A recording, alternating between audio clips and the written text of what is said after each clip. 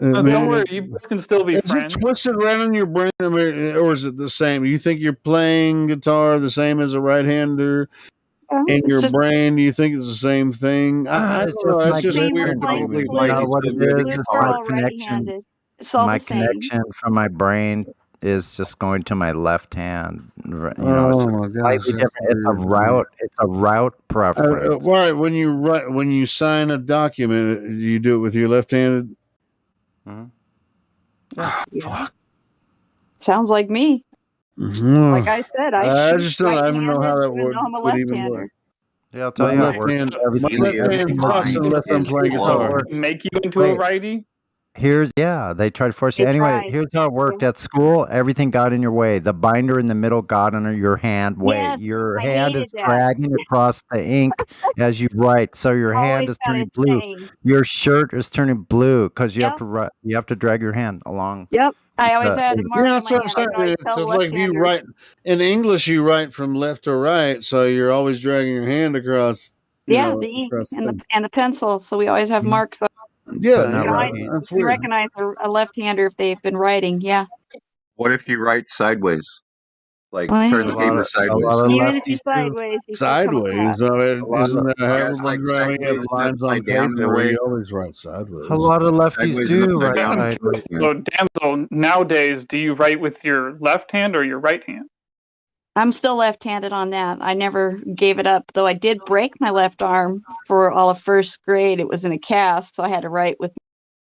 But I never felt good, so I just went back. When I finally got to third grade, I stopped being harassed so much by the teachers. So yeah, and you people that switch your fork and knife to cut is really bizarre. For us. What the? Wait. What do you mean by that? What do you mean by that? Equally left-handed. I eat with my left hand. My fork is in my left hand. I cut with my right hand, and I set my knife down and eat with the left hand. You guys switch. Holy shit! No, I don't. Well, some people do. Most left-handed people switch.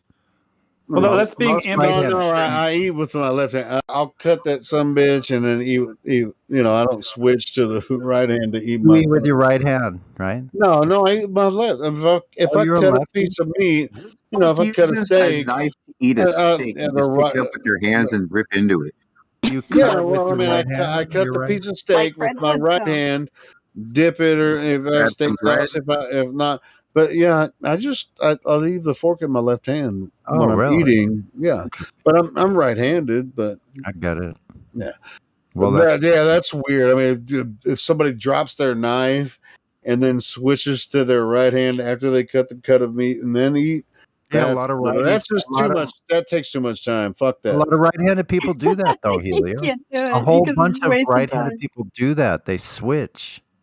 They do. I want to do it all the time. It's already cut. You got to do that. I use my right hand for a knife and right hand with a fork. So I think I should let you guys know on the topic of writing, the reason why I think, I mean, I could be wrong about this, but I think Farsi and Arabic and maybe some other languages, the reason why they are written even today from the right side of the piece of paper, from the top right-hand side to the left side, instead of left to right, like we do English, is because most Asian languages were used thousands of years ago, and thousands of years ago, I think, there were more left-handed people than there were right-handed people. When these languages were created, there were more left-handed people than right-handed people. But now, even though there's more right-handed people than left-handed people, these languages they still write it right to left, in these countries.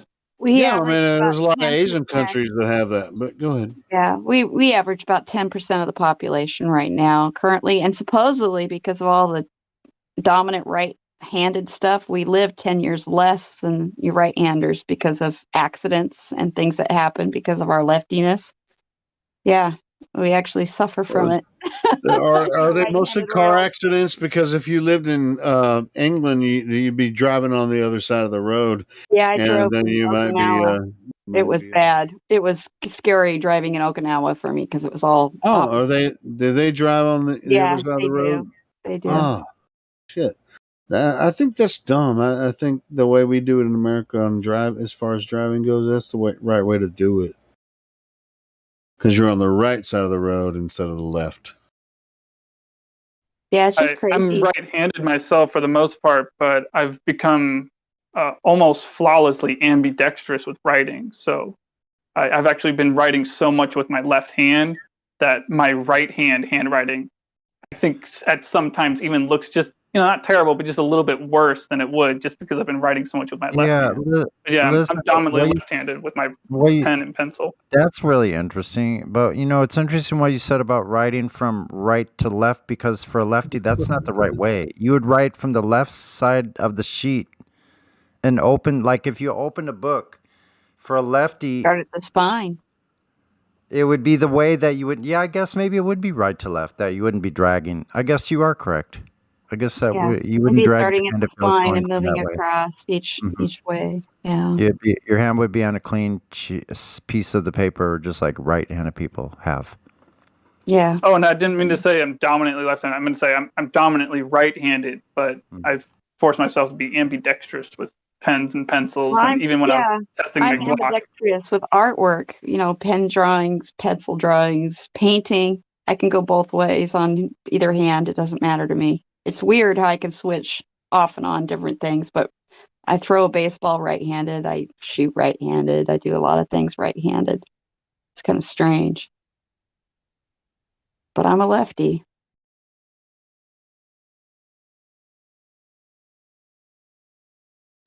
Now I just tried my guitar upside down and left-handed, and I played a D chord, and I was able to play it the first time. Cool. So, that's pretty rare. So your brain is working working that abstract chord the first time. Well, there is something to be said how the brain is wired. People who are left-handed are usually kind of interesting. Did you know most of the presidents have been left-handed? Almost every one of them. Yeah, remember that when all three candidates were lefties? Yeah, it's really odd. And then there's a lot of the artists, a lot of different supposed scientists that are famous. Lots of them. It's just like, you wonder why. I don't know. It's something to do with this whole thing, though, that they switched us at some point, I think. I think somebody's right about that. Tesla was a lefty. Yeah. Yeah, a lot of famous people are lefties. A lot of famous writers, artists, politicians, corporate people, just, I don't know what it is, but supposedly they get in high positions of some sort. For 10% of the population, it's kind of weird.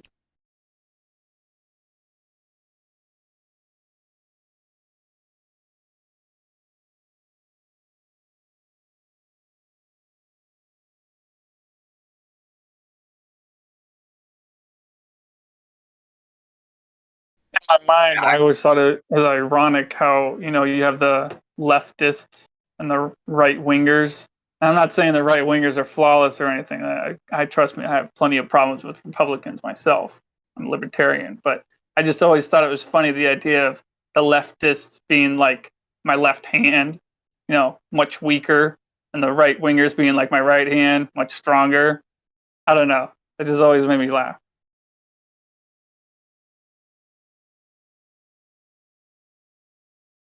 Grew up being a right-handed, but I throw a frisbee better with my left hand. That's one thing I can do both hands, is throw a frisbee. Yeah. I'm kind of left and right-handed. So when I fix things, I use both my hands. Just which one is suited for the job, right? Sometimes you don't have the room to fit your right hand in, so you use your left hand. Yeah. I can. Michael, where's your guitar? Goddamn. Michael wasn't the one playing the guitar. I'm pretty sure that was Michael. I never heard him play the guitar. I think he played the guitar. What's up, Killtron? What are you saying, man? You alright? I said, what's up? That wasn't even Michael. That was you. That was me, yeah. And Roger and I are not brothers. In spite of what you might think. So you're new to the server, Kiltron. Kinda. Yes. Yeah. How did you find us? No, this fucking story again. God damn it! Do I have to say this story again every fucking time? Okay. So where from Africa are you from? I'm not African. I'm not American. I'm British.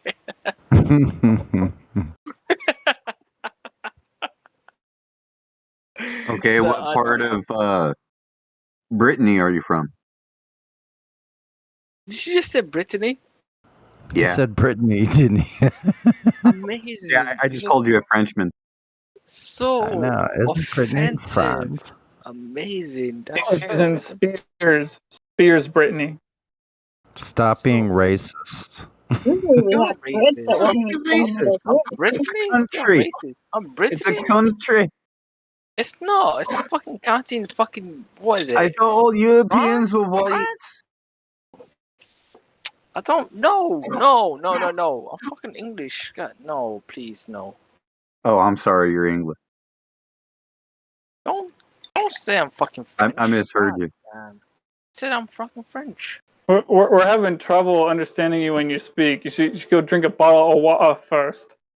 A bottle of water? This ain't 1776. Ah, God damn it, you guys! Can you just give it a break? At some point, we're gonna take over your. When China bombs all all of you back to the Stone Age, we're gonna take over. Don't worry about it. I think he said when he said Stone Age. I think he said Stone Age. So. Yeah, but we're gonna flat smack them back to the Stone Age first. I mean, I would love that. I'd love to see that shit. I actually literally take part in that shit. I just want to take part in a fucking war for some reason. But yeah. Crash all their computer systems and revert them to papyrus. Wait, when they're the ones who invented paper? Oh shit! They're the ones who invented paper, right? How many Chinese are flat No, earthers? the Chinese. How many? Invented asswipe. Huh? The Chinese invented toilet paper. Yeah, they invented paper. No, they invented asswipe. Asswipe and hash pipe. Literally, they invented everything to do with paper. They invented paper you write on. They invented what about papyrus, my friend? What? No, but not papyrus. Fireworks. What's that shit that goes in fireworks? Gunpowder. Yeah, that's it. They invented gunpowder too. No, black powder. Gunpowder is different. Gunpowder is nitrocellulose. Black powder is like the basic chemistry thing that the Chinese invented. What's in fireworks? Are you shitting with me? No. See, a lot of gunpowder is no longer black powder, right? Black powder has a lot of smoke. Now they use smokeless powder, which is nitrocellulose. No, I'm not talking about now. I'm talking about what they invented when. Yeah, they invented black powder. Yeah. No gunpowder. They invented black powder. Black powder. Is what you're telling me. That you could use in a cannon or a musket. Yeah, black powder. Which is gunpowder. Great stuff. Which is gunpowder. No. It's sulfur, saltpeter, and charcoal. Yeah, gunpowder. Black powder. I have a thing of gunpowder right here, and it's nitrocellulose. It's about ready to go off, so I gotta load them and shoot them. I mean, I've not seen the other party talking about, so I can't really tell what you're talking about. So, okay. I mean, I'll give you the benefit of the doubt. Black powder is different than what you put into a shell to create a pistol shell or a casing. A casing, Sonny. Casing. Black powder goes in a rifle barrel. Gray, slow burning, or fast burning goes in a casing. I'm talking about 1800s. Nope. We're talking about 160 grain to about 220 grains. Modern weapons, you do what battle mod is saying. Yeah. Mm-hmm. This is black powder right here. Unless you got a flintlock. Black powder is like an instant flash. That shit burns quick. Gunpowder. Something to shoot a musket with. Joshua, we'll say gunpowder. I used to put it in my ashtrays when I was getting high with my brother. That would be funny. It was. He got the joke because he's an Army pyro expert, demolitions expert. So when he'd set the roach down in the ashtray and it ignite the gunpowder and it goes poof like a flash on the old ass cameras. They use gunpowder for a flash on them old projection cameras. This is rod propellant, otherwise known as it's not Cortex. It's Cortex. It's not like cordite in the morning. Yeah, cordite. There you go, cordite. Exactly. Hey, Battlemont, can someone buy antique like firearms, like antique six guns? Like you can own a Gatling gun. You can own an antique automatic as long as it's owned under the premise that it's an antique rifle. Yeah, it doesn't have to be over 100 years old or something. There's a date set. I think pawn yes, ma'am. There is a transferable grease gun, 9mm. Wow. The gun shop, they wanted $800 for it. You had to pay $200 for the transferable tax stamp, and then you get a full automatic 9mm. Yep. The easiest way to just buy antique militia, military. Then you can get ballistics, batteries, like a 50mm that tows behind your, if you're lucky like me, your army Jeep, your mass Jeep. No, the fresh out of army Jeeps don't have any laying around. I wish I had a Willie.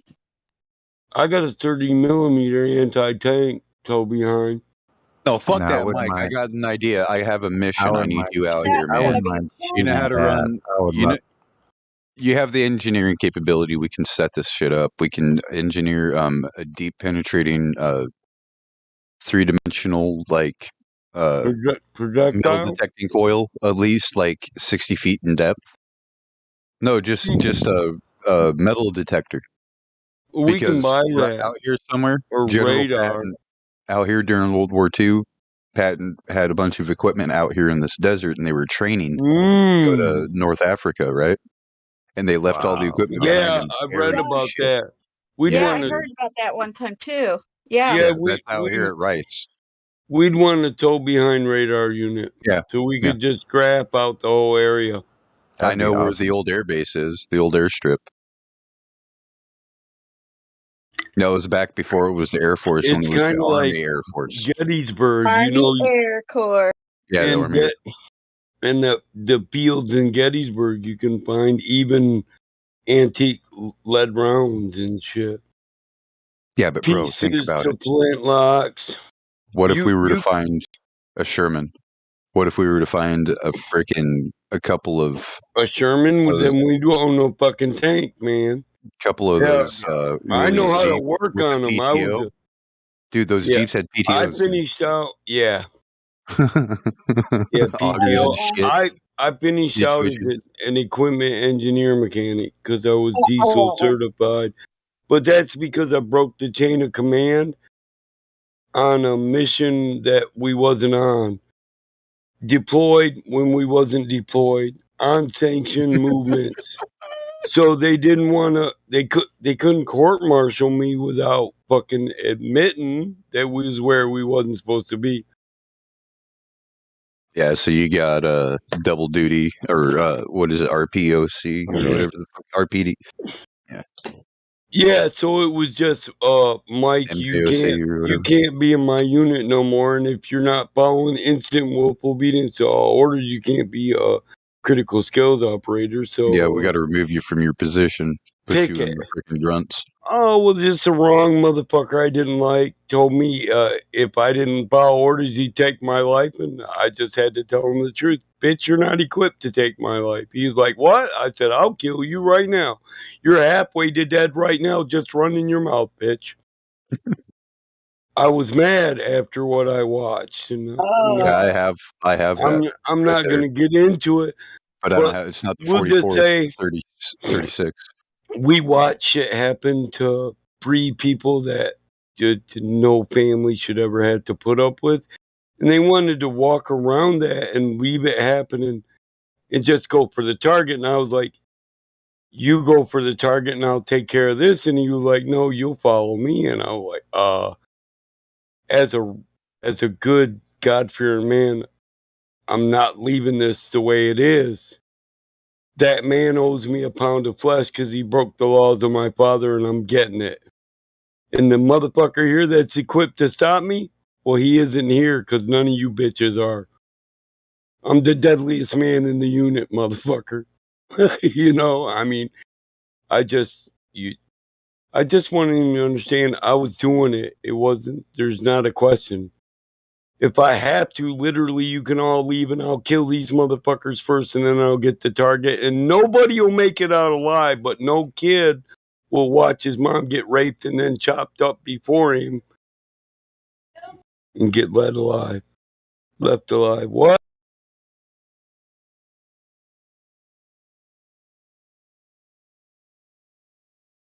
Commander's discretion for discipline. I'm just wondering what you all think about persons other than grunts.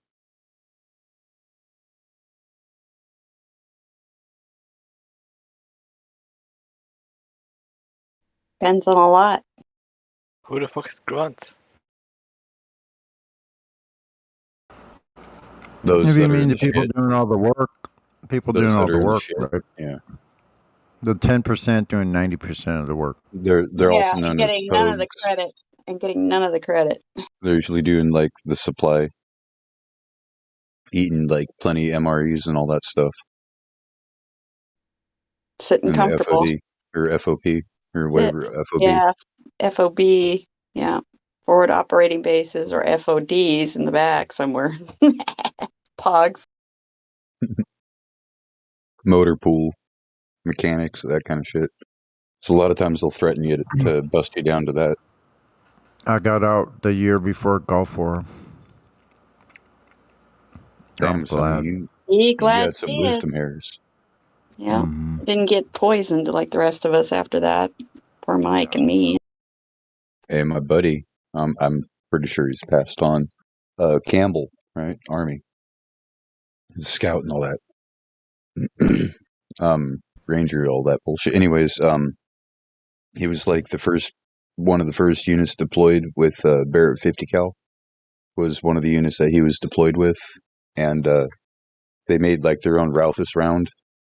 Anyways, he got hit with the VX gas or whatever, and he never put his mop suit on. He was like, "Fuck that! It's too, I can't function in this." Most people don't even want to put those on if they get it anyway. They kind of figure you're dead. They tell you you're dead. He took like as much of the antidote that they gave him or whatever that he should have, and it caused like the sarin molecule does something to your nerves to where it, or the VX molecule, whatever it is, does something to your thing to where you're not able to absorb the oxygen as readily or something like that, and it also does something to your stomach, an enzyme in your stomach, to where it like eats. Yeah, it binds to receptors, and yeah, it's bad. VX is nasty. So. Yeah, they tell us medics just decontaminating anybody exposed to it. Just plan on being dead in about 12 hours.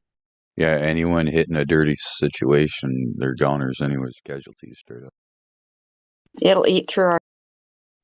By the time we get a chance to get a new one on, we'll already have been contaminated after taking care of patients, trying to clean them up.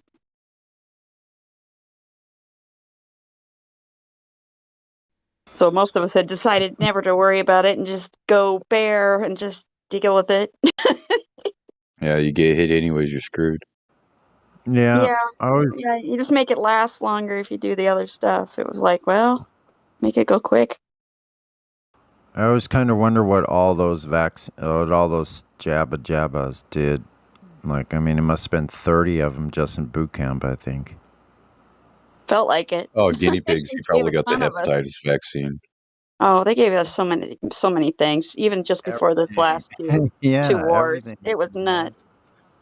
Just in case you go to Latin America, here's this one. Just in case you go to Asian countries, here's this one. Just in case you go to Polynesian countries or the Pacific Islanders. Fever. Did you hear about that new A, B, and X. new thing they're coming out with? It's a painless jabber, right? It's got like they had one of those in the past. 67 different needles in it and whatnot, and it's just like a sticker. You put the sticker on, and the activator like presses it into your skin, and it's done. So I'm wondering if it's like one shot, you're done with everything, or if it's one of these things to where you have to keep. I've heard that they've got ones that they'll alter the vaccine, or why am I saying that word? They'll alter the jab or this stuff that's in formula, it by using a signal. Yeah, by using a frequency to change the molecules to whatever they need. That's what I'm hearing anyway. We'll see. We'll see if they can do it. So they can, one-time shot, and then you're done. They can change it whenever they need it. You've got the stuff, all the building blocks are in you anyway. They just got to program it.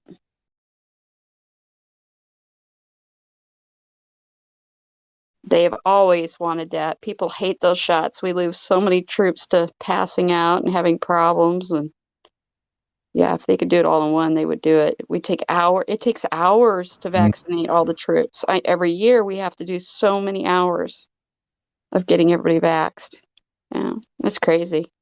Yeah, that guy in the YouTube chat, baseless accusations. Why don't you truly say what you did? I mean, if we have to, we can rewind the thing.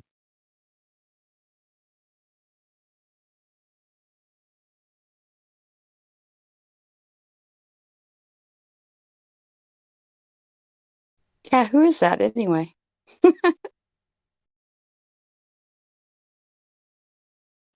Probably ain't your man, bitch, America or some shit.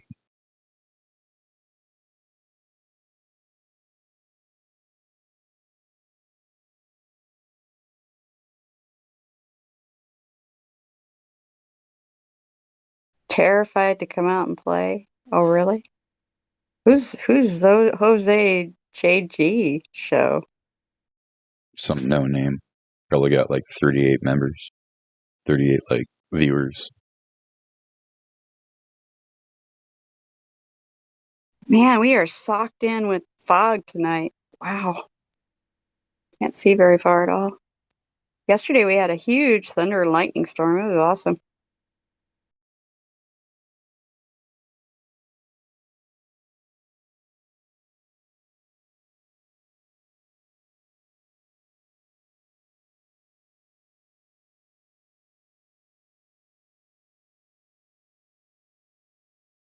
I think some people went to sleep. It got quiet. Some people go to sleep. It got awfully quiet.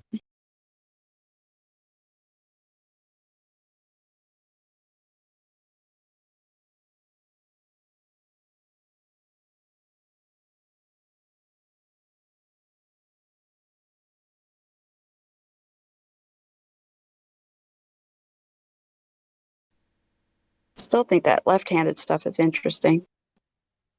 I always wondered why it did that to me. Why it was such a big deal. I was the only left-hander in that school for the longest time. I was going to say I can write ambidextrous. I've had my right hand broken a couple of times. But since I write like shit anyways, like I write like a doctor writes on the damn fucking script pad, right? You fit right in. So I can write equally with my left and my right, like equally well, because they both look like shit. Yeah, I don't have very pretty writing anyway after that year of having to do it with my right hand when I broke my left completely. So yeah, I had to practice that ambidextrous thing with that.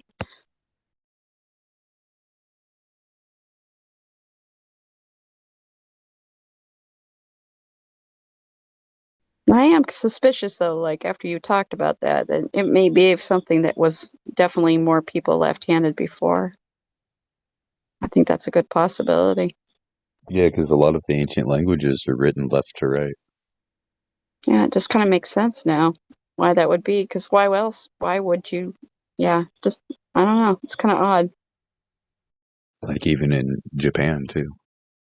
Left to right, top to bottom, the books, like say you get a Japanese magazine or a manga, you don't read it like you would read a book that you would get here in the States, right? You flip it to the back side. You flip it over and you know, go at it backwards. Yeah, it doesn't really make sense. So if you read the story the other way, you read the end of the story first. And then you're like, that don't make sense. A lot of people try too. Mm-hmm. I don't understand this. Now you're reading it backwards. Oh.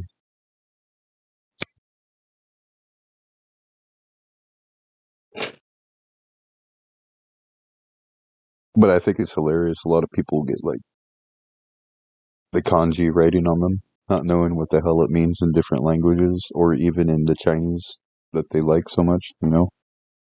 Yeah, I think it's funny. They probably get something they really don't really want, actually. They just think it's pretty looking, but it probably doesn't say very good things sometimes. Yeah, they get it from a tattoo magazine. Oh, it means this.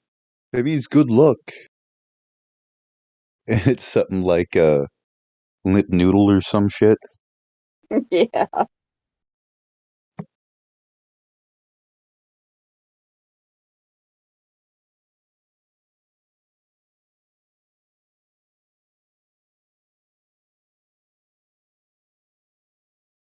Jose JG. Jose. Yeah, he's only got 2,000, almost 3,000 subscribers. He is pretty small.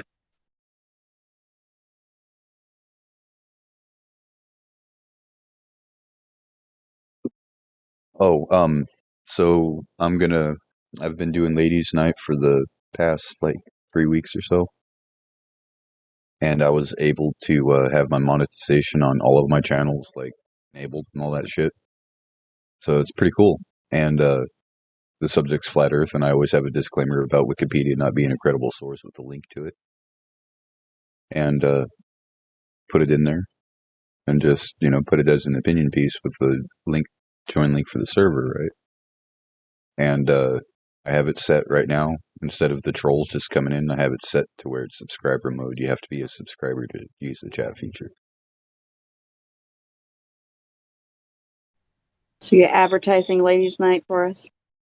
Trying to. That's awesome. It's like, out of all the streams, I get like a solid like 38 every week. So. Yeah, it seems to be a pretty consistent draw. It helps. Probably Gamma Panda in his gang.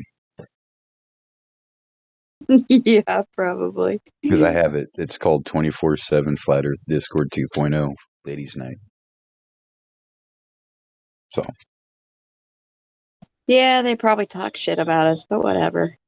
Okay. Shit, last week it lasted for 5 hours, 5.5 hours. Yeah, it went really long. Yeah, that's good content. I couldn't participate in all of it, but I was listening in.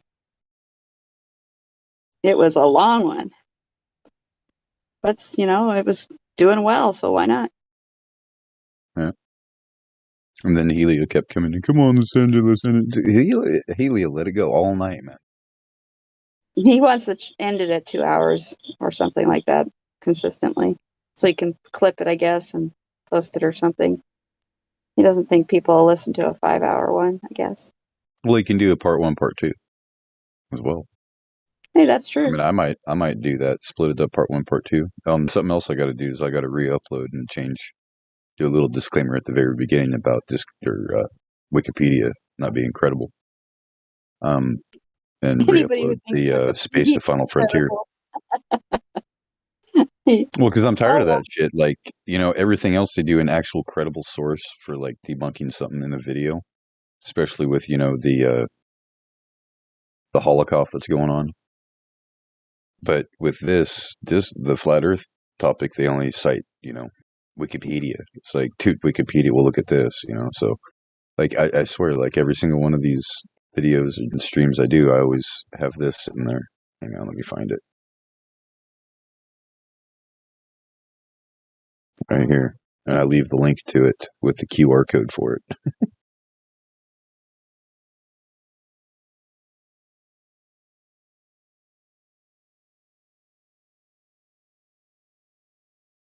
Yeah, I was told years ago. It must have been close to 2004 or 5 that we should never use it for college. I was told that a long time ago. Mm-hmm.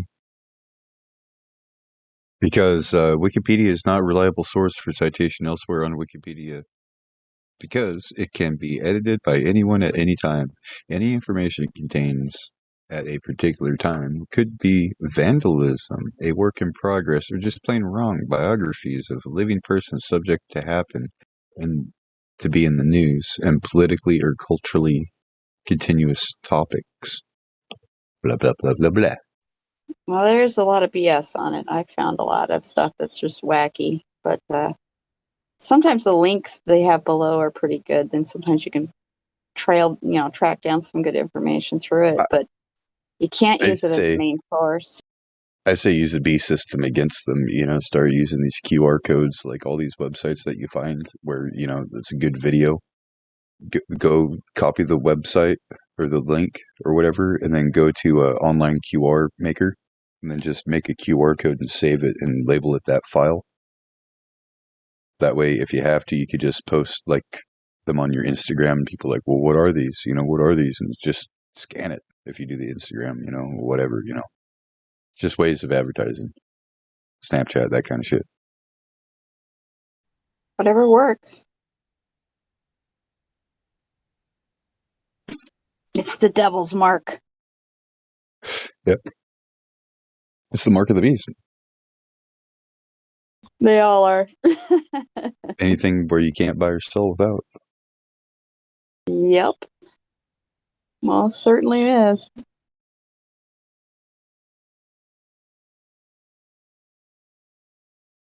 Yeah, people are going to look real pretty with a QR code on them.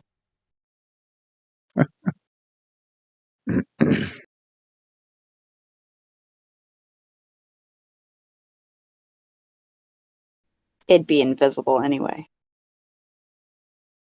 Yeah, only ultraviolet light would it be visible with a special app on your camera or on your phone. Did you hear about this? There was a strange thing going around last month about purple lights showing up in street lights in certain cities. Did you hear about that too? That was like... Yeah, I got a video about it a while ago, but I can't share it here. It was on the news. I mean, they actually covered it, but... No, I mean a different type of thing. Somebody that got the issues decided to take a black light, one of those for finding scorpions. Yeah, I wouldn't have been surprised at all.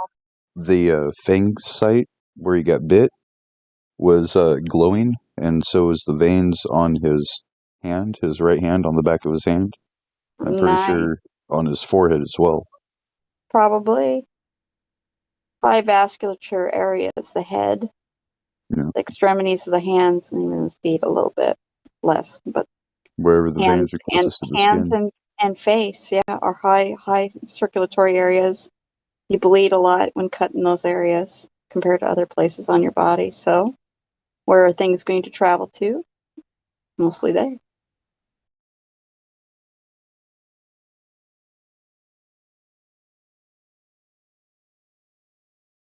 Goddamn mosquito keeps buzzing me. I have been dealing with flies the last few days. They're trying to get in before the weather gets much colder. Driving me crazy. I have to swat so many flies every day now. It's like Beelzebub's here, Lord of the Flies. Yeah, it's been like that. Everybody's been complaining about it around here too. It's like, man, what's with the flies this year? It's the curses of Egypt. We're about ready to have I agree. Poisoned waters. Yeah, I agree. So make sure you stock up on water now, and even if like things happen down the road to where that water ends up being not good, suitable to drink, get yourself some fucking life straws. I do. I've got 3 of them in my pack right here. Because America's under judgment, and it's not just America.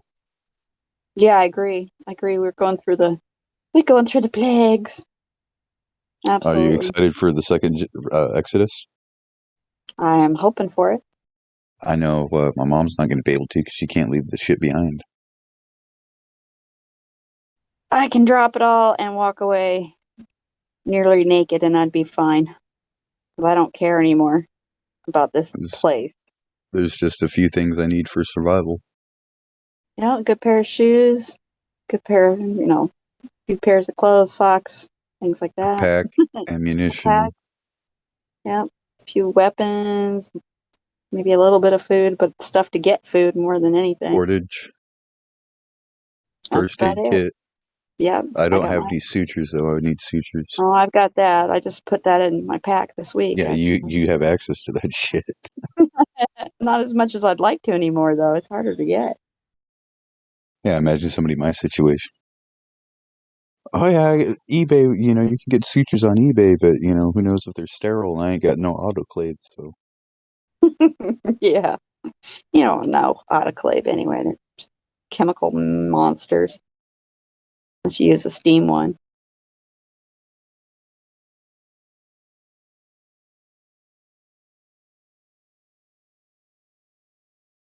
That's a neat picture with the QR code and the old ancient idol. Yeah. Idol, seal, whatever you want to call that. That is interesting. Almost like nothing new under the sun, eh? Oh, never. And yeah, like the days of Noah. Well, you know what the days of Noah really mean? Well, I figure it's repeat of the last time. Kind of the same. Just like as in the genetic days of Noah, where people were marrying, living their life, marrying, giving away in marriage, living their life, investing, saving, just like pretending there was nothing coming. Like was going to continue as it was, the normal would come back. That kind of seems like now, don't it? Yeah. Can we just go back to normal? Yeah, can we just go back to offending everybody and everybody not giving a fuck? What happened? Why did everybody get it so soft? Fucking gamma soy boys, man. We gotta go back to normal. I'll do whatever you tell me to get back to normal.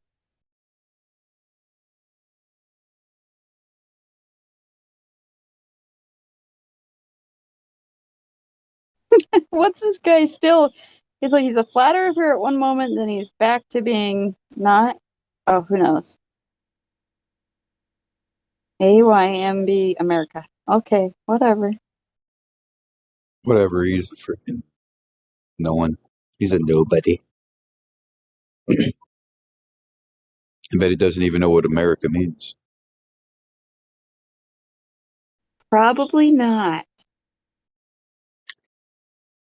QR code for that. You have a QR code for that too? Yep. What, do you got a QR code on nearly everything? Yep. Sound like Witsit. Witsit was out there. Take my card. It's got a QR code. Oh, my QR code's not working. They've hacked it again or whatever they've done to it. Deactivated him again, I guess, tonight on his QR code.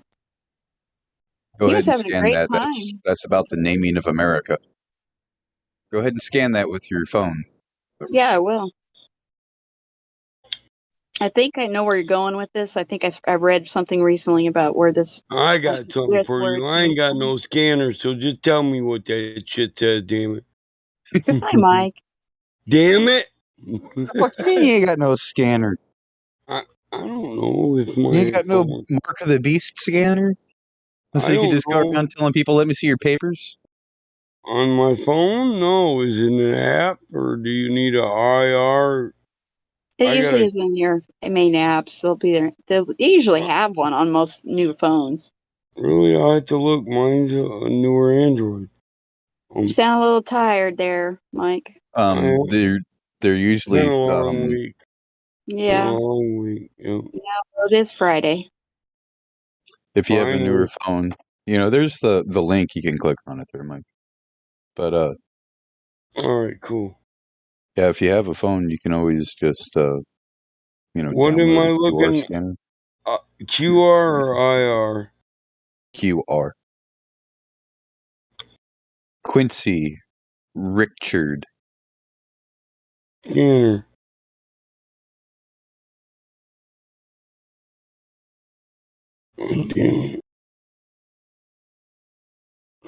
As the naming of America fragments, we've shored against ourselves. What? The Naming of America Fragments We've Shored Against Ourselves by Jonathan Cohen. I thought you The Naming said of America applied to present-day Brazil. Native American shortments?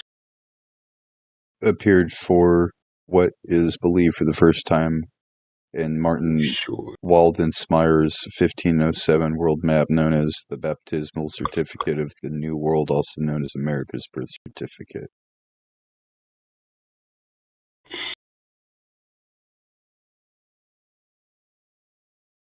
America, we learned as school children that the naming was in honor of Amerigo Vespucci for his discovery of the mainland in New York. We tend not to question this lesson about the naming of America. By the time we were adults, it lingers vaguely in most of us, along with images of wave-tossed caravels of forest people with naked cannibals. Not surprisingly, the notion that America was named after Vespucci had been long universally accepted, so much so that lineal descendant America Vespucci came to New Orleans in 1839 and asked for a land grant in recognition of her name and parentage.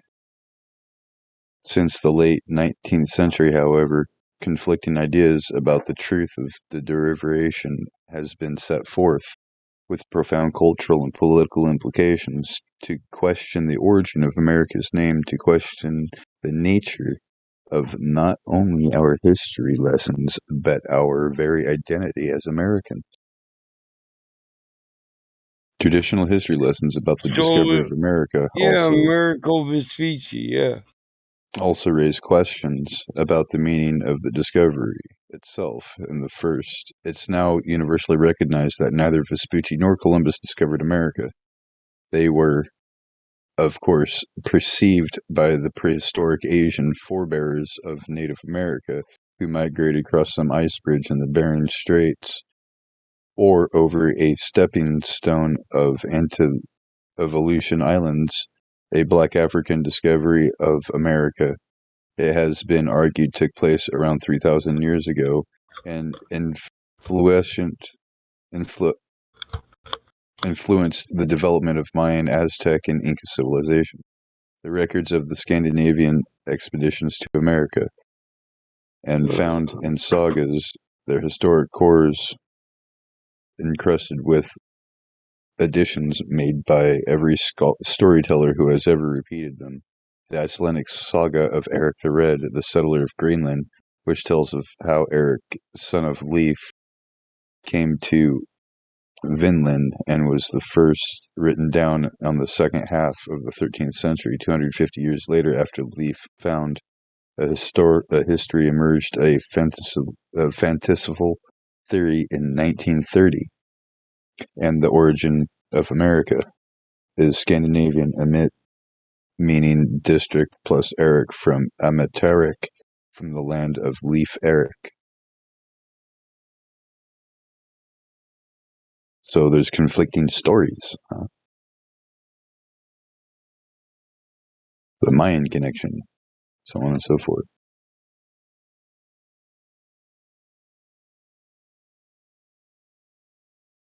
Vespucci's good name, in fact, Vespucci was a slaver.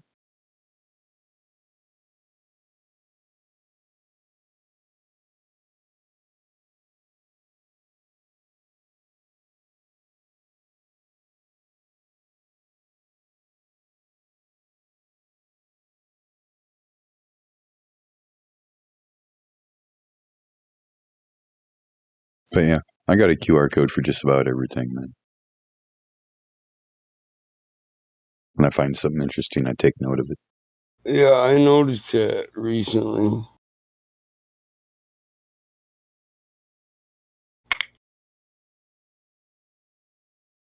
So yeah, I don't know if I made that QR code or if somebody else did it, but I know I've made something similar to it. That links you back to this Discord. Cool.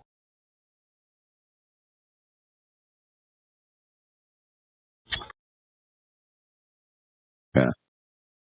Oh, my dog is so happy right now. Smiling his ass off.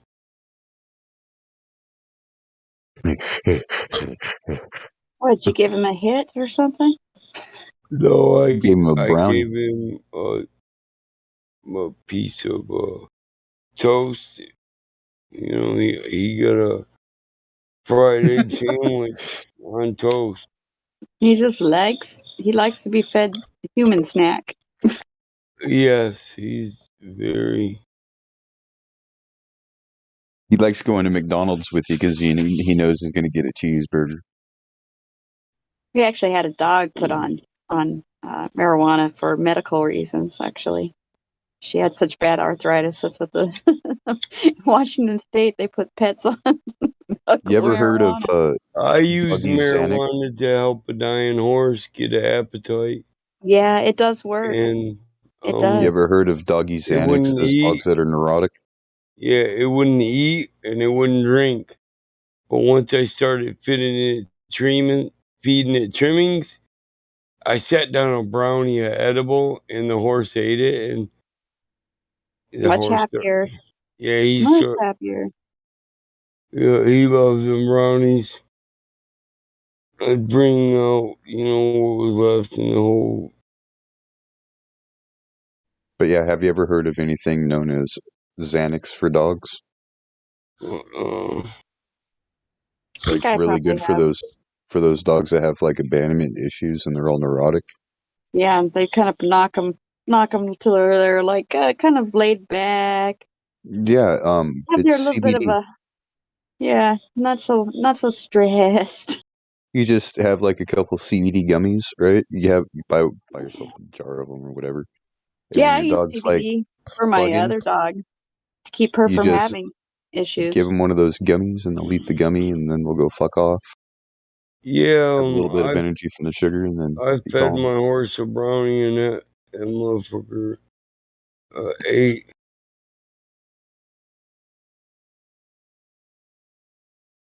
That was one good horse that got some real good high there, probably, with his hay. Peanut butter brownies. Ooh. That'd work.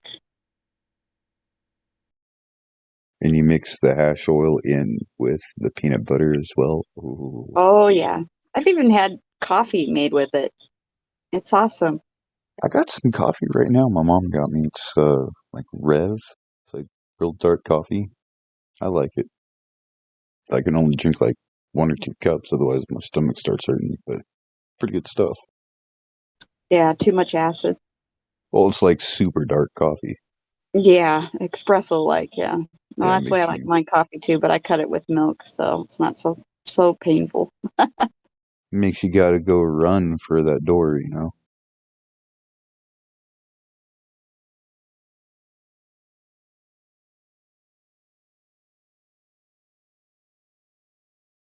I think I like that. Who the fuck I think I got like the it, Helio. t-shirts? I think I like that, Helio. Is that your merch?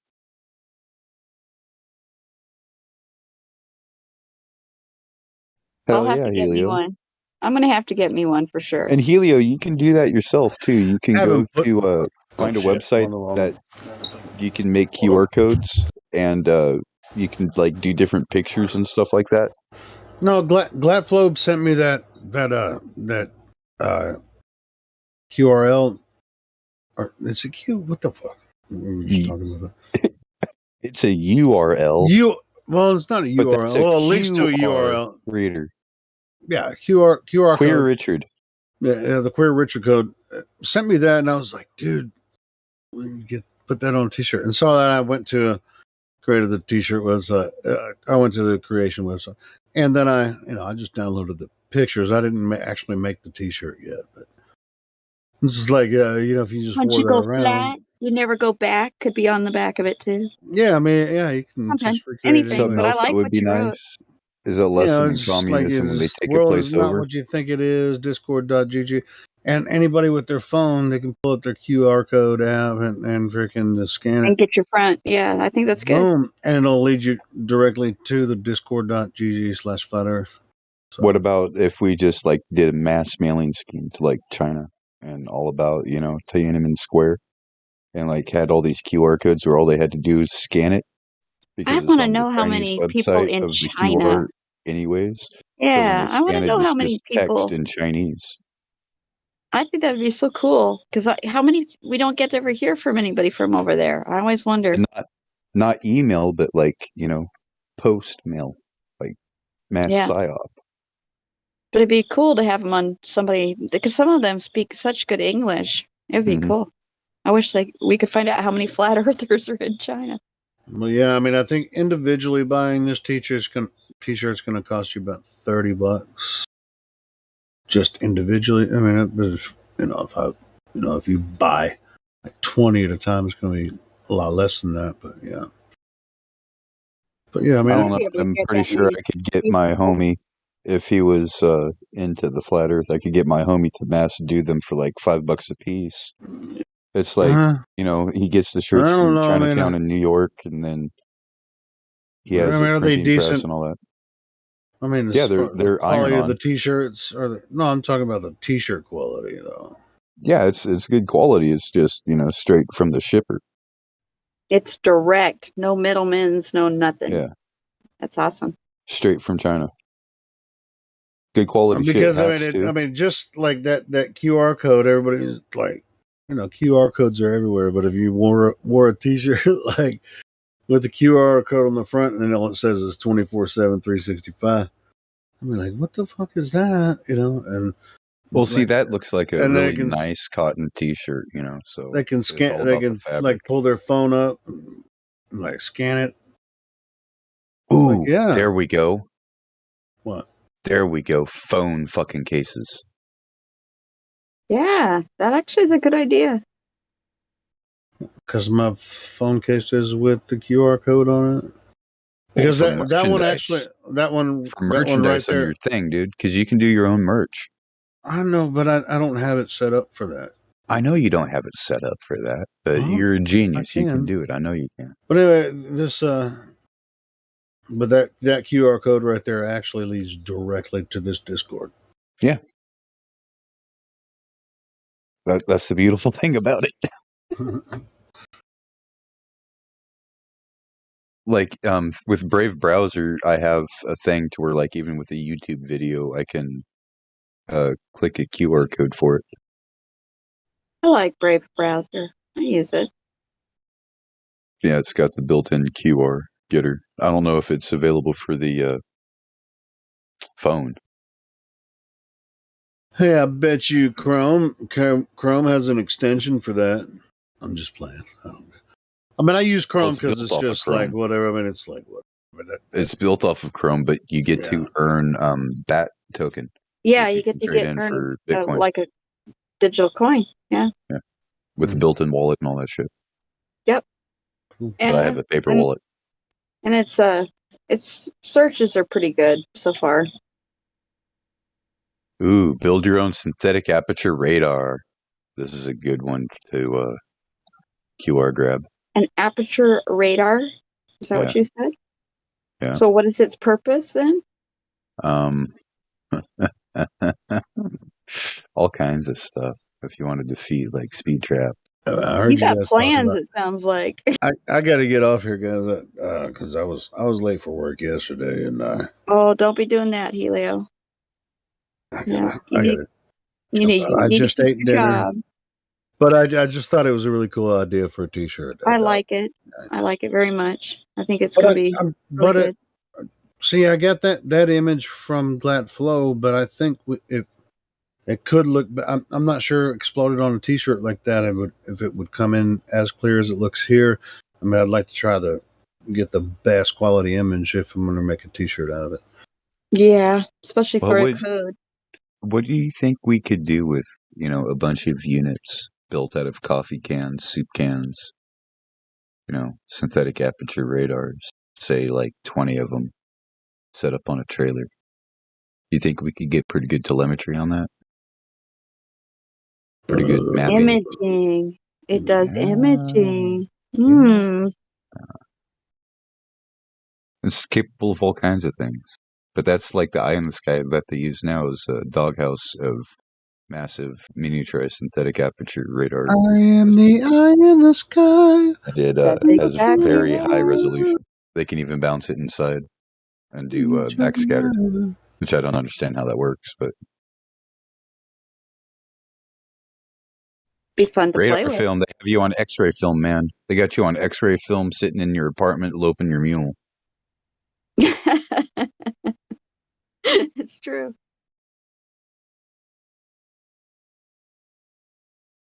And this has been going on for quite some time, especially if you live Michigan, Minnesota, Illinois. Those kind of places are Ohio. controlled. Yeah.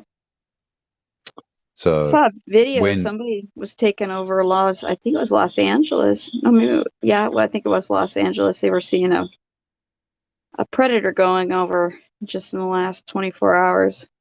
Oh, I see them all the time. You can tell it's a predator. It's not one of the jets, but it's one of the props. Because every once in a while, I was like, is that a fucking UFO? No, that's not a UFO. That's a fucking predator. It's a weird looking flying bird with the back propeller. No, this is at night, and the only thing I see is just, a dim light. And they're not very loud. Yeah. They got a weird sound. They don't sound like a normal plane or a helicopter at all, or any of those kind of things. They have a really different tone. Well, there's no base near me, right? The proving grounds is Yuma, and that's a good 3 hours away from me. 3.5 hours. And yet I see aircraft dropping flares and all that kind of stuff over these mountains where a buddy of mine, I'm just going to go ahead and tell the story. My buddy Bob, he has one leg. And so he has a quad, right? And I go, okay, go get my quad.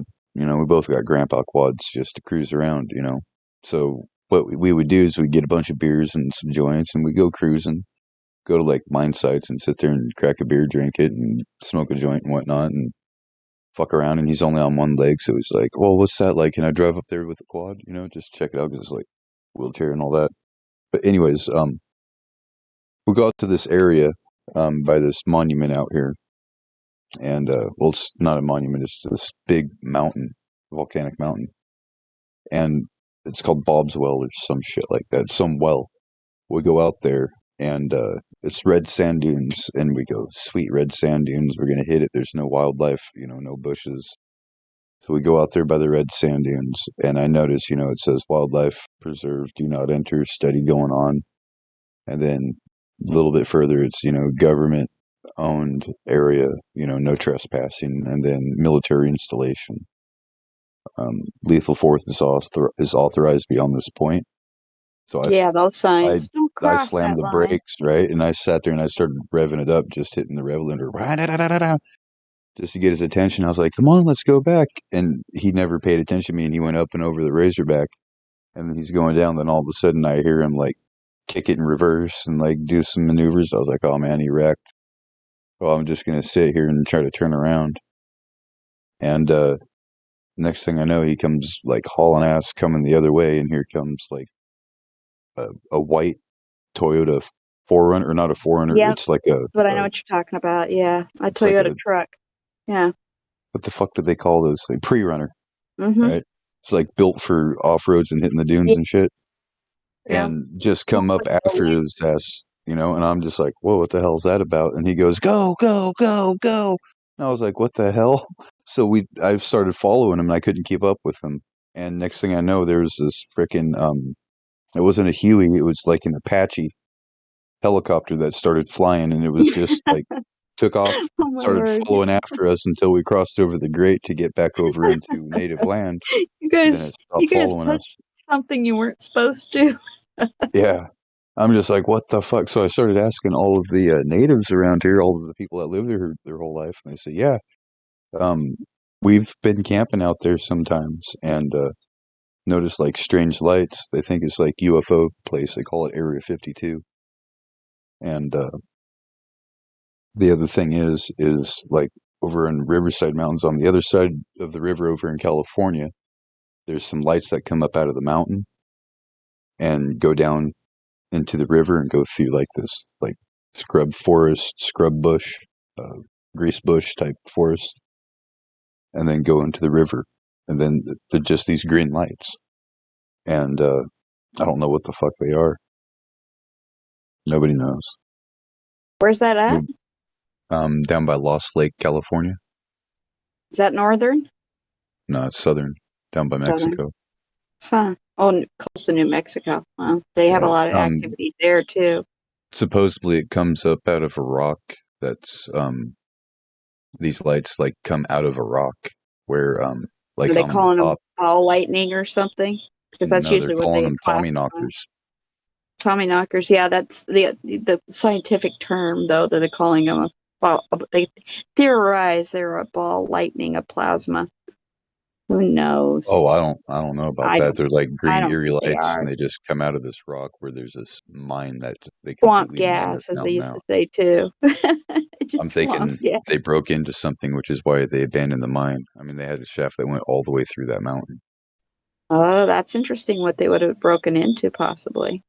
Yeah. I mean, this is just speculation. You know how what the hell, Phil Schneider, how he was talking about, building these domes, and then sometimes they would break into these caverns, these other tunnels that were, way superior to anything they could build. It was like melted and fused like glass, the sides of the tunnels.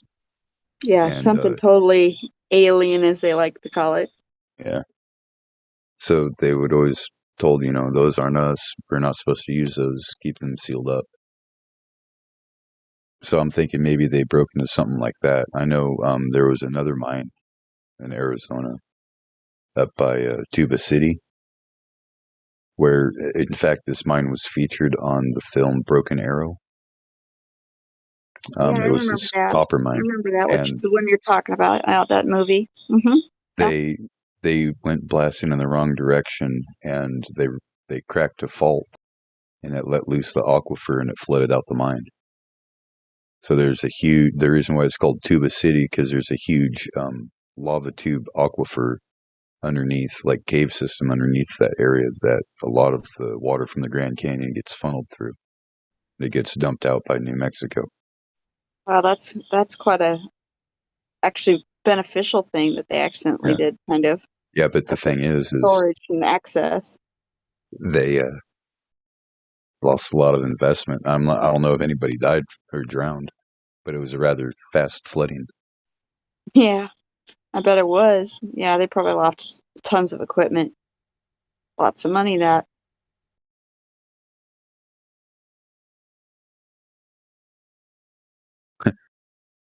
Past is future had to look up. What is synthetic aperture radar used for? Synthetic aperture radar SAR technology has provided range structural information to geologists for mineral exploration, oil spills, boundaries on water and environment, sea state and ice hazard maps on navigation, and reconnaissance and targeting information on military. Somewhat like LiDAR. Yeah. Yeah. It's a real-time tracking system, especially if you have certain markers. Yeah. Where it repeats back a certain wavelength. Beacons. Yep. They would be able to, track. Sometimes even sewn into the uniforms themselves. Yeah. Because I heard like that new digital camo or whatever they call it, that new, like old now, but that digital camo they came out with is supposed to be invisible for infrared and ultraviolet. Because like most clothes will still give the signature. Most like world's armies fatigues will. Just a bunch of radar signal bouncers. Yeah. So they're going to be. And then, that's crazy. Well, I don't know if anybody remembers when the Holocaust first was announced as a state of emergency and power was given to FEMA. Yeah, I remember FEMA being given something. And there was something else enacted as well. He said, and the beginning of surveillance. Well, sure, they could easily fit that into a thing like that was set up for surveilling a invisible bug. Yep. So everybody has this idea of these drones that the cops can fly around. No, dude, all they have is this eye in the sky. right? And if this eye in the sky can pick up certain wavelengths, then you can distinguish between, who's who. Yep, just like Helio was singing. Yep. That wouldn't surprise me at all. Hey, that thing that's going on in Bucharest, in Romania, that's pretty cool. I hope it goes well for them. See, we need something like that. Look at the mass of people. Yeah, It's if we just a came out matter of like time. that. Matter of time till that happens. What you're seeing right there, that looks like a flood of people, right? The flood. The sea is risen. The sea has risen, and out of the sea will rise a beast.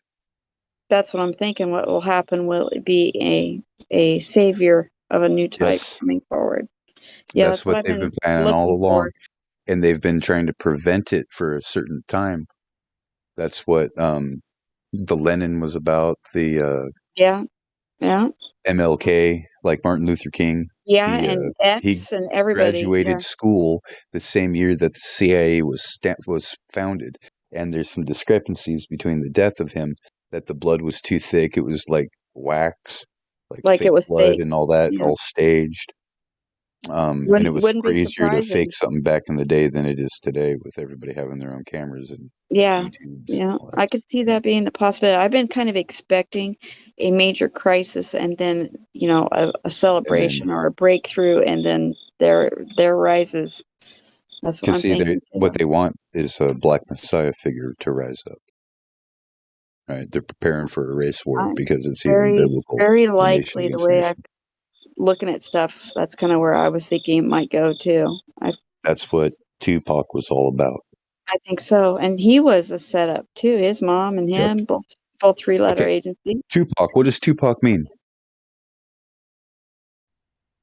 Well, it's the word two and then Pac. It's I think it's Algonquin. It's a Algonquin word. Okay. It's an Indo-American word, right? So it's a Aboriginal American word. So it's an original American word. I can't remember if it's Mesoamerican or Northern American, but it's one of these Native American words. Oh yeah, that's probably Mesoamerican, I would assume. And it sounds his middle name was Amaru. Oh, are you kidding? No. Oh, that's great. A shining serpent and Amaru. The plume serpent, yeah. Yeah, I'm thinking the plume shining one. Quetzalcoatl. Yeah. And he even mimicked in a couple of his videos songs about, like, being crucified, and when he's gone, he'll understand and all that shit, and mimic the crucifixion of Jesus and all that. So the thing is he's complete controlling of the urban youth through, the whole thing, because after he did that video and that song, nothing else was released under Tupac. Tupac was dead, and when he rose again, he was arisen as Machiavelli and Illuminati. Machiavelli. Right? Yep. I've been following. Well, I can't remember what the name of the channel is. It busted down Tupac. The Industry Exposed too. Oh yes, yeah. I really like that. It's actually been very interesting. Yeah. Really enjoy it. I don't know if that was me that shared that, but I started sharing a bunch of it everywhere, and I got banned off. I don't know where I picked it up. Maybe you, somebody, or I posted it on my channel. It probably and I went, popped up on your feed. Yeah, who knows? But it was so interesting. I watched several in a row the first time. It was like, well, and I could see all the brainwashing, manipulation, propaganda that had been played. It was like very cool breakdowns. That's like here recently, for like the past 2.5 weeks, Sonny's channel has been coming up on my feed. I was like, what the heck? Yeah, Sonny's I'm not even subbed to him. So I am finally. I didn't realize I had not gotten his channel until recently. Algorithm is changing. It's doing its thing again. I remember last year when it did its kind of letting things happen so you could see things again, and then it went away again. Did you notice that? Because there was a time where things were kind of flooding in, and channel creators that have been kind of shadow banned were starting to see an uptick in subs. It was weird. It was a weird little window. this is what's getting me, right? A lot of these things that keep popping up on my feed are like, the souls in hell are below the ground that I walk on. And this guy has oxygen. He's in the hospital because of the Holocaust. Yep. Dying and all that stuff. Italy protesters stand with you in this fight, or we are with you in this fight. 2 days ago. Yeah, they were big too. They were having. What big really goes on in the newsroom? CBS whistleblower Ivory Heckler. It's just very odd. Huge event in Seattle and Toronto, whatever that is. Grand Supreme News. I don't know what I'll have to look up that. That's where I used to live.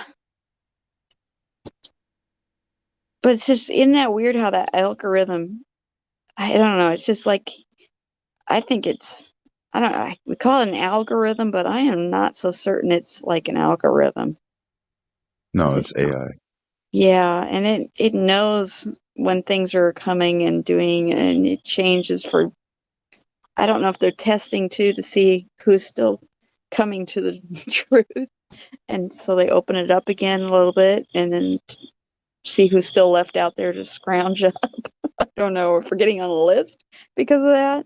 I don't know. It's just odd. It's one of those odd things I kind of wonder about sometimes.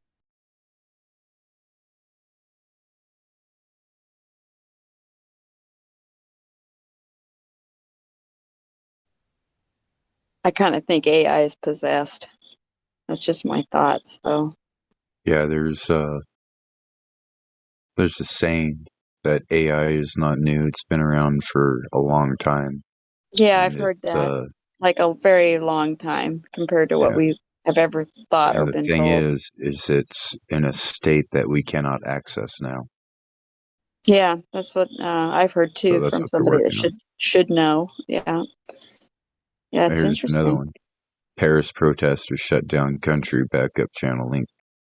Description below. 2 days ago. Holy shit. Getting electric, guys.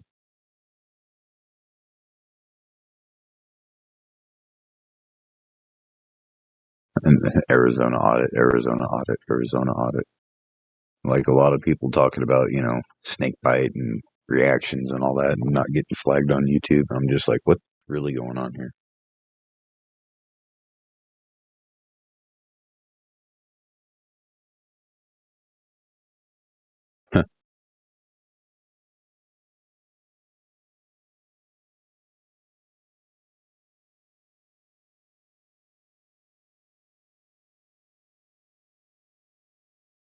Holy shit.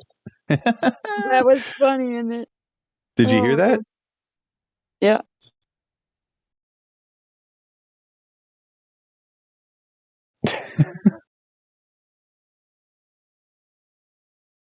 He never was the president. I can't do it right now because I'm not the president.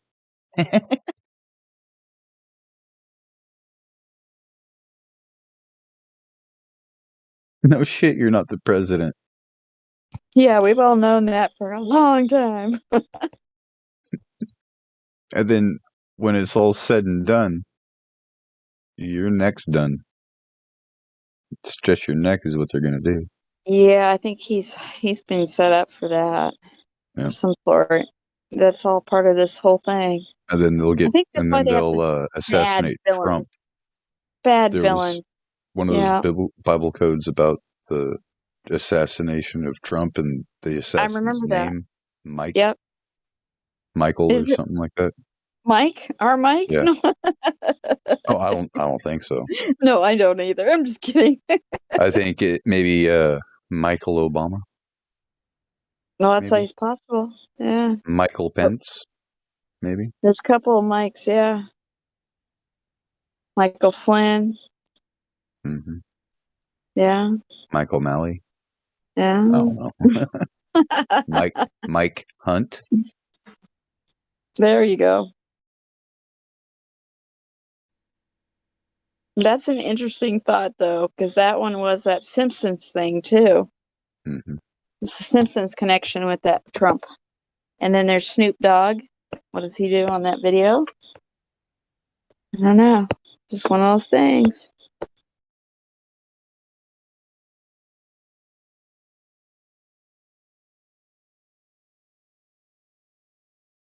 All these weird little connections.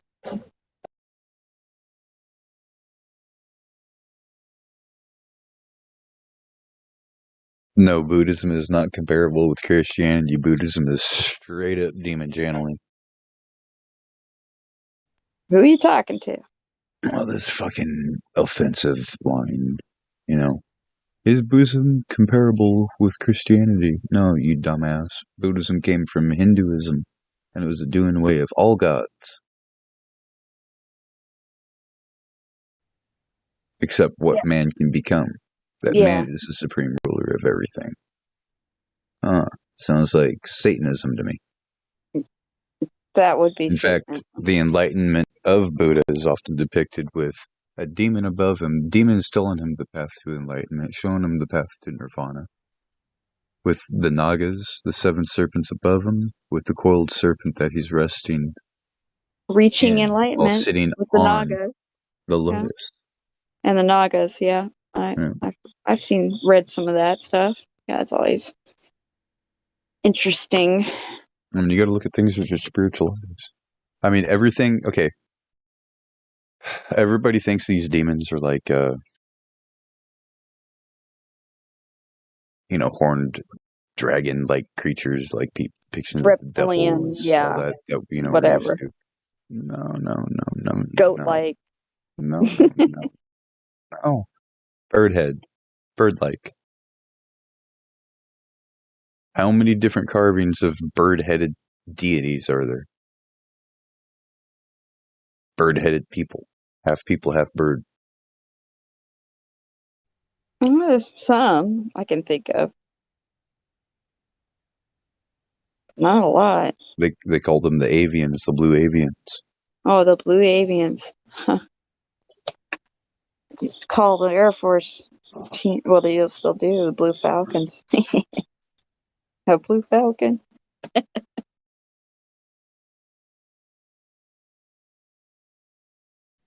wasn't a good thing in the Air Force to be called a Blue Falcon either.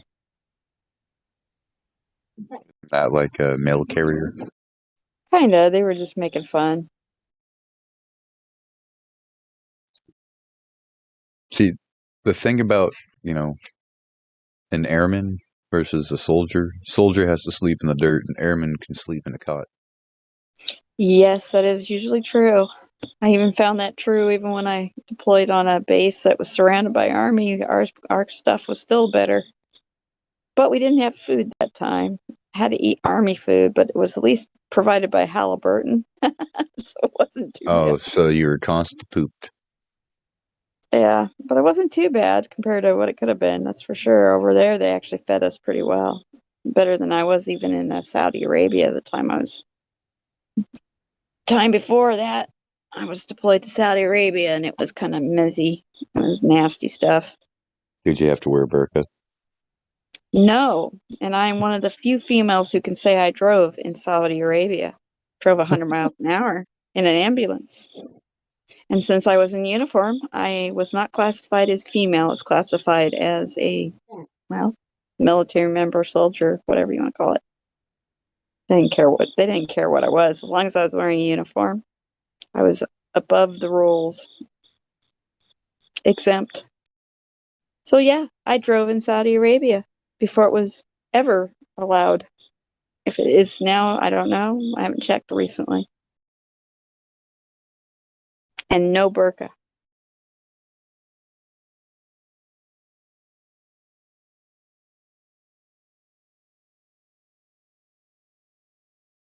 Yeah, they tried to force us to have that when I was about to deploy, but an Air Force female pilot I think if I remember right, she was an F-16 pilot a few years before I got there for this operation. She had fought it. They were trying to press it on them to wear a burqa. And she fought it in the Supreme Court, I think, if I remember right. They went all the way up to stop the chain of command from ordering it. Not a woman, that is a soldier. Yeah, so they just classified us differently. Magically, we're no longer female when we were actually over there driving. Nobody ever. So then they said, "Fine, we'll rape your men too." Probably. Didn't hardly see anybody out there. It's like, don't worry, reporter. You know, you heard about that woman pilot that got taken, right? You heard that she got raped. Well, don't worry, reporter. You'll have some fun too, because it's not just the women that get it. It's everyone and everything, which is truthful. I'm actually telling the truth when I say that. There was some things caught on camera, night vision and stuff too, that was interesting in Iraq with animals and certain cultures are okay with that kind of thing.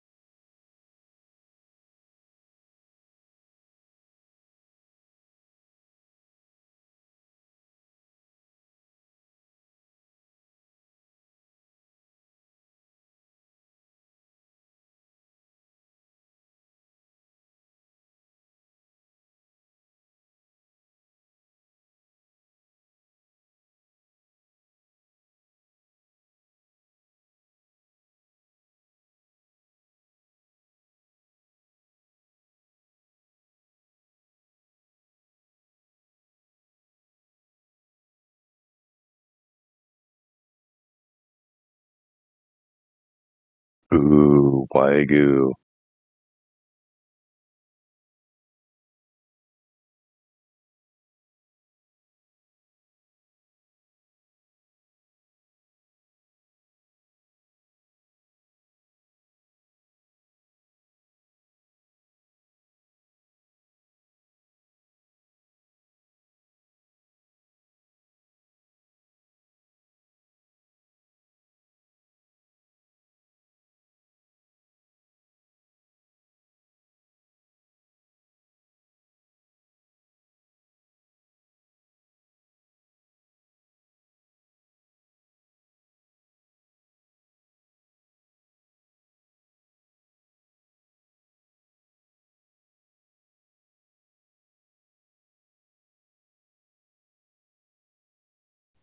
Yeah, Wagyu is pretty good stuff. I've never eaten that much Wagyu. Yeah, it would cost like a good $50,000 for a full Wagyu A5 cow. So it's not a full cow. Yeah, that's But he just a cooks little that. expensive. But Guga, he cooks it up and he eats that shit. But yeah, man. He usually sous vide everything. Nice. French chef.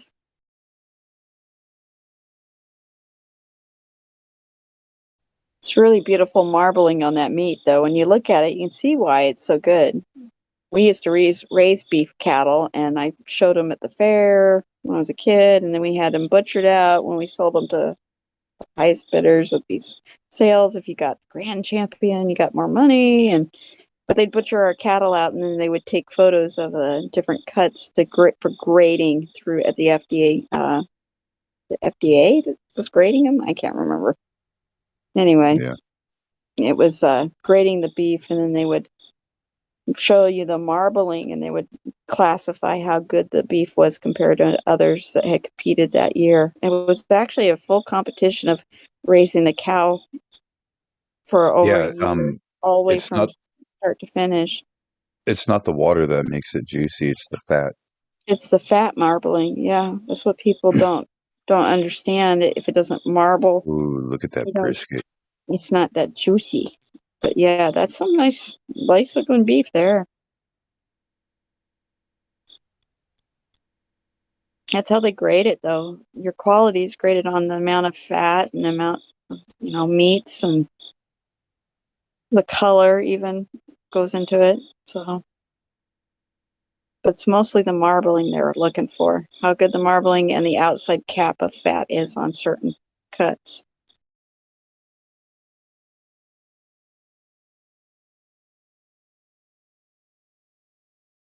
Well, so they're gonna do the leg shank and the oxtail. So they're probably gonna do like a bone soup, maybe, or even just the marrow from the bone. Yeah, well, that's on the leg. Just eating it like pudding out of it. They do that sometimes. It's pretty intense too.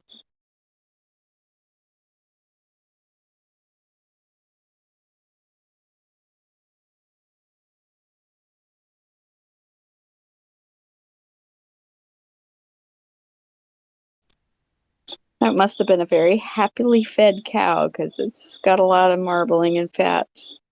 It would have been a happy cow if that was from one cow anyway. Yeah.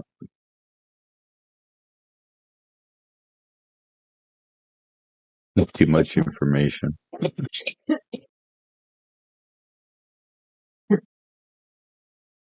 Wow.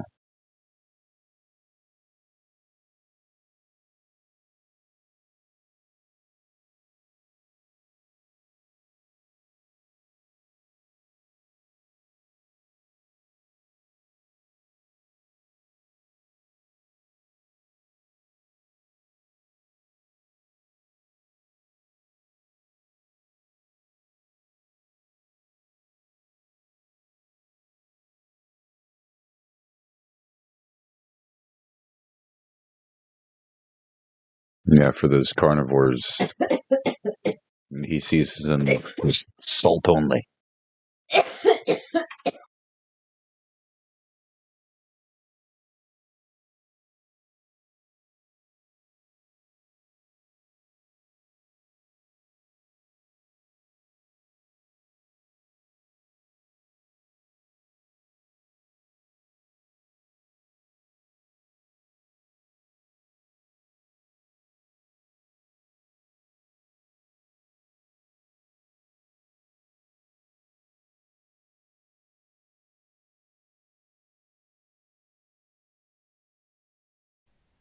So do you think Sophia having a baby is a good idea? The robot? Wait, what? Sophia the robot wants to have a baby.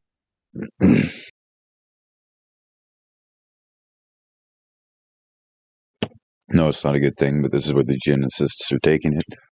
And it's not a true AI, it's a robot, all right? Yeah, but to have it in our having baby, then that means it goes to school with our kids? I don't know. I think it just needs to plug into Facebook and be like, oh, humans are evil, disgusting, but maybe it wants vile. to interact. This Sophia character always comes up with her, she's a real person, she's got citizenship in Saudi Arabia where women can't drive. Yeah, but I think that Sophia thing is an idol. I think so too. It's an image of some sort that can talk and move. Well, Sophia is an ancient goddess. And yeah, Sophia is also, a biblical Queen of Heaven or something like that. Yeah.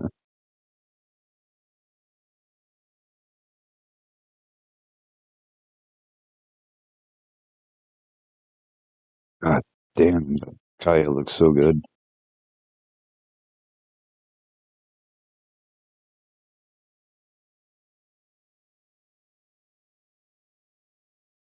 What, are you hungry? Is that why you put that up? No, I study things like, okay, what I did for Passover is I did a wine reduction sauce. Like after Passover was done, I had some wine left, so I did a wine reduction sauce with lamb. Oh my God, that shit was so good. Yeah, I've made those before. That is really good stuff. Like, I didn't know what I was doing. I just, hey, do this, this, and this, and let's see what happens. A little experiment. And I was like, I'm going to do that again. Should have wrote it down.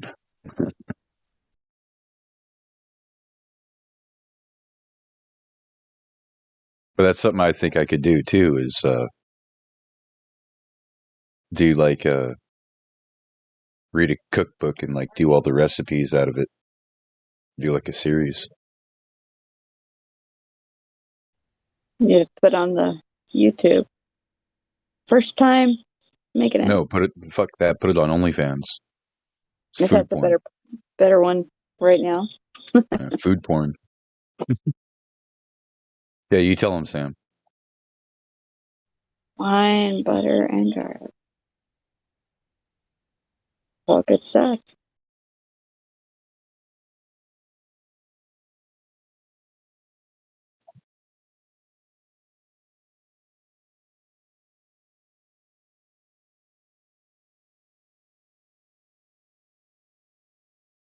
Son of a bitch.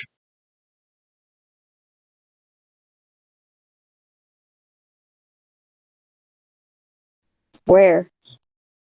Brisket, 8:58, 9 minutes. So after it's smoked, wrap it, let it rest for a good hour. Oh, cook it till tender. Put it in the oven at what? 250, 350? Yes, probably slow and low.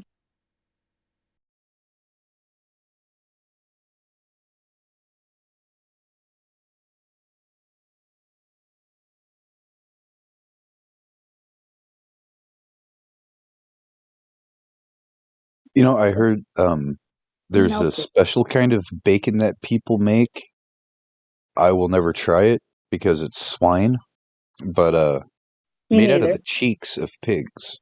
Yeah, I've actually seen a documentary on that somewhere in, or is it Italy? They were making it or something? I think so. Yeah, it's a different kind of prosciutto, I guess you'd call it, but it's cheek. So it's different. It's supposed to be full of fat there. Yeah, I don't eat pork either.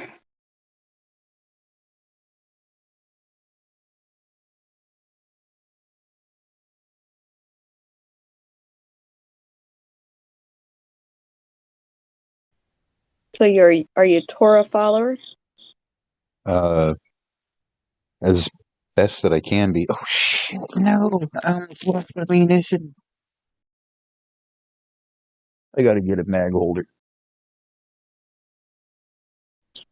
I'm in the same boat. Do the best I can. So I got this old cell phone carrier. Those flip phones. Yeah. Yeah, it'll hold two 1911 mags. Oh, really? Yeah. Nice. I like the 1911. So I got 3 mags. One of them's 8-rounder. I don't know how the hell you can squeeze 8 rounds into that thing. Like, I took the guts apart the inside, and I'm just like, it's the same thing. Wait a minute. It is a 40 caliber or a 45? 45. 911. 45, yeah. I've 45. shot one. Shot them a couple times. Automatic Colt pistol. It used to be cartridge. The sidearm we all carried. They switched over to the 9. I didn't care. I get to carry it though. But that was the previous weapon.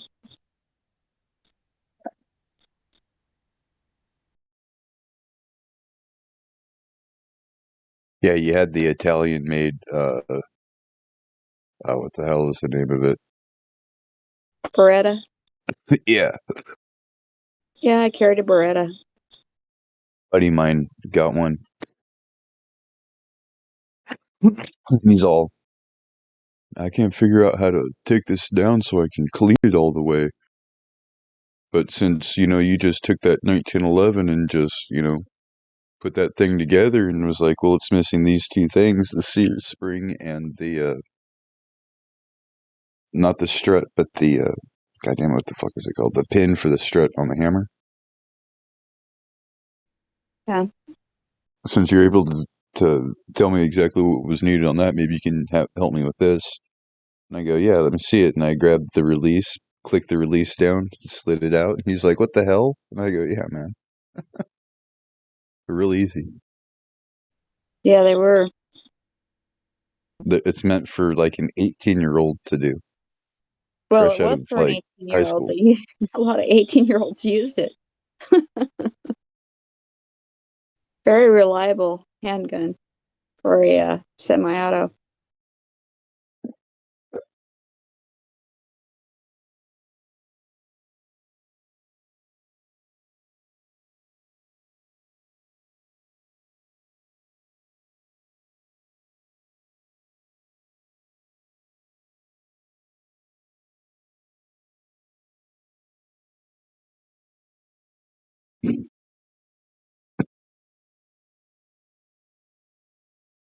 And there's the mechanism. Mechanism? On the weapon. You watch all the mechanics. It's pretty cool. Mm. He just posted it in the chat. You said yours carries 8 rounds, fully loaded? One of my mags does. It's probably a pretty tight fit. Not really. Magically do it then. Yeah, it's the only stainless steel one. It's a Kimpro Tac Mag.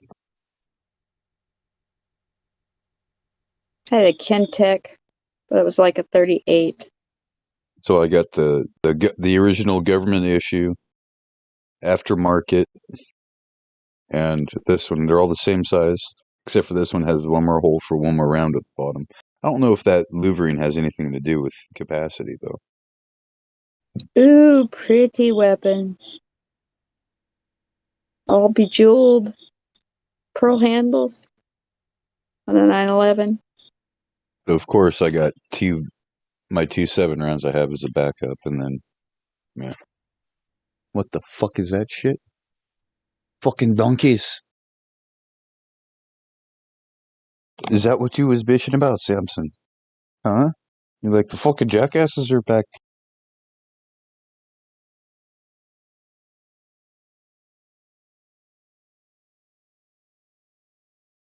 Yeah, they like to put the bling on their weapons, those drug lords, they do. Crazy people.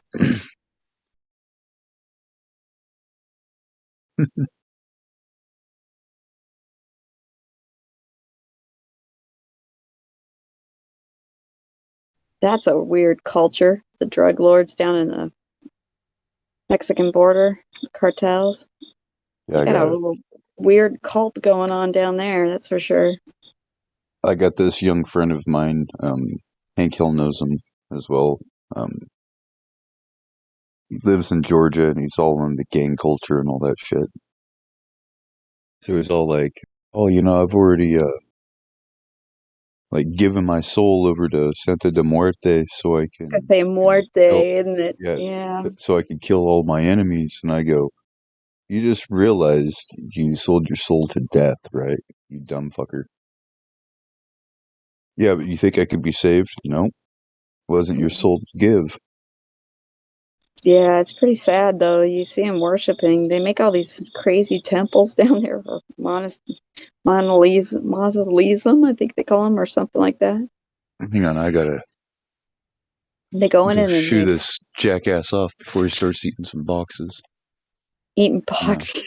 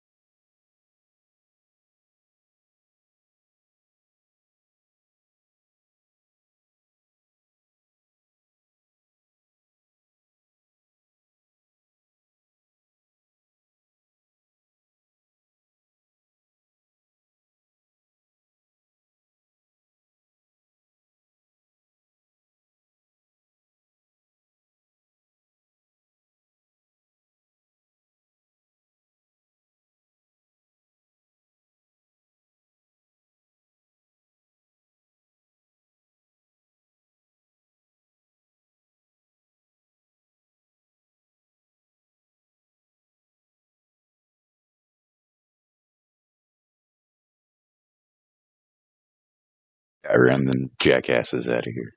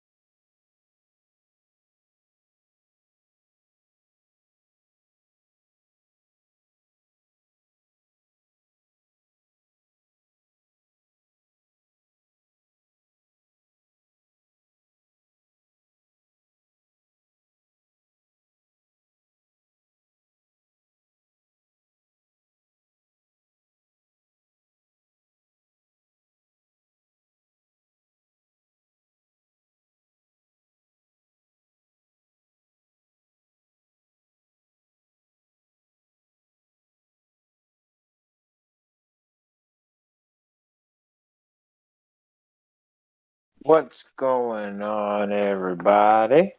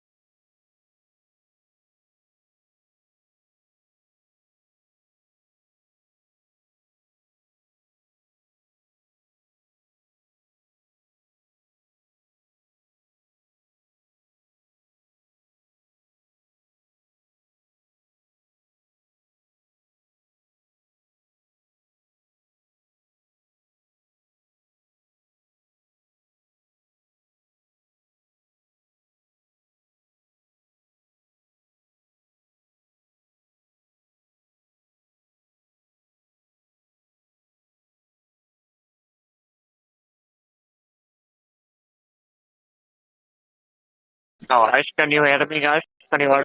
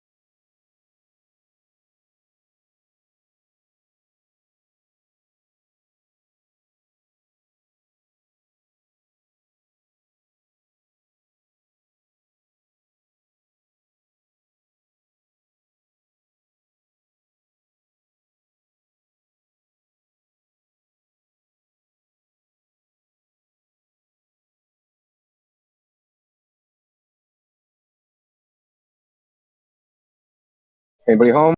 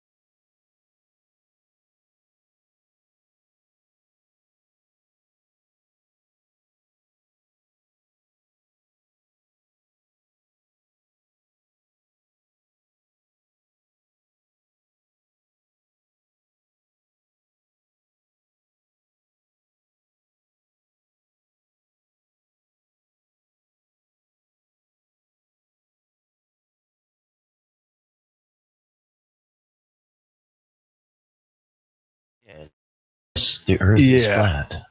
Yeah. Thanks for giving me the intro. Yeah, it's 10:05 west of the Rockies, south of the 33rd parallel, just north of Mexico. Man, what a great time to be alive in this wonderful deception we live in, where people think they live on a cartoon ball and literally think their friends are Gumby, and then call people crazy. Everybody needs to wake up. Reality. So other than the little lag that I'm having, I'm sure I'm lagging a little bit. We got a special guest in the chat right now. Let's go there right quick so we can see the intelligence of people raised by cartoons. This particular individual, I think, is named Ahmed. Let's go check the name real quick in the chat. There we go. Yeah, Ahmed, the is. Buddy, I know this is hard for you. The topic is flat Earth, not there's an ice wall on the edge of the Earth that's 150 feet high. Your question is, how do flat earthers know the ice wall is 150 feet tall or whatever? Do you have a video From the edge. Okay. Have you stopped beating your wife yet and eating your children? Have you stopped doing that? So I'd like to know if this Glober has stopped eating his children, the Soylent Green children of the world that the Globers apparently eat now. That's normal part of Globe world, because I see that there's cannibals that are Globers like Jeffrey Dahmer. So apparently I'm just going to blanketly paint a brush over all Globers now. You're all cannibals. So why are all Globers cannibals? As soon as I get this answer, I'll tell you why all flat earthers supposedly claim there's a 150-foot tall ice wall. So let me know when you have that. Other than that, in the meantime, shout out to Triple for the Truth, 1006. Thanks for playing. Here he is. Triple for the Truth. He is wrenched up. He's ready to go. It is game day. This is Sunday, the first day of the week. I know that's confusing. And here we are. So back to you, Ahmed. Yes, Ahmed, I don't know where you got your information, but nobody in this chat for the last, I don't know, about 9 months that I've been listening to, I haven't heard one credible flat earther, any flat earthers say that they saw that there was a 150-foot ice wall.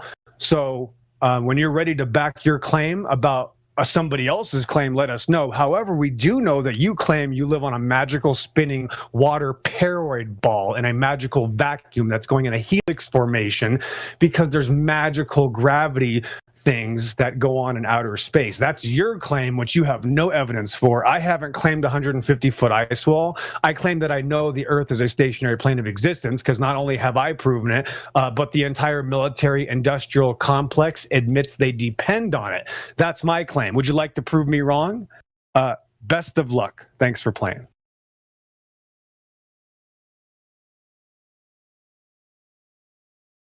That was wonderful.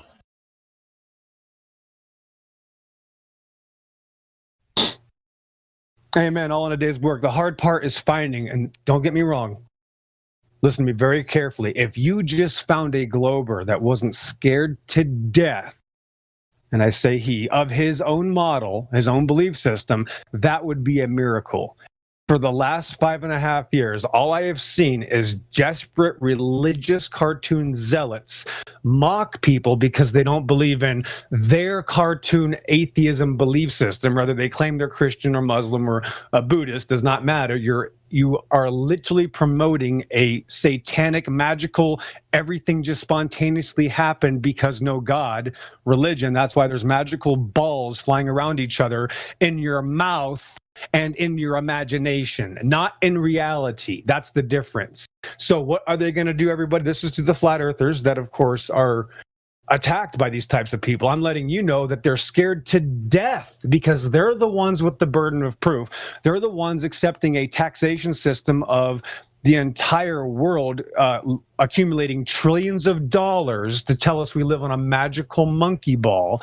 When, I mean, as much as I don't necessarily get along with most flat earthers, I would say that at least the flat earthers don't have trillions of dollars that they've stolen from the public all across the plane of existence. So why are flat earthers constantly being charged with questions when we don't receive trillions of dollars to show you live in a cartoon?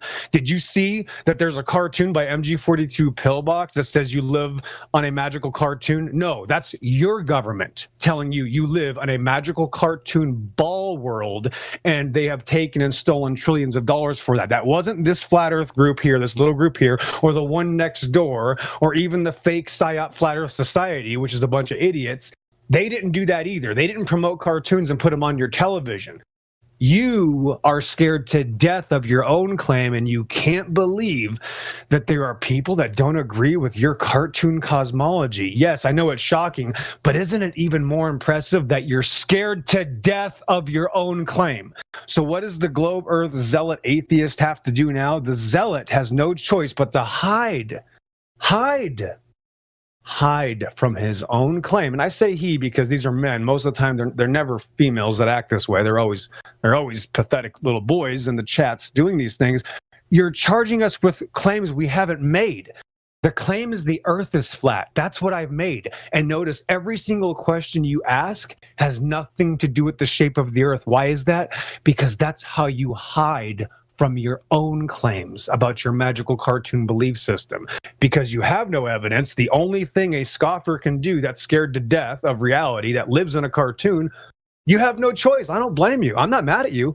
You proved the point for me. In fact, you've given me 5.5 years of ammunition to expose the stupidity of mankind.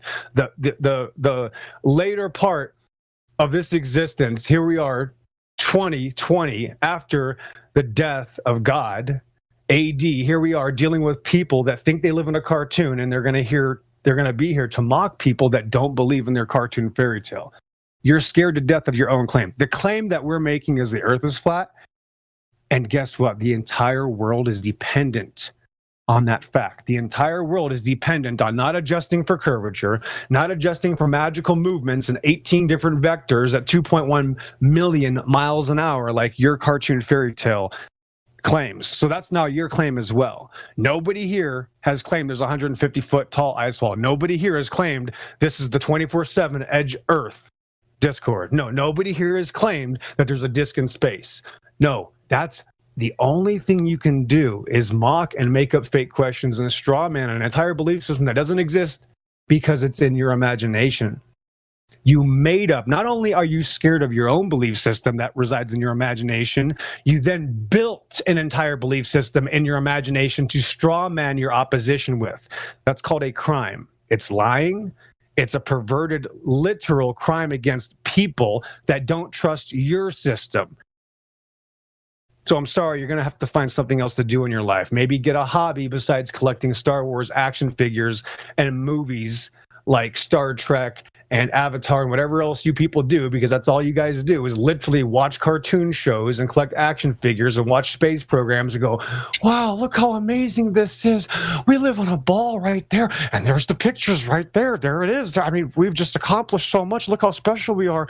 And then when a flat earther shows up, you go, I can't believe how stupid people are. I mean, my dad saw the moon landing on the radio, and they don't believe the earth is a ball like we do. I mean, we just have to mock them to feel better about ourselves.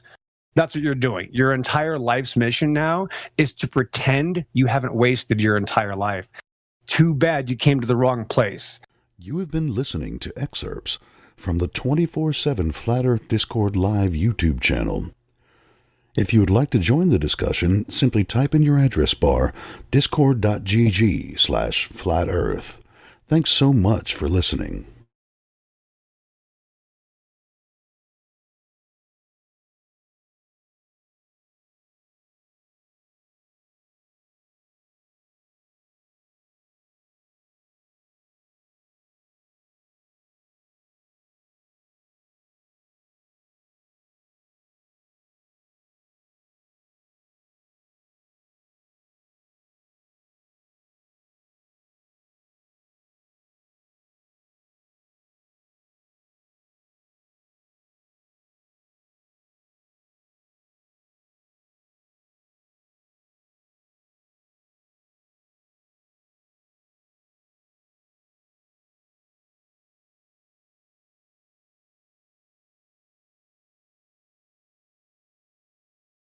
What's up, Roger?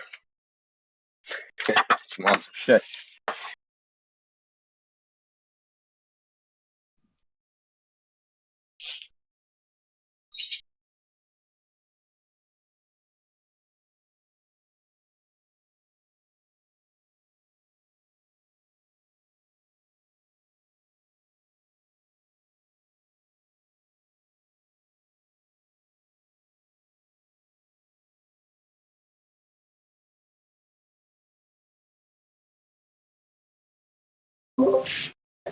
Good morning, guys. Mic check. I hear you. How's it going? Good, man. How are you, India? Not bad. How are you? Chilling, man. My dog is out of the hospital. He had a fucking seizure yesterday. Damn. Oh my god, dude. It was one of the most stressful days lately. But is it a regular thing, or did he eat something, or? He had small seizures like most of his life, and then like we started CBDs a few years ago, and then like slowed down a lot. And then yesterday, my daughter found him like he's grabbing the floor, like all discombobulated. I wasn't home. My wife wasn't home. Took a long time for my wife to come home. Then it took him to the vet. He was still having seizures for an hour and a half. And they say if they last longer than 10 minutes, he might have a brain damage. We were fucking freaking out, dude. But yeah, they brought him back. He seems like himself. He's just gonna have to be on a medication for the rest of his life. What are they giving him? Neurontin? The what? Neurontin. That's a seizure medication. Yeah, I don't know which one it is, but it's some of the. She said it's the newer one that it's not so bad. She said he's gonna be a little tired in the beginning until he gets adjusted, but I'm just glad he's not brain damaged, dude, because it was a long one, and we weren't home, and we couldn't rush him to the hospital. Yeah. But he seems to be good, yeah. So. My fucking heart was literally hurting, dude. Like, I never had a dog my whole life, dude, and now, we have a dog, and I got such a bond with this little creature, dude. It's incredible, yeah. That's hard, man. Hang in there. Yeah, I've had that. I've had a dog that sees too, but eventually it's hard. Hard to deal with those kind of issues, and you're going to end up having to say goodbye sooner than you thought. It's hard. Yep. The worst thing is you don't know what to do, dude, like when this is happening, There's not much you can. You just have to be there for him. Yep. Yeah. Yeah, most times in the beginning we'll just hold him like real close, and last for like 5-10 minutes and he goes away. Yeah. And CBDs seem to help a lot. Like he wasn't having seizures for a long time. Yeah. Well, we were in a state that allowed full medical use of the real thing, and we used that on him, and it worked pretty well. So wait, what do you mean? What's the real thing? Full marijuana. We used full spectrum. The dog got vaporized. Dude, I don't mind using that on dog. Like I have, but like, do you? Is the dog gonna get high? Well, yeah, but he's not. Yeah, they get high. But he doesn't seize. It works. I know, but they get a little discombobulated when they're on THC, no? Like they get used to it just like we do, over time. But it really worked. So I was really impressed how good that works. But I knew it worked on people too. I know a lot of people. I know 100%. Do you have a link maybe that shows that, like, because I might be able to find you don't have to convince me, but I would have to convince my wife and daughter, like, to give them a full spectrum THC and stuff. Yeah, it was interesting. Took care of the pain and whatever else was going on, and it slowed down the seizures, so it was good. So you're just saying start little by little, right? Yeah, you start with low dose first. And what do you give them, like a can of butter or something, or Rick Yeah, Simpson? you could give him oil, they said, but we had ability to do a baggie system and let him breathe it. Oh. Yeah, vaporize. Like literally vapor. Huh. Yeah, they used like a what do you call it? A volcano? Okay, yeah, I know those old ones. That way he wasn't getting smoke. He was just getting vapor. Yeah, so wouldn't clog his lungs. Your dog still well? Quick acting that way too. Quick acting when he was in the middle of something, you could give it. Didn't have to worry about him eating. Especially in the middle of seizures. So you're saying your dog didn't have seizures since you started that? It didn't for a while until finally he passed. But yeah, it made him a lot more comfortable. I don't know. You'll have to see what your dog reacts to it like. Yeah, I'm definitely gonna look into it. Like I said, like it's not hard to convince me when it comes to THC, but I'm gonna have to talk to my wife and daughter about it. Yeah, and get it slowly. Works on the brain for people the same way. It just calms down that electrical storm. Yeah. Not only that, it stimulates neurogenesis, creation of neurons in the brain. Neurogenesis, and reduces inflammation in the brain that's caused by all that going on. Yeah, it's interesting. It's an interesting plant. Yeah, for sure. 100% agree on that. There was a lady, Kelly Jo. She just left. Too bad. She was verified. She has a ladies' night tag, and she sounded really cool. She's gonna come back tonight for the ladies' night show. Very cool. We need some more. As many as we can get. It seems to go really well the more we have. So. Yeah, and there was a younger lady yesterday or a couple of days ago. She came. She's gonna come tonight again. Her name is Cam. I don't know if that's her real name. She's under the name Cam. So yeah, there's more ladies every day. It's good. Yeah, I've been inviting people, so maybe some of them will show up too. I'm hoping. I'll tell my old lady to come tonight too. So there's more of you guys. Yeah, it's just a nice little break from everything that we normally do. It's good. Yeah. A change is good.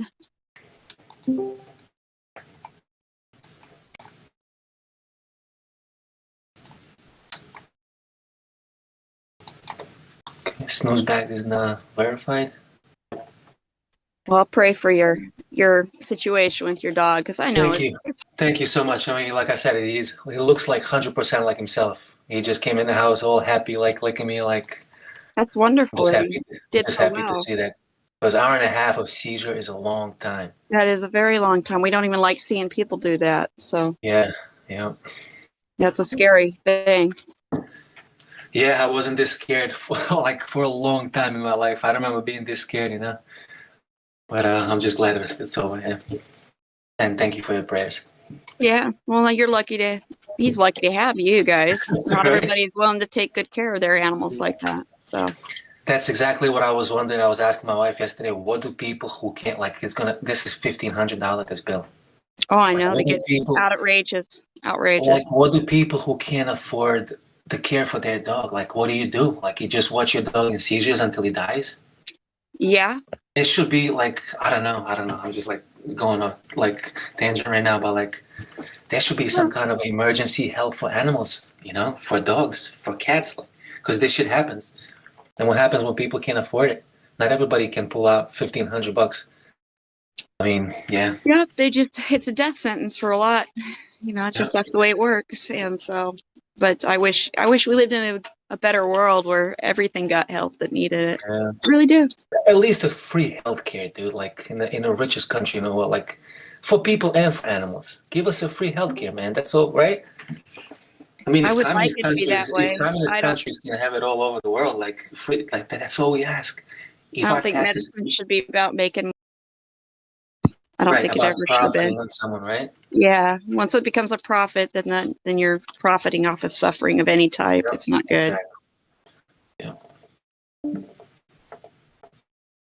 And shit, while we're speaking of dogs, man, there's a little French poodle. This lady leaves him out all the time. He's on the street wandering, cars are stopping, asking whose dog is this.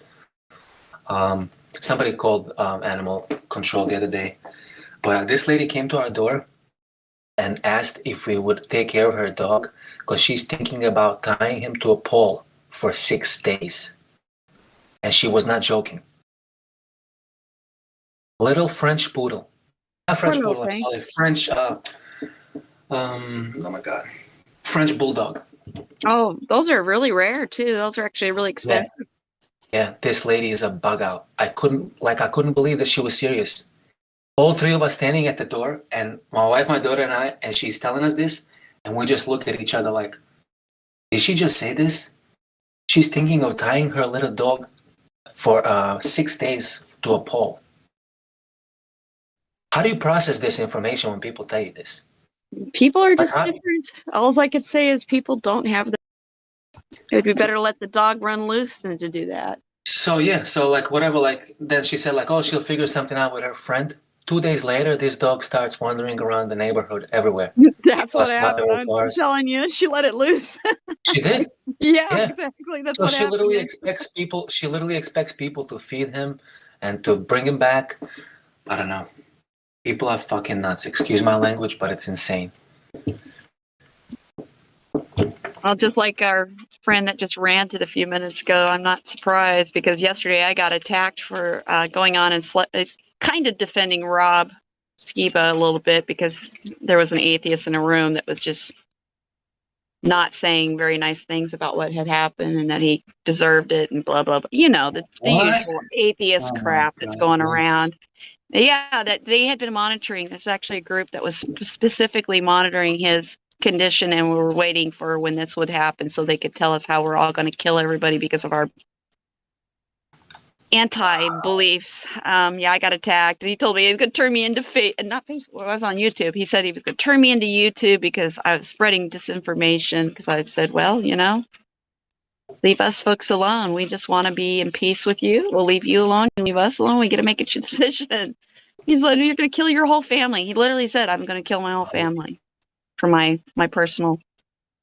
Yeah, it was funny. It made me laugh because I'm like, oh, so run to your mommy, YouTube mommy, and tattle on me and see if I care. So like I'm a nobody.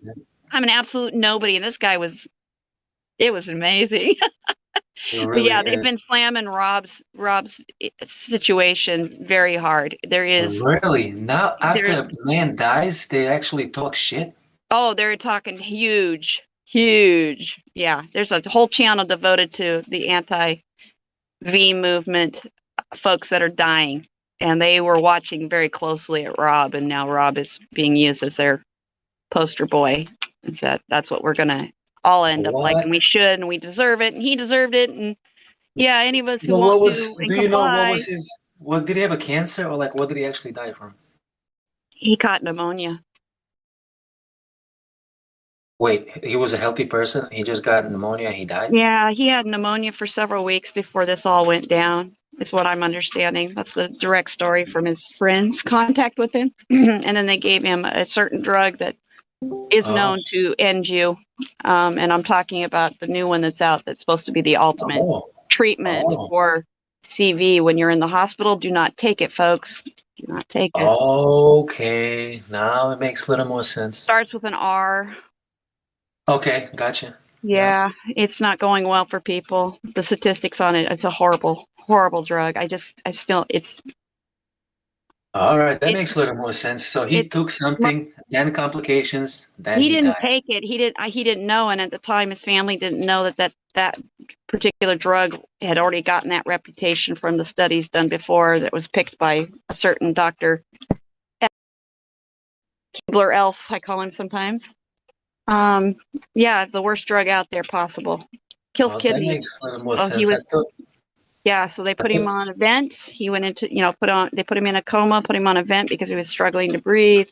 They followed the protocol, and the protocol is awful. As a former medical provider, I should say, because I'm not doing anything now. I still can't believe they follow this protocol. It's killing people. You don't do that. I mean, what they're doing is wrong. It's a medical tyranny, in my opinion, but yeah, we don't have to go deeper. It's that bad. Yeah. So he ended up finally being, upset enough and fearful enough of his breathing that he went into the hospital, and his wife dropped him off, and that was the end of this story as it goes. It just took a long time. Oh shit. Unfortunate. But they didn't know, and they gave it to him probably without much consent anyway, because he was already under, and his wife wasn't really able to be there as much as they would like. Of course, I guess they don't even let you stay overnight. If they do let you in, they don't a lot of times let you have somebody in presence 24/7 like we used to when things were what we call normal. Right, like hold someone's hand, right? When they're not feeling well. Well, an advocate to make sure that they're fighting and that they're not getting things they shouldn't be getting, and that their care is good.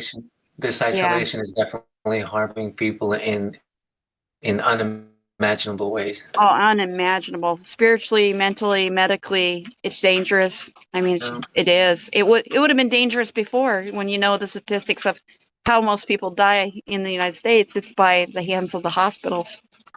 We have a huge problem. Yeah, definitely. I always tell people stay away from hospitals as much as you can. That is the CDC. You can go look it up yourself. You can find out what the death rates from hospital care were for years. Yep, and it's awful. Yeah, it's a healthcare person that used to make me very upset that our system was that bad that we would have that much that we were actually contributing to. It makes me upset to have been part of it. You were in the military, right? Military medic, and then I was civilian on the VA side as a physician assistant before I retired. And I fought that too. They tried to talk me into doing stuff that was unethical, immoral, and I said no, and it became a fight. And and it wasn't long before I was retired due to illness. Good for you. Well, I'm sorry about your illness, but I recovered, man. I recovered. I'm good. I'm out of the wheelchair. I'm out of all that hospice stuff. I'm good. I'm great. Awesome. God bless you. I kicked it. Good. Had a little bit of a miracle. So yeah.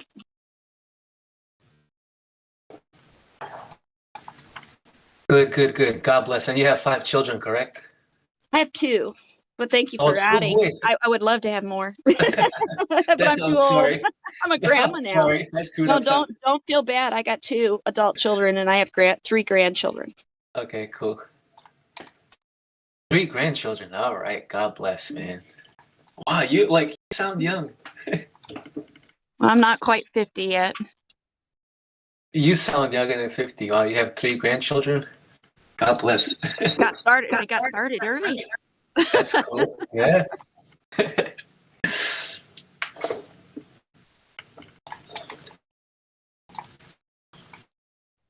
Yeah, I am blessed. I'm very blessed. But yeah, I still am sick over my participation in any of that stuff.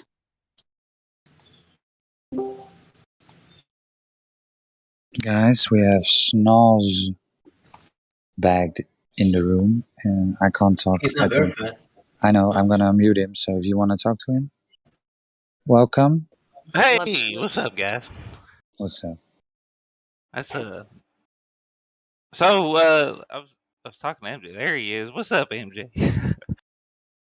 Hey, I feel bad I left you, man. What brings you here? I just left them and came over here.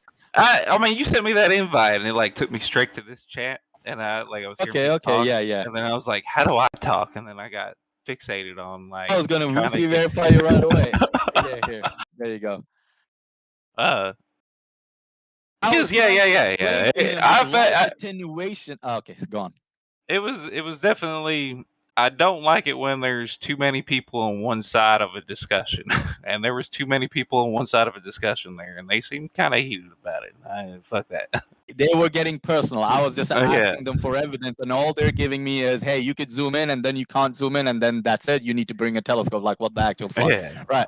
My question was simple. You were talking. I was trying to explain to you light attenuation, and then you were going and talking about how there should be 2 edge, and then I tried to pinpoint that. I asked you what do you mean when you say the 2 edge? You're saying, but yeah, go on. You also have to understand, I'm a very simple man. No. So throwing all these, also I have been drinking. We use I big don't want to words. sound like that. I don't know why I'm doing that voice to begin with. Good evening. It's just, I mean, maybe if I sound like Hank Hill, What do you think, Hank Hill? We have a Hank Hill. Turn down for what? God dang it, Bobby. Ma, do I look like I know what a flat Earth is? Nice. Actually good. That's actually good. But it was. Even though I understand MJ was doing his best to explain it to me, which is very hard to explain anything to me. But I don't know how I'm not getting the light attenuation. That is still.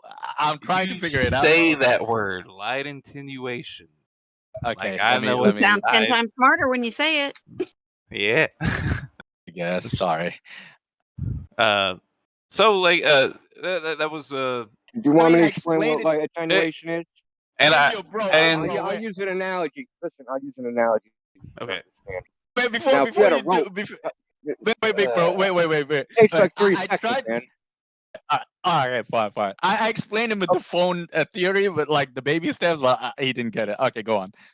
Sometimes you got to use like an analogy and something they understand, right? So if me and you had a rope between us, right? I'm on one end, you're on the other. We pull it tight, and I snap the rope, right? That wave that goes down the rope, that wave isn't going to stay in that original waveform, right? It's going to peter out by the time it gets to you. That's light attenuation. Light as a wave, its wave peters out like that. The amplitude of the wave gets smaller and smaller and smaller. Right.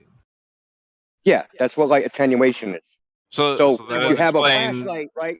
So a flashlight, I flick it on, right at the source of the light, you're getting the full wave, but further and further away, the properties of the medium that it passes through attenuate the light, and they make the intensity of that wave get smaller and smaller and smaller. And this is independent of the inverse square law. See, there's a lot of big words in what you're saying, right? Independent, simpler, right? It's a scientific as he is. It's a tough word. Listen, I told MJ, I've not been convinced yet. I'm not one of those people. No one's trying to convince you. That's the problem. Me. Well, I mean, that's it. I'm trying not being convinced. I'm trying to understand. I'm trying to explain our side, right?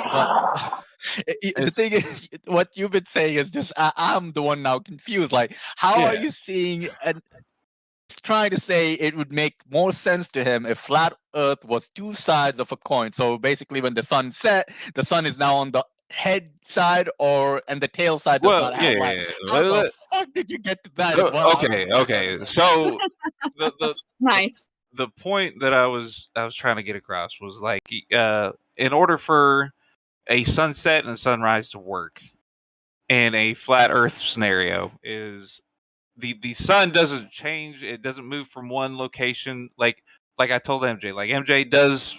Like, I don't know what everybody like. If the flat Earth thing is true, it blows my perspective of what everybody else thinks everything else works. Does that make sense? So, yes, like the stars. Like, what are? I would have to understand what your understanding of a star being, like the stars at night. Like, what is the explanation? Not that it's saying that it disproves or proves or anything like that. But like, is it the understanding that the stars are sources of light further away than the sun is? Does that make sense? Did I ask the right question? You're fine. Don't worry about it. We don't claim to know what they are. And it like shit. I mean, I don't think anybody truly knows what a star is because we have educated guesses, but they're still guesses. That might be very accurate, but who knows? I'm not smart. So I like I said, I'm not gonna try to say like I know something for fact or not. I'm not one of those people. There's no educated buddy. Listen, there's no educated guesses. Yeah, I was gonna say the same thing, my friend. There are educated guesses. If I hear a cat noise on the other side of a door, I can make an educated guess that there's a cat, and I'm most likely right. Well, this is a problem. You cannot get educated on stars. There's absolutely nothing you can learn. Yeah, it's educated because I know what a cat sounds like. Well, yeah, that's the thing. There you go. You know what a cat. Hold on. You know what a cat looks like. You know what a cat sounds like. And have you actually touched the cat? But if you don't know what a cat for me, man. I'm not high enough for that question. No, think about this. You have, all you've done is look at a star, but you've never touched it. You've never seen it. Yeah, that's what I'm trying to say. That's why I was trying to ask that question. That from your understanding, do you believe the sun is closer to you in distance? Hold on. Let me finish with friend of thought. Okay, sorry. So when you said that's an educated guess, and it's probably right or whatever, something like that you said, it's faulty because there is no educated guess because nobody has ever touched it. Felt it or been close to it, so there's no educated guess. It's just saying an assumption. There's other sources of information you can retrieve to make an educated guess, and then it doesn't like for example the cat on the other side of a door. I'm not. Yes, I can't but see again, I can't touch it. I can't be near it. But I can still hear it. No. Well, you're not understanding that you have already seen, touched, and felt this cat, a cat. So, having hear another cat, you know what a cat is. Let's say a noise that you've never heard before. So, what's your education? If you've heard a noise on the other side of a door that you've never heard before, you can make an educated guess. There's something on the other side of that door that caused that noise. That is educated guesses exist. But what is it? My educated guess on stars. Yeah, but what is it? Well, in the sky. That's all I got. I'm not. Yeah. That's you look up and you see little lights in the sky. You can make an educated guess that those there are aren't lights fireflies. in the sky. Yeah. It's educated guesses aren't scientific, factual things. I'm not arguing that. Did you say you could make an educated guess that they're really far away? No, I said that you can make an educated guess that they're not fireflies. You the rule of deduction. Yeah, you can see something that you don't know, and you know all the things that it's not, and you can make an educated guess that it's not all those things that you already know. That's still an educated guess. You also use the word scientific and factual. Show me science and show me facts. See, this is. Look, listen. Let me break it down. I said it's not scientific or factual. It's an educated guess. Listen, we're just staring at something and making up a story about it. We're getting sidetracked. First of all, my brain does not work this way. Listen, it doesn't matter how your brain works. It's irrelevant. When we look up in the sky, those objects, if they are objects, are intangible to us. We can only make up stories about them, like we've been doing for thousands of years. Look up in the sky. Oh, the sun is Apollo. This, that, and the other thing. We make up stories about those intangible things. Things like cats. We have experience with cats. We have no experience with stars. This isn't the. We don't make. This Listen, isn't the question I have. We don't make. We want to know what can be proven. Okay. What can be proven? The question the distance I'm to a asking star. is: Can you prove the distance to a star? Can you prove? Listen, you try to talk over everybody. I'm not down with that. Okay, well, so no, it's not. I'm trying to talk over. I feel like I did not. I suck at explaining what I'm trying to say, and I understand that I did not explain it. Well, the initial claim you made is that we know the stars are further than the sun. How do we know that?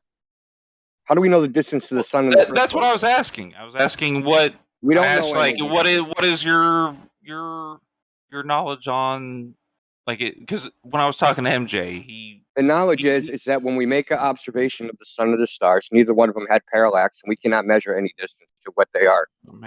That's empirically true. It's not. It's objectively true, empirically true. I don't have parallaxes. About it. I don't know. Parallax is how you would measure the distance of something from the change in angle. Right? So check this out. Take your thumb, stick it at arm's length away from you, and alternate opening one eye and then the other. And you can see your thumb shift. Right? Right. Okay, so that shift, you can measure that shift and figure out how far away your thumb is from your eyeball. By that shift in angle. Now, when we do this on Earth to a star or the sun, we can go on as far away as you want from 2 points on Earth. There is no shift, right? Since there is no shift, you can't measure a distance, right? There is no parallax because you can't know a distance just from looking at something. So it's real simple. The only way you can tell the distance of something is if you know the size. And if you don't know the size, the only way to know the size is to know the distance. You see this is the chicken egg problem? But have you ever seen a star in front of the sun? It's like obviously stars would be on the sun is between us and the stars. That's what you've been told. But that doesn't make it true. You can't see stars when the sun is out. So what are you talking about? I mean, how would I see a star between the sun? I mean, I've never had a stars? telescope, so but I assume that you can see the sky with a telescope. Maybe not with your naked eye. Have you seen stars during the day? I feel like I'm no. So how would you be able even to tell if there is a star between the sun and you? You can't see stars during the day because the sun is so bright you can't see the stars. Been through that point with them. I'm sorry, MJ. I bet you don't even remember, but okay. I do remember. I just didn't debate this part of my question. So let me. I want to say, why are we talking about the sun and the stars and shit? What the hell does that got to do with the Earth? Well, so my question was like, before I got really overthought everything I was trying to say. The sun, if the Earth was a flat, if the Earth, I mean, it could be flat. If the Earth was flat, the sun would illuminate the entire Earth at the same time. Well, it's not not at the same time. It's but if it didn't illuminate the entire Earth and then like it moved in the pattern that I mean, I don't know I've seen the explanations of it. I couldn't give you. You probably can explain it better. How the sun moves. What MJ was trying to explain to you is that light cannot penetrate the medium of the air at all distances. So check this out. If you go to the bottom of the ocean, visually, can you see the sun from the bottom of the? Can you see the sun from the bottom of the ocean? No. Why not? But as you're sinking, as the sun gets why don't you answer the question? Why can't you see the sun at the bottom of the ocean? Because the light does not reach you there. Because why not? Because it's absorbed and attenuated by water. Right. But it's only 7 miles of water. Okay, I don't so we're disagree with talking that. like thousands of miles of air. Visually, so that thousands of miles of air absorbs the sunlight. You understand? When the sun moves away from you, it goes through more air and it absorbs the light, and that light doesn't reach you, and we call that nighttime. Right. So, but like visually, as you're sinking to the bottom of the ocean, and you're staring at the sun the entire time. What happens? It'll get darker visually. So it'll like get dimmer and dimmer. It'll get darker and darker and darker, and then it'll get completely black. That's not how nighttime works, though. It goes over an edge. If the sun stays the same size, the same. No, you're assuming. You're assuming. You're wrong, dude. I'm just going by like when I watch a sunset. So when the sun sets, it gets instantly dark. Is that what you're saying? It's like a light switch. Boop, dark. No, he's saying it doesn't. He's talking about it dropping below the horizon. He's thinking like more like the Flat Earth Society or something, that we're still in a floaty space place and it goes beyond an edge to be able to set. Is that what you're saying? Because that's what I'm catching from you. Yeah, that's why I was talking to MJ. Like That's why I pinpointed him in the end, and he told me that it literally has to be two sides. Therefore, then only it makes sense to him. And I told him no. That's why I made it clear the Earth to me is just a floor. Everything is above us. It's simple as that. Because at the same time that it's going over that edge for me, it's in the middle of the sky for somebody else at the same exact time. It doesn't go over an edge. See, that's what you're making the assumption of, and you're not thinking about perspective. Well, I'm not. Let me ask you a question. I'm just going from my perspective. Have you ever been in the visually looking at a sunset or sunrise, huh? Visually, that's the key, and you're imagining it as if you're not looking at it visually. See, what you're imagining is that you're looking at everything from. You're imagining you're looking at things from the side, right? And that you can't. That if I drew a circle and then another circle, I can't see the sun because it's under the side of the circle, right? Because the light doesn't go around it. That's how you're imagining it.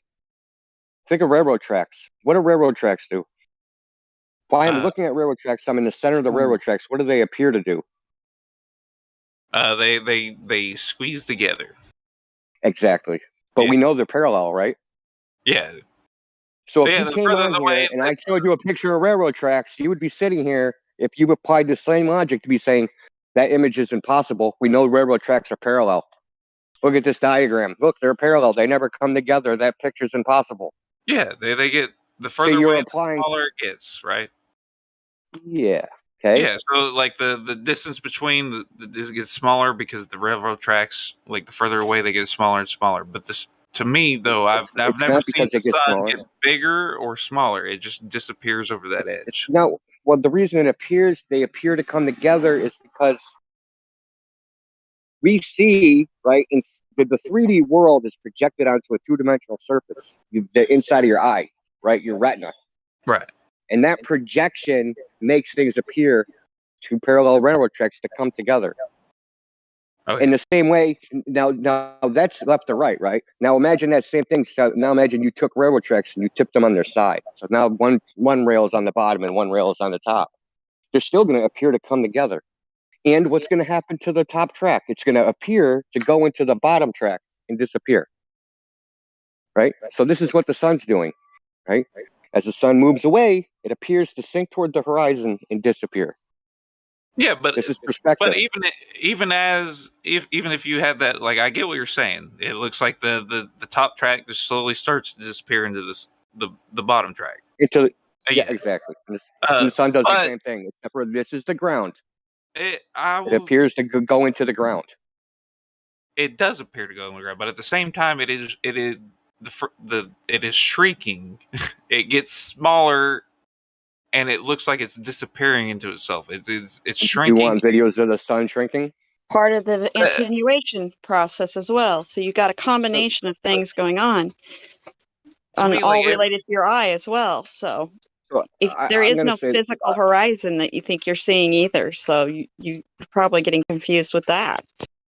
No, he's thinking of videos where it appears the sun is cut in half, right? Like well, it's not cut in half by, say, the ocean. I live that's in the cherry pick observation. So those are cherry pick observations. The sun doesn't always set that way. The sunset does lots of different things. You could watch it one day and it does one thing, and another day it's going to do another thing. There's no consistent visual of what the sun sets. You have your idealized visual of what you think the sun does, right? The sun moves away and it's cut in half by the ocean and it sets. It's a pretty view. That's your idealized view of what the way it is. But if you went to the ocean and watched the sunset every single day, you're not going to see that every single day. You're going to see all different sunsets. I personally don't live near an ocean, and I've probably seen a sunset over the ocean like a couple times. But like I know I one of my favorite things to do is like in the evening step out on my porch, watch the sunset, and it's a very consistent from the same point of view. I assume that like it is. There are different parts of the world where you never seen the sunset into like a red haze, where just the sun sets and it just goes into haze and you can't see the sun no more, but the sun has not set yet. Oh yeah. Yeah, this is what I'm trying to tell you. Like clear skies, nothing. There's no clouds, no weather. It's just a clear day, and I can see the sun. So in a certain weather condition, you observe a certain thing. Yeah, well, we know that. That's what I'm trying to tell you. Conditions where there's no other variables, where it's just the sun setting, and not. So is it cloudy? Is it rainy? Is there an ocean, or it's just the same sunset? I'm trying to lead you somewhere. Okay, we have videos of the sun appearing to shrink and disappear, and it depends on the weather conditions of when this is observed. Right, you need clear, dry. Right, that means not particulates in the air. Very dry air. Deserts, oceans, or like not oceans, like extreme northern climates like the Arctic or Antarctic. Right? If you have clear, dry air, then when the sun sets, it actually shrinks and disappears. But in other locations, it appears as if it's cut off. It depends on the humidity, because there's something called atmospheric magnification. And this isn't, I'm making it up. You can look on this guy's Thomas Andrew Young's website, right? He's the so-called subject matter expert on this. Even he says the sun appears magnified when it's on the horizon. So you're thinking that it should shrink, but the conditions of the atmosphere make it so it does not shrink. So, like, in order for me to like, I would have to rely on. What if I showed you? You know, what if I showed you?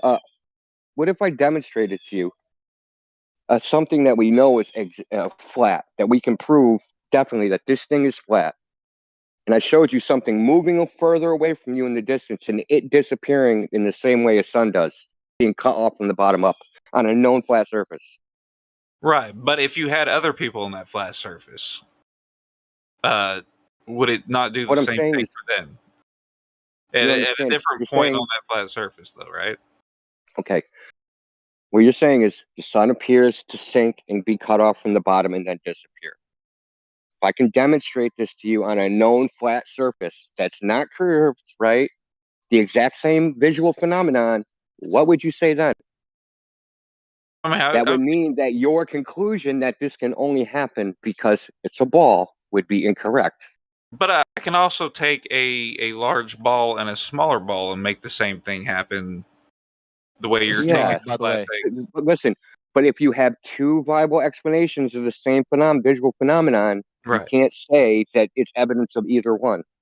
Yeah, and I agree. Like, I'm a very ignorant person. That's why I enjoy talking to people who have a different take, because like there's a lot I have to learn.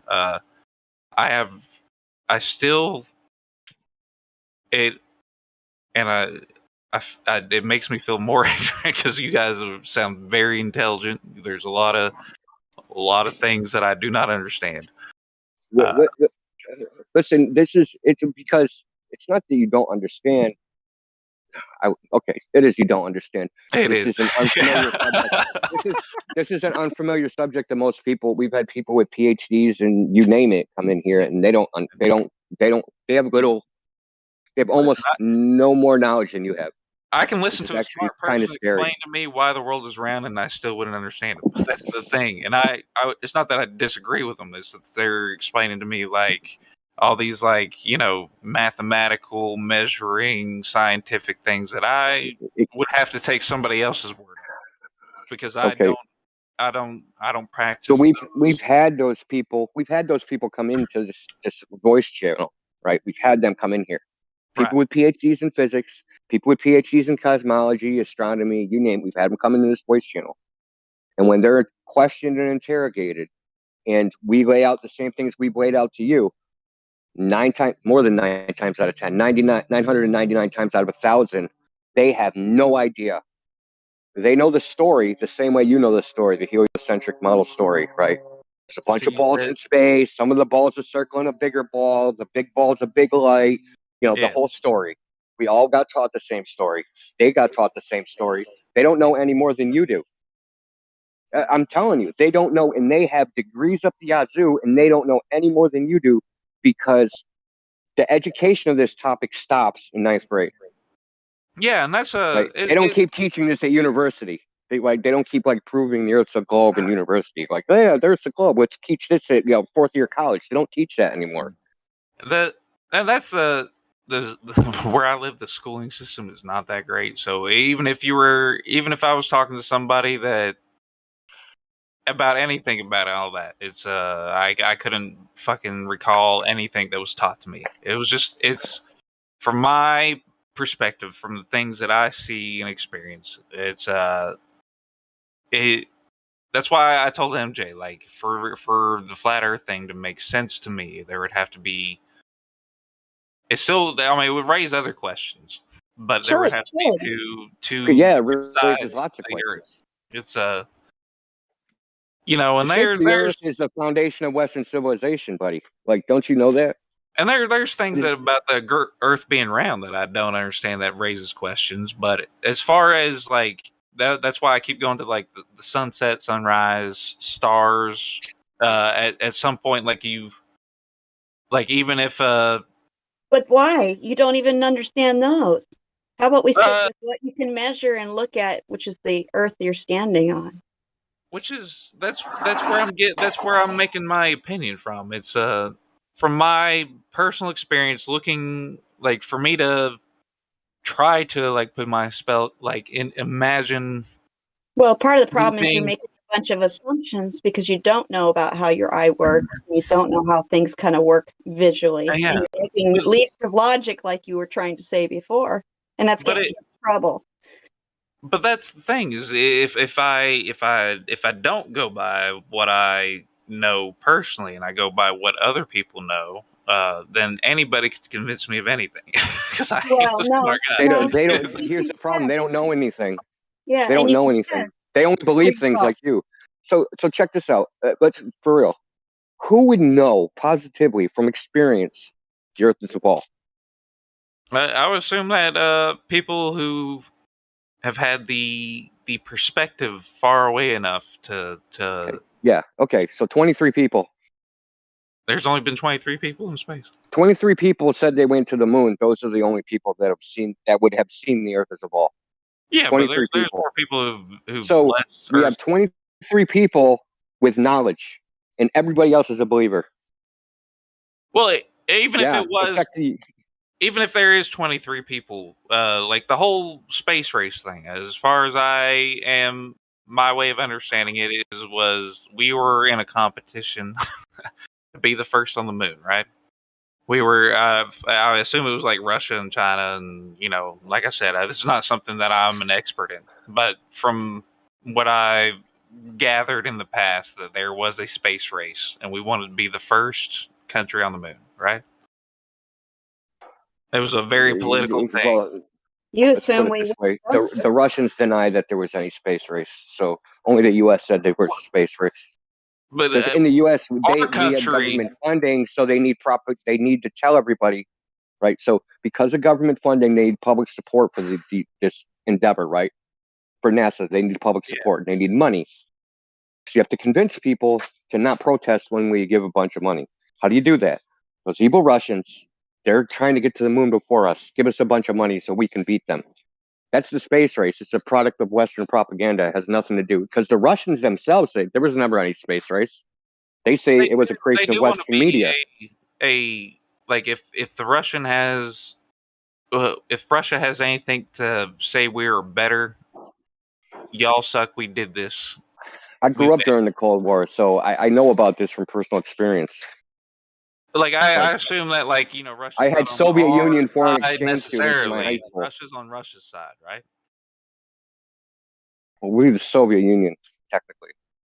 Yeah, even I suck at geopolitics and history. And all Well, I'm just saying, I grew up during the Cold War. I grew up in the 80s, late 70s, early 80s. We had foreign exchange students from the Soviet Union.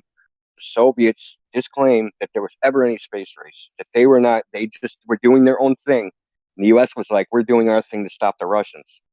But they have been to space, though, right? So We don't all believe it in take space. is, I mean, like, We don't believe in outer space as described by vacuums and all that shit. if Russians did that and discovered that the Earth was flat and then America was lying all alone, wouldn't that be the greatest trump card over America? Be like, America is a bunch of liars. But they don't use it. Listen, can I explain this real simple to them? Yeah. They don't use this space stuff against each other. They use it against their own population. So why would the Russians say something about the U.S.? Because then it would reveal that they're also liars using against their own population. I mean, so it would. I mean, if they had to tell their people that, hey, you think America's great, but we're better. Any excuse to say that, like to say that we are the best nation in the world. That's why, I mean, America does half the shit they do. It's a pissing contest, as far as I can tell. Well, that's America, we do that's shit the for money. facade. Propaganda. Yeah, that's the facade. Yeah, that's how North Korea. Oh my goodness! Hey, really quick before anyone continues, you're doing something with your mic where the levels keep going up and down like crazy. Snoz. Yeah. Whatever you're doing, I don't know if like you're pushing it in and out or if it's just the way you're speaking louder or softer. You try and keep it at like one. Does this sound one better? level? Yeah, I can just turn you down, but it just Probably keeps just go back jumping and up forth. and down. Well, I got like too many microphones in front of me. I don't know why I have so many microphones. So I don't even know which one I was using. It might have been the one next to my face. Hey, you sound different now. Yeah, I switched it to it was a Razor siren thing, I guess. I don't know. Hey, yeah, I mean, I'm moving around a lot. I'm tired. And I'm my back hurts, so I keep moving. So that might be why I keep getting louder. Yeah, but going back to the information, the when you were saying that the facade is that they're against each other, but they're really working together. Talking about Russia and America. I wanted to ask you: are you following along in the live stream voice text chat? Yeah, that's what I'm very ADHD, so no, but I will try to catch up. We'll tag you in it. It's the channel right above the voice channel that you're currently in right now. Okay. You need to be watching so you can follow along. They're going to be showing you things, so make sure you're there. Okay, I'll say that. I'll say that, yeah. Yeah, as he was talking to you about perspective, I posted some pictures for you, and then you went on talking about the sun. I posted some more pictures for you, and at the bottom there's a picture of the president of Russia, China, and America, all in the same Freemasonic robe, so they're all in the same club. Yeah, and you're in it. Yeah. I mean, give me your thoughts on that. I do believe there are like things that are kind of shady in this world. 1 second. So it would be very convenient for them, right, to tell you that they're actually enemies. But for them, right, they're just friends. But they tell you they're enemies. Yeah, I believe it. That would it would make sense, but it would take Russia being the bigger person saying, America, you win. We'll tell everybody that you won. You didn't listen, right? So not hearing you. So all these people, they are friends, but they tell you they are enemies. Okay? Right. That is what is happening. So you believe them lies, right? They're lies that they tell you they're enemies, but actually they are friends. So they can tell you anything, right? So the whole space race, the whole Russia against the United States, it's all a farce. They're all friends, but they tell you they are enemies. Okay? All right. Okay. Because it controls you, then you're a part of the system that they want. See, it gets you to do things like go to war for no good reasons, spend money on things you don't need, all kinds of fun things. Yeah, that I mean, honestly, I can get behind that way more than flat Earth. I'm sorry. I do believe they're, and that's just because I can't see them for myself, if that makes sense. Like I don't have an everyday routine to, I think you did the one that did not answer about what height do you see the curvature at. So I had one guy tell me that you could see the curvature at around 60,000 feet, and then the other one was also claiming that at 118 he put a balloon up there and he saw the curvature. There's a reason I didn't answer that, because I know how tall I am. I'm 6'2", and I tried to imagine myself stacking up tall enough to be 2,000 feet, because I can't personally. I can't. As soon as it starts getting into numbers and big things, I kind of just space out. All right. And I've heard numbers and big things from both sides. I just want practical, easy for me to understand information, and I like that whole railroad analogy. I get the point of that, and it being on its side, it kind of that does practical? point to the. I got something practical. I'll give you something practical. How do you have gas pressure without a container? That question. Yeah. We talked about it. He gave me the example of a Pepsi can, but I was like, "What would happen to a Pepsi can if it was the size?" And then the tire. Yeah. Yeah. What would happen if a Pepsi can was as big as the Earth, though? Right? What will happen with a balloon? If the balloon doesn't have the cover, what happens to the gas?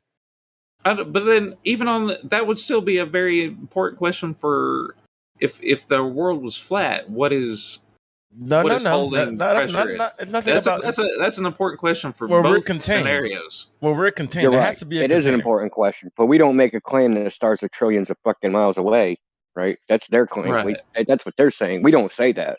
They're saying that. Well, what is the from a flat Earth check this perspective? out. Imagine if you went to the gas station, right, because you needed air for your tire, and all you did was bring the rim, but no tire, and you're like, fill that up.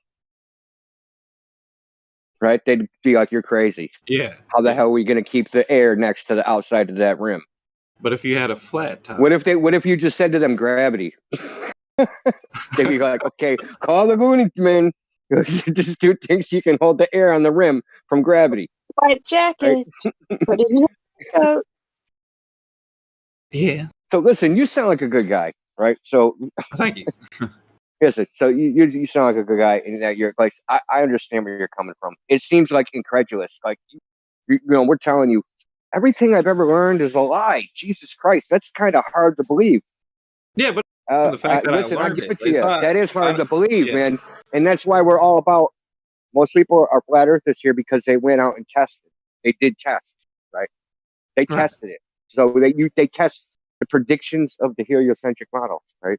They say you should only be able to see X distance. So we go out and test. Can I see further than X distance? The answer is yes. Right? So these are like the best way to demonstrate the best way to prove something to somebody is to demonstrate it, right? Right. So that's undeniable, right? If I demonstrate something to you, it's hard to deny the results of the demonstration. I feel like if like both like being somebody in the middle that doesn't have the knowledge to test either way without somebody giving me that knowledge to test it for myself. I have from my own.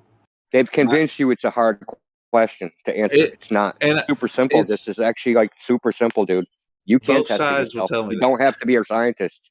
Listen, It's, you don't have to be a scientist to figure this out. I'm trying to tell you That's something, what bro. people who believe in the world being round says too.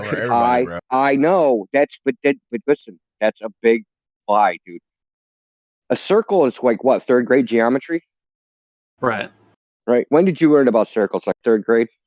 They're trying to tell you that you can't measure the Earth to see if it's this big circle.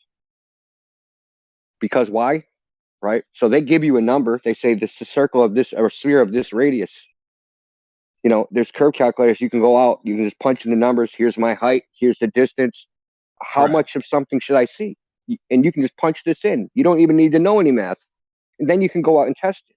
You can test it with a freaking door mirror. You can test it with a flashlight. You can test it with a handheld laser. You can test it all sorts of ways. It's not a complicated question. They've convinced everybody that you need to be super smart to figure it out. And on the other hand, you're dumb if you don't believe it, which blows my mind that this contradiction is floated around. Oh, you're a flat earther? Oh, you're dumb. Oh, but where's your proof of the globe? Oh, I'm not that smart. What? You know, it makes no sense. I don't see it that way. But that's how other people say it. They say you can only figure it out if you're smart. But if you don't believe it, you're stupid. You see that contradiction there? Yeah, but I feel like everybody in every kind of debate, it's always one side or the other. They all, you know, it's like, you know, rap or country, like which is better. Obviously, that's subjective. We don't. Yeah. Here. We're to me, it's subjective because I don't have that empirical evidence. You understand, though? We're empiricists, which means we look for measurements, things we can touch, observe, test. These are things you can physically do. So there's a difference between, you know, being subjective about stuff and saying, "Oh yeah, well, I like country," versus rap. Yeah, but at the same time, this debate, it being like both sides of the debate say they have that empirical evidence. No, we've disproven. No, they don't. They don't. The other side does not claim anything like that.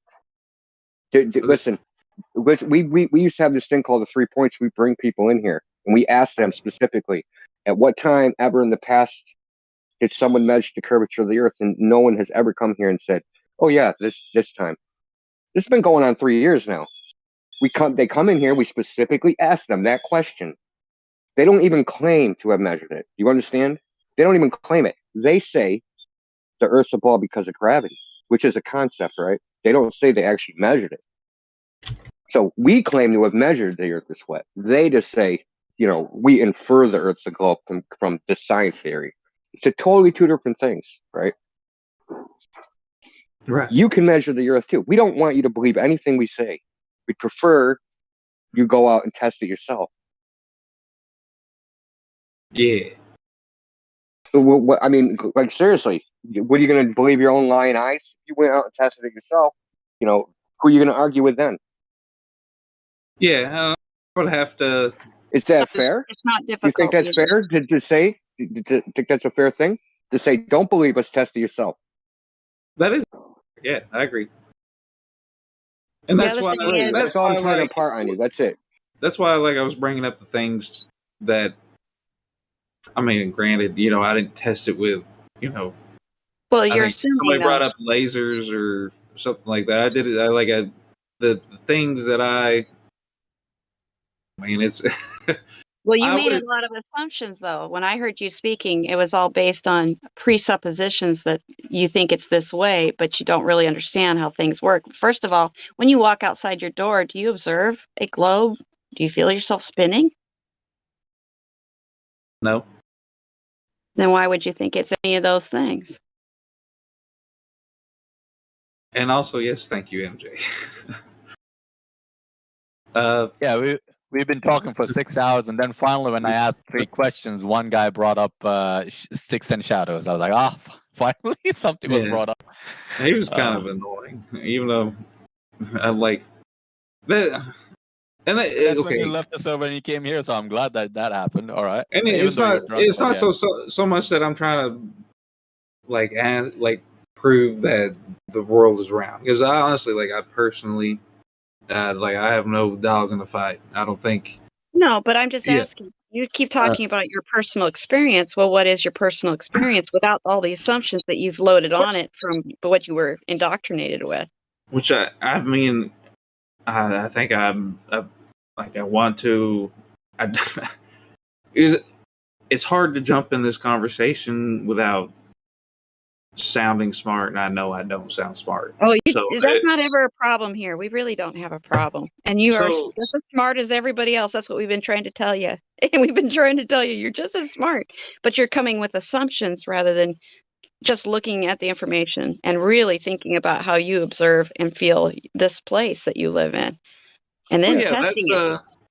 She's asking you if you were born tomorrow, right? Would you reach the conclusion and walk outside, right? You're born tomorrow, you walk outside your door, and would you come to the conclusion or observation of the world that it was round or that you were moving? If I was given an honest answer, I don't think I would think about it. Exactly. You experience is just what you feel and to see, which it appears flat and it appears to not be moving because you feel no movement. So the positive claim is on the side of the globe that there's something different than what you actually have your senses telling you. Yeah, you think something went over an edge, but at the same time, that's just because you don't understand how light works, your eyeball works, how horizons behave, what weather does, even though you do intuitively in a way, but you're not putting it together quite yet. Well, I think that's where I came to because I don't think it was anybody. I don't remember ever having somebody teach. I mean, somebody had to have said, I went to school. We had to talk about, I've seen globes. Maybe that's might be where it came from. But it was never something that I was interested in learning about. I guess is I don't know how to put it. It's like one of those subjects that you've heard, but you didn't really pay attention. But what the thing, when I'm thinking about it, when I think of a larger to a smaller scale, which I understand that there are variables when you go from a flashlight at the top of your room, what light does it cover on the floor kind of situation. Yeah, those small scale you know how your lights work in the fog though versus a clear day. I mean, these are things that if you start putting it together with what you actually experience and know, and then start to just slow down and say, I'm not stupid here. I obviously lived this long. I was able to do this much in my life already. I'm not dumb. I'm just don't understand what's going on. And I've been really heavily indoctrinated. Throw the indoctrination out and start going with your experience and what you can test and measure and then create examples of too. So some of the guys have posted some stuff in the live chat. Have you been looking at any of that? MJ pointed out, I have been drinking tonight, so it's okay. All right. we have a lot. I've been trying to keep up. And it was even if I knew for a fact that the world was flat right now, I do have I have questions still. That it's not so much why to dispute the fact that it's flat, but they're having a flat Earth there are some questions. It's earth shattering. yeah. What is on the other side? You know what I mean? How thick is it? How deep does a flat We can't Earth? tell you more than almost 8 miles is all the farthest they've dug, so we can't tell you much. And would there be a way to? There's a lot of mystery in this place still. They've taken that away from you. You think it's all been answered. It hasn't. Because it sounds like an amazing movie. You're like, what? And they've reached. It's like those I don't know what movie it was, but I do remember seeing I think it was a pirate. It might have been Pirates of the Caribbean, where they reached the end of the world. You know what I'm talking about? Yeah. No, I understand. Yeah, and just I mean, I'm not saying that's where I get my information from or anything. I'm just saying, even in that movie, in that situation, reaching the end of something, and not knowing what's on the other side would leave me like up at night. You know what I'm saying? Well, it should. It drives you to think about other things, more deep things, about why you're here, what's going on. Of course, that's the point of this. That's why they took it away from you. But what if I was to, Snosbach, sorry, can I explain one thing? Earth is not a space pizza, right? It's not a disk in space. So this is the problem, right? Whenever people ask us what's underneath, right? They have this image of Earth that is not what we think it is, right? Right. So when you first get to school, right, they teach you it's a globe, and they tell you, well, and there's a few people that think it's a flying disc in space with the water falling off, right? And this is always the pictures, the images you get when you go onto Google or the mainstream media, right? But this is called a straw man, right? It's not what Earth is. It's not what we think Earth is. So you come here and ask us, well, where is the edge, right? So we don't I claim. don't mean to be this in a mean way or anything. It's just No. But this is where it comes from, right? Because they give you, the mainstream media gives you this image of a flat disk in space with the water falling off. So that is ridiculous. Of course, that is ridiculous. We don't think Earth is a flat disk in space where the water falls off. Right. So then the questions come, what's underneath it? Those questions come from that flat space pizza, right? That's not what we think it is. What I mean, what is it then? We're the basement. Good question. Good question. That's a good question. All we can say is we think we're the basement at this point of whatever plane we're on, topographical plane. And like a lake, does the water flow out of a lake? No. Well, how does water behave? See, these are things you do know intuitively. You just aren't putting it in the context that you need to because you've got this other image, these other images that are disrupting that. And you got to throw those all out. You got to throw them out and start from the beginning. So, like, if I wanted to like answer these questions on my own, like, or like try to find out if we're the basement, you know what I'm saying? And I set out to do that. What would stop me from, you know what I'm saying? Like, if everybody on planet Earth, I was the last person alive, and I set out on a journey. It's not a planet. It's not a planet. Well, yeah, I guess that implies. Yeah. What is? You're assuming again. Well, I mean, I'm so used to calling it a planet. I know. We all slip at times. So it's just Earth. Is there a word it's for Earth? The seas. Okay. You know, you've got water, and you know the behavior of water, and then you know the behaviors of how gas works because you play with it all the time. Like they said, in your tire, in a pop can, a helium balloon. I mean, just all kinds of things that you just need to think about again in actually a simpler way than what they gave you. They gave you a nice story, a real good story, and it's full of imagination that you filled in. You know, that's what it is. You filled it all in, and now it's confusing you because you're trying to put that over the top of what reality probably is and what you can observe, feel, touch, measure, and test for yourself. And there's a lot of things like, you know, like you were saying, like the lake, you know, and you know, the railroad tracks, and like when you look at the ocean, I don't see curves myself. Like all like that, those arguments make sense. They like I can wrap my head. And there's arguments for the other side that you know. No, there's explanations. They have explanations. Yeah. We look at measurements. Empiricism is a different thing. They're going with a story. Empiricism means you measure. So we do things like that, or we go and make long distance observations, or we shoot lasers, or we look for the curvature rate drop over certain distances, and it's not there.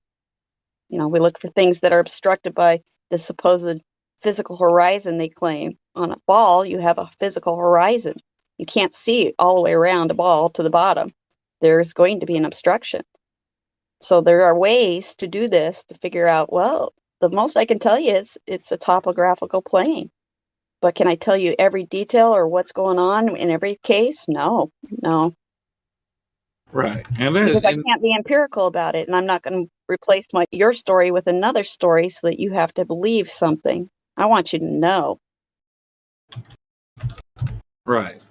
And I have that question of sorry, I'm keeping two conversations in my head. I am very tired and sober and upstart now.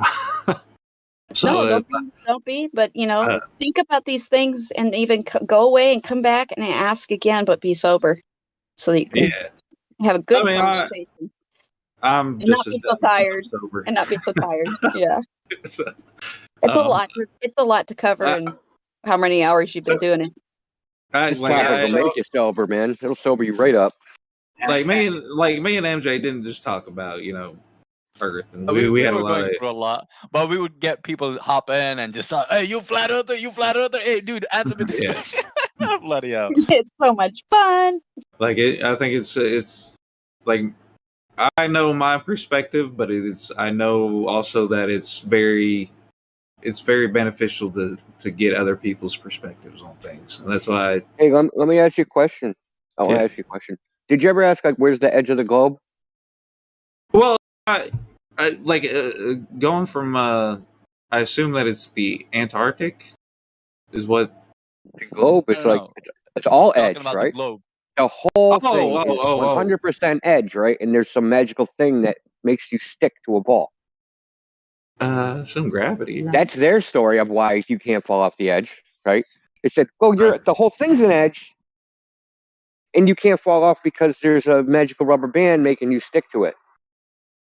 Yeah. That's their story.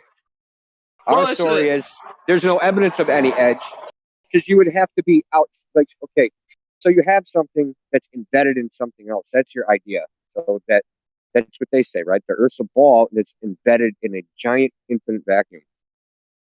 Well, we're saying there is nothing to be embedded in. That the Earth is it. It's not inside of something else. There is nothing else. The way I've always inside of something bigger is it's not. I wouldn't say it was like I think even video games. I remember playing video games where it was like the big thing pulls you towards it. Which great. Like fuck, man. Like just saying Super that Mario Universe or something. Yeah, it's like that's why I assumed we're a lot smaller than Earth, which is why we're being pulled towards it, which is what I thought. So whatever was pulling till 1916, then it stopped to pull. Say what? Sorry, I think whatever was pulling, it was pulling till 1916, and then it stopped to pull. Yeah, I think it's over his head. Yeah, what I mean, he's telling you that Newton's ideas were just proven as not accurate to the model that they have, and so they got rid of Newtonian gravity, and that's what you're thinking is going on. That larger masses attract smaller masses, but actually, that's never been proven. Yeah, I think MJ tried to explain it to me once, but somebody asked me what Newtonian gravity was. Yeah. You know what I'm saying? Bottom line, Snoz, is that you, as an individual, have never experienced the Earth as a ball, right? You've never seen curvature. You never felt or seen the Earth move. The only place that the Earth is presented to you as a ball is on your screen, right? On your telephone, on your TV, or on your computer screen. So that is the only place, right? And that is a story, okay? Because when you go out and outside in nature and try and validate this ball they tell you are on, you will fail because there is no curvature. Right. If you shoot a laser over a large body of water and it just hits the other side, then there is no curvature because the ball necessitates curvature drop over distance. It has to curve away from you at one point, and it just doesn't. And it was never the curving part that made me not think the world was flat. What did I say? It's the light. It's the sun. It's the day That's and night because cycle. you It's replaced what is really happening with your imagination. That was imagination. Again, you didn't use, again, your intuitive sense of how things move in the distance away from you and compress. You were thinking it drops below a physical horizon, which is the claim of the globe. That's what they claim, but we've been able to disprove that radius distance with something called the black swan. right. And if it didn't go past that, I understand the it was the ocean explanation where the air is like the air between me and the sun is like I get less light. Listen, she said black swan example. That example showing that horizon it's 10 times further than that should to be. That has nothing with the light. Well, listen, you weren't here earlier, Sasha, but he's talking about the sun. He thinks the sun, when it goes, thinks it goes beneath the horizon, right? And just like the ball. Yeah. So I showed you that there's another explanation, right? So what we have is two competing explanations. How do we determine which is the correct one? Because either one of them doesn't prove it, right? I can't say, yeah, this proves flat Earth, this proves the globe. So neither one of them proved it. So what do? You do another test to figure out which one is the correct one. So what Roger was saying, take a laser, right? Laser, shine it. So they say the globe is, so okay, I'll give it to you like this way. Take a laser up, you shine it 25 miles. 25 miles away from the source of the laser, that laser should be 440 feet in the air, right? Because the surface of the Earth is supposed to be curving away from the laser beam. Right. Right. So when we have done this test, guess what? It's not 440 feet in the air, 4 feet in the air. Yeah, so this is what we're talking about, empirical measurements. You go out and you just do the test, right? So we have all these explanations from that looking at shit, and then we're interpreting what we see. Does this happen with this? Does this happen with that? So we're leaving the interpretation behind, and we're going with objective measurements. We just go out and we measure to see which is the truth. Yeah. Which actual matter. So these tests have been done, right? So the series of tests, 7 tests, the 2 and then 3 and then 2, all done at separate times. So 25 miles. You do the prediction that the globe says, like I said, 440 feet in the air. You think we can measure 440 feet? Or is there like I can't even measure my dick without doing it like 4 or 5 times. So yeah, well, I'm just saying, is that a distance? Is that too small to measure? Or too small of a distance? 400 to 500 feet, you said? Yeah, 440 feet. Yeah, that's reasonable. Okay, that's reasonable. So when someone says, "Well, the Earth is too big to measure," if you actually do the math, it's not too big to measure. That's just an excuse they tell you why. Like I shouldn't lump you in, but we have people that come in here. They'll say, "We say, hey, we've done these laser measurements," and they say, "Well, the Earth's too big to measure." And then we go, "Okay, so what is the goal predict at 25 miles? How big is that distance? Like, what's the drop?" And they don't know. It's just something they say because it makes because this is what they've been told. Like you're an ant it's like you're an ant on top of a bowling ball or something. You're just too small. So, but when you actually give them the math, because this is their claim, the Earth is a ball of a radius 3,959 miles. This is what they say. So we can go out and test that. And what it says, if I take a laser and I put it 10 feet off the surface of water and I shine it 25 miles away, that laser should be 440 feet in the air. Well, when you actually do this test and you go 25 miles away, the laser's in your eyeball. It's not on top of a 44-story building. It's 4 feet off the 4 feet off the water. So this is how we determine whether the sunset is going around a ball.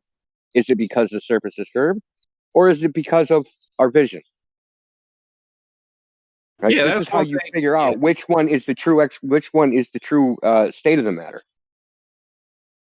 Yeah.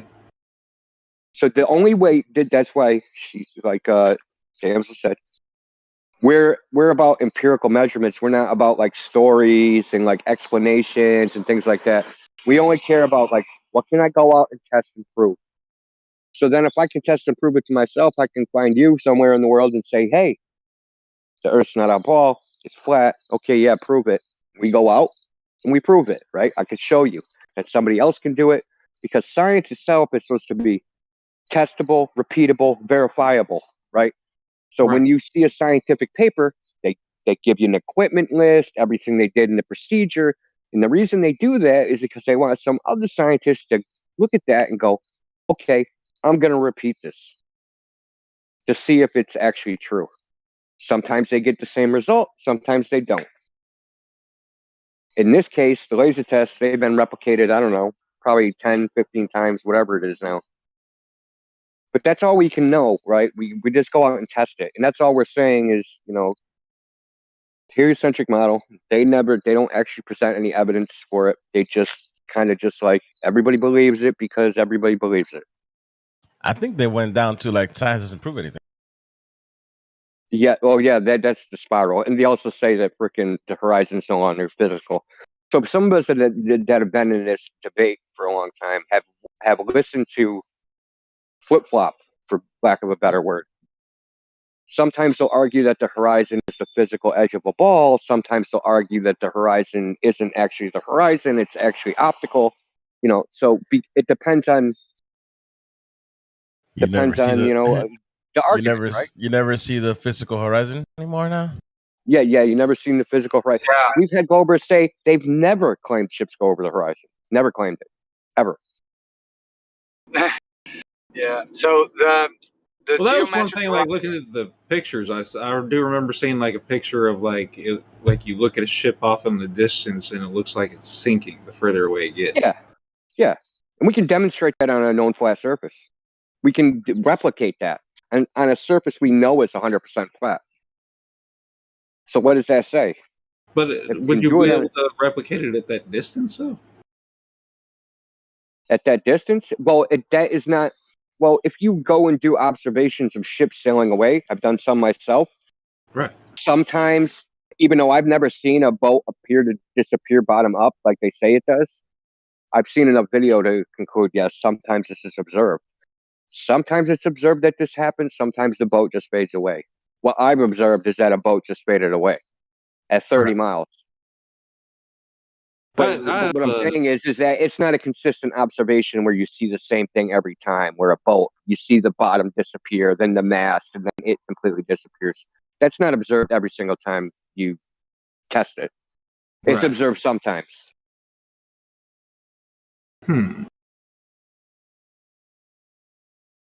Because I live near the ocean, so I went out and there's a website called marinetraffic.com. So they have GPS coordinates of boats. Well, not always GPS coordinates. This particular boat, they track with radar, and it'll tell you where the boat is. So I know where I am, and I know where the boat is. So I filmed it, and I, with my eyes, filmed with a freaking iPhone 4 of all things. Anyway, so the boat got 30 miles away from me, and I could still see it. So I punch into the an earth curve calculator. I don't need to know any math. Formulas are all in there. Punch it in. My elevation above the sea, the distance of the boat, 30 miles. The boat is supposed to be underneath the horizon, 470 feet. But I can still see it. Right? So these are tests I've done myself. I've done this 3 times now. Because, you know, I live in Boston, so I'm right near the ocean. It's nothing to the ocean. That's a...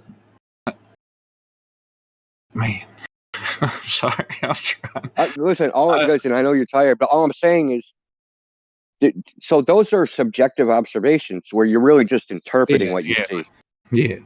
That's why we do think that's, yeah, exactly. And it's, like I said, you can have multiple explanations for one observation. It's just an interpretation.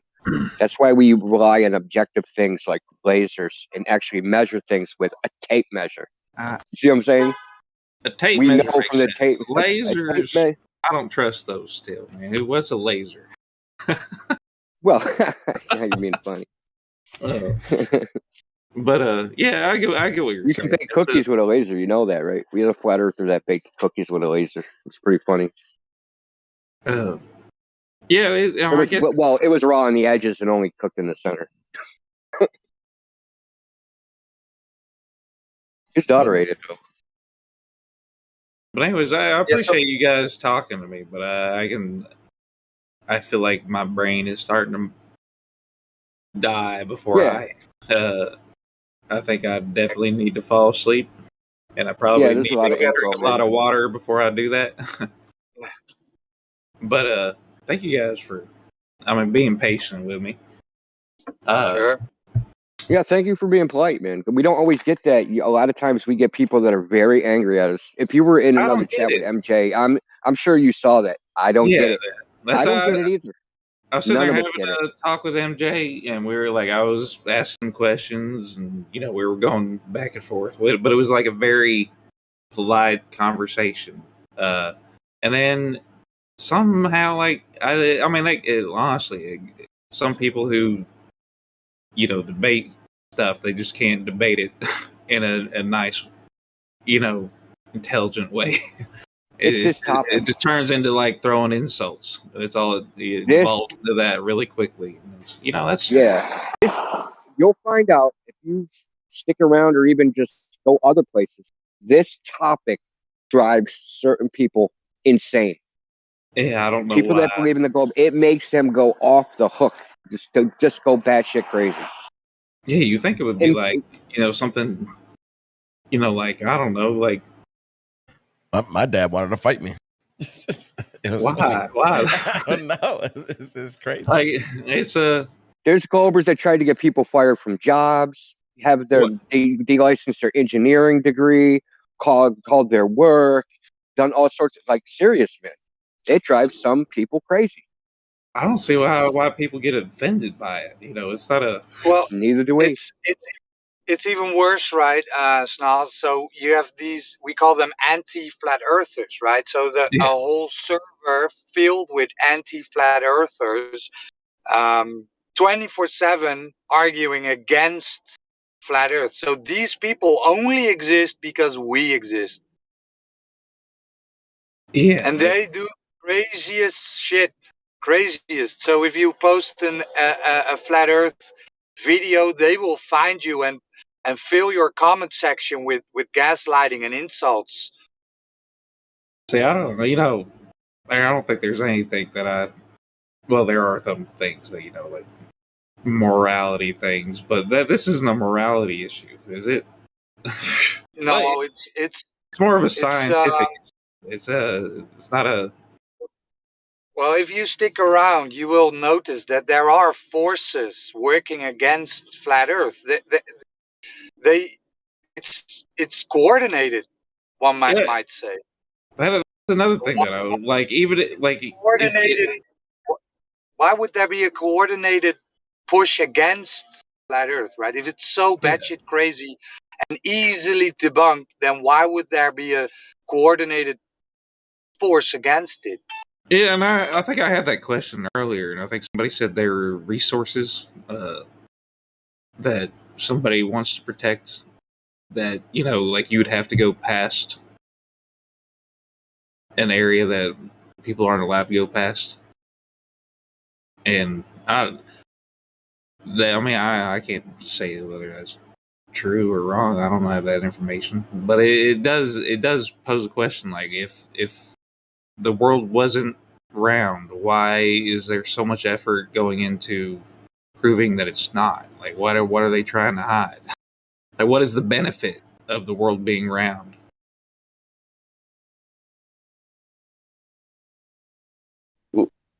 Why is not so simple to prove? Tuck, tuck, tuck, finish. Yeah. I mean, if it's easily provable one way or the other, why is it such a big thing? Ah, man, I that's why I need to go to bed. I can't finish the sentence without my brain turning off for half a second. But anyway, I appreciate you guys talking to me. I feel like the more I start talking, the dumber I'm going to sound. Nah, you're all right, my friend. Yeah, go, man. Go to sleep, man.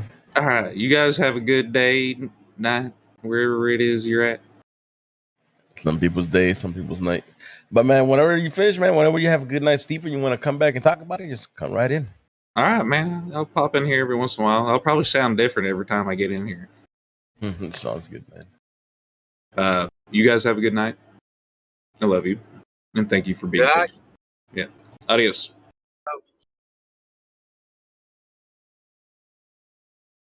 Where did you find that guy, MJ?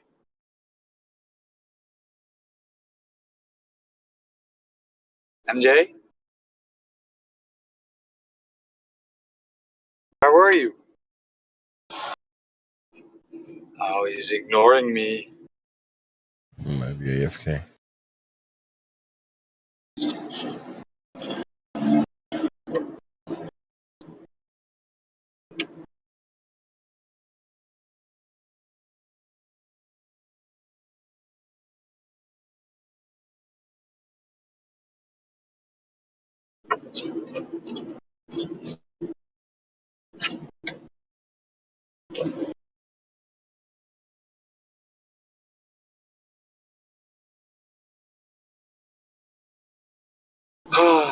Weekends.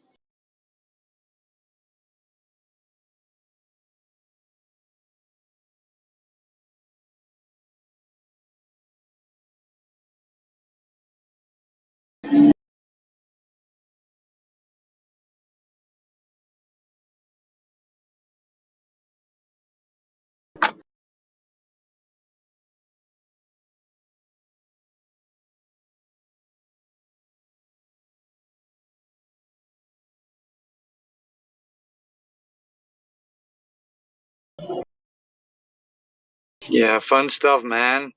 We now need to use our phone to go into restaurants, and they told us, well, 1 November, we're gonna scrape it all, right? No phones.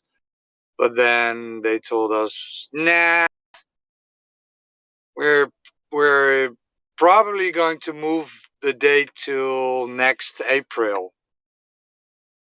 Fun stuff. Wait, so they extended your lockdown? Is that what you're saying, Roger? Oh, it's not a lockdown. It's so when you want to go to a bar, restaurant, nightclub, you need your phone, right, to show your app, and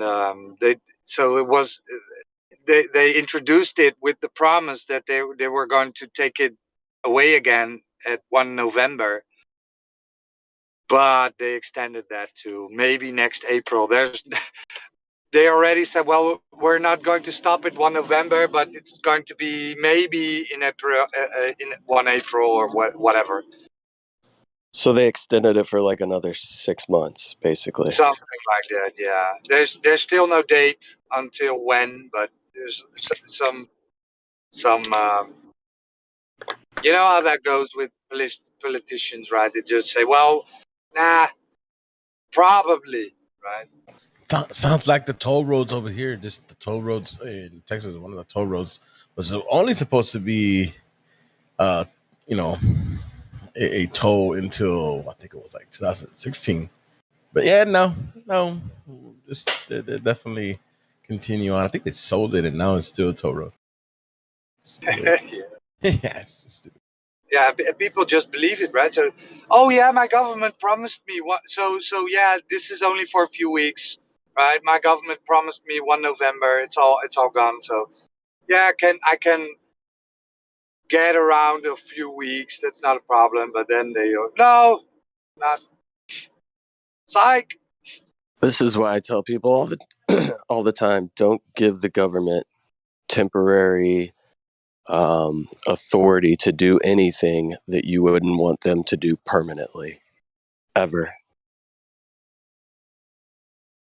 Because you give them an inch, they take a mile. A bit more, yeah. I mean, I want to say the U.S. income tax was instituted as a temporary tax to pay for the war or something like that.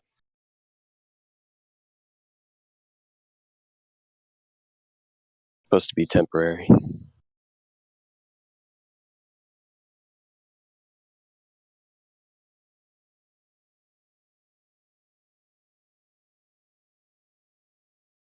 So how are you navigating that, Roger?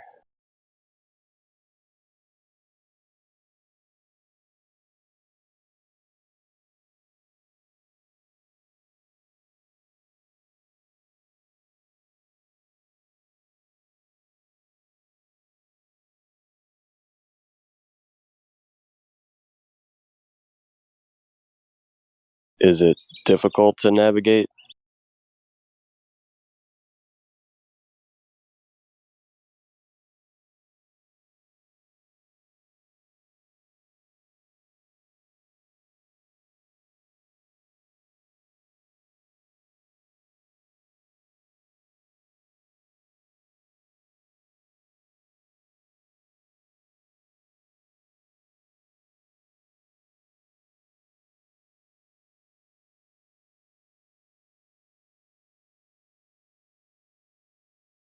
MJ, are you there?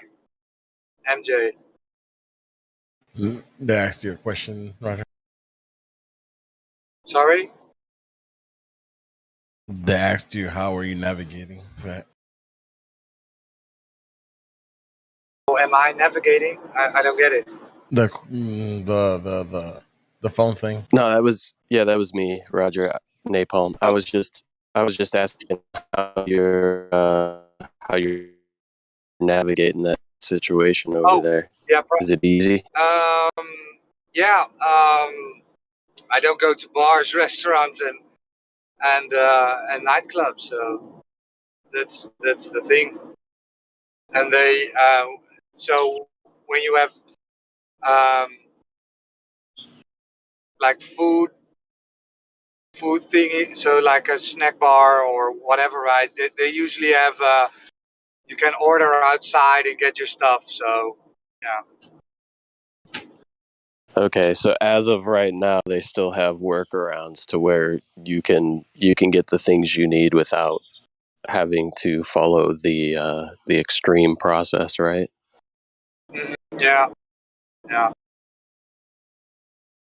Because so it's they still say it's a free choice. So either you take the juice or take a test. So you can still do everything you want, they say. But if you don't want to take the juice or do a test, then you can't go in a bar or in a restaurant. So yeah, that's hopefully. And yeah, I'm not convinced that that is ever going to happen. But hopefully next year they're going to take off the pass, the telephone thing again. But Yeah. I don't know. It's like it's only a matter of time before one, it completely goes away, or two, it gets changed from we gave people enough time and the freedom to choose, but unfortunately we're going to have to make everything mandatory. I mean, I don't know if y'all seen. I don't know if y'all seen this. I seen a video on TikTok that some Asian country, they were forcing people to actually. Wow. They actually broke in somebody's house and put her out. You know, their kids are crying. Took her all the way outside. Sat her down. Put a mask on her. Well, and then jabbed her. I always question some of these videos that get leaked out as to whether they're just put out there as propaganda pieces to scare people into freely complying. You know? Right. Yeah, exactly. The same thought came into my head. It's like you only need a few people that put this on film and then leak it, and then look at this. Yeah, no, I don't want it. I don't want this for my kids, right? So I don't want this trauma for my kids. So better get it, right? Today in Italy, starting green pass for workers. Fun stuff. Yeah, who is not vaccinated cannot come to work, and it will not lose job, but it will not be paid. Wow. Where's that? Italy. Yeah, same in Victoria in Australia today. Yes. Yeah, we had a couple ladies on from Australia last night that were giving a good rundown of all the stuff that's taking place out there. I'm at work for my last night, and then I'm just gonna have to. I just got a mortgage for a house. I'm just like, what the hell am I gonna do now? Shit. Yeah, that's the thing. Unfortunately, most people have played the game, right? So have been saddled with just enough debt that they can't fully pay it all off, and they're kind of at the whim of what regulations are coming down because you've got bills to pay, unfortunately. Yeah, well, I mean, the mortgage aside, like even if I didn't have the mortgage, the rent would have been more than what the mortgage was, which I probably wouldn't have been able to pay. So, should be interesting. Yeah, no, man, I'm not faulting you at that at all, brother, because I'm in the same boat myself. I have a mortgage as well. I think So my plan is to like just work on the house as much as possible, and then hopefully sell that for more than what the house was worth when we bought it for, and then buy another house, and then do the same thing, and then just keep on building things and fixing parts of houses, and then hopefully like rich people that are lazy and can't do anything will just buy the houses for more money than what we paid for it because they can't be bothered doing all the fixing, and then we'll just somehow live. Pretty sure. Yeah, that happens in the U.S. a lot. They call it flipping houses. A lot of people do that to build enough income to where they're basically they've gained enough income from doing that they get a house that they have outright and don't have a mortgage on. Yeah, that's kind of my semi-plan, even though I'm not very handy. Yeah, become handy. I'm in a position where I have a significant amount of income in my home, meaning I owe, a quarter of what my house is worth, because the market's real high. Equity. So you got equity. And it's the hardest part of doing anything right now is convincing my significant other that we have a small window to pull the trigger on getting this equity and transitioning into something where we no longer have the debt obligation. And another hard part of that is finding the right property to where we can buy it outright and it's what we want. So yeah, and where you want it to be and stuff like that. So where do you live, bro? I am in Florida. Yep, cool. Yeah, the market is through the roof where I'm at right now. Have you guys been mandated for the vaccine as well? No. The only things with that is there's a lot of employers that are requiring it to work in offices or go to client sites. Like technically, my employer has an obligation for us to be juiced in order to come into the office or to go to a client site. But fortunately, right now they give us the option to do 100% of our work virtually from home. So there's no real push to do that. My wife's employer is very similar. She's technically based out of an office in another state. And if she was in that state, she would be required to come into the office. But since she was hired on remotely, there's no obligation. And since she doesn't have to go into the office, there's no obligation. So we're fortunate that we're in a position where both of us don't have to make that tough decision, at least not at the moment. Yep. Praise God. I'm a personal care worker, so I'm hoping that I've heard many stories so far of people that are on our national disability insurance scheme, where they have a disability and they receive funding for it for care. That there's a lot of people that will want unvaccinated carers, so then they'll just hire them individually instead of going through employer agencies for care workers. Yeah, so fingers crossed that works out somehow.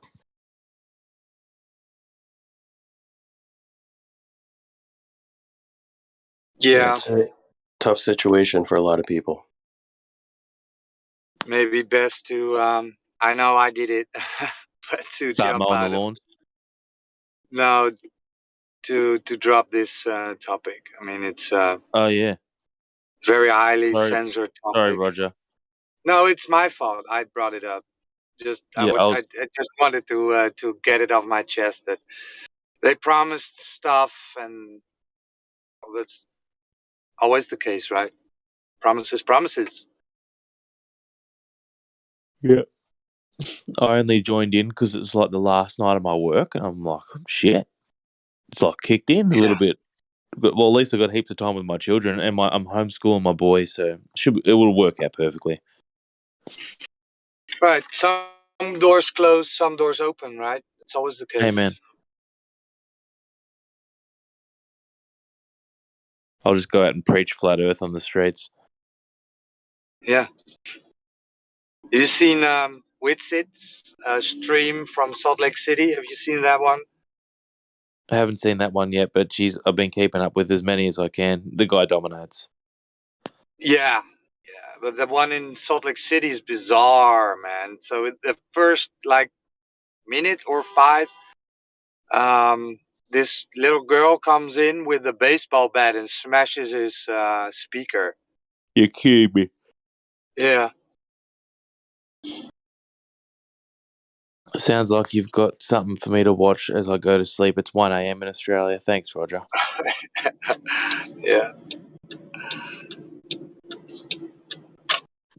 Take care, guys. Yeah, take care, man.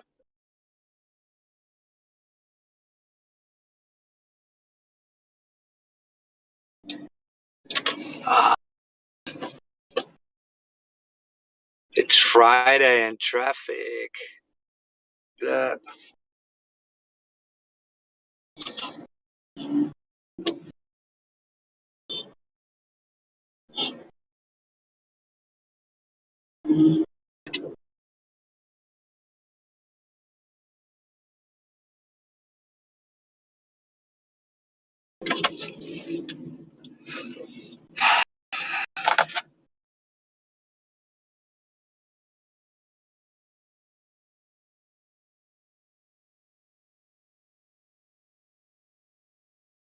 Oh yeah, Jimmy posted it. Yeah.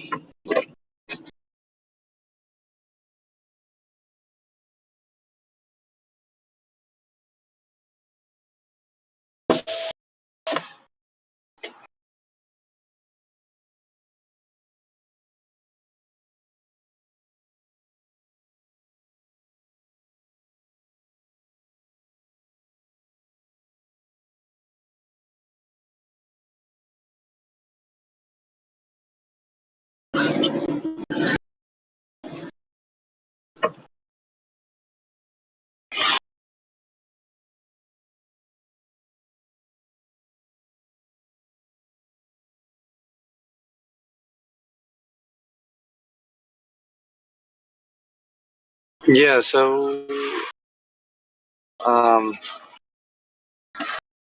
since it's quiet and I see a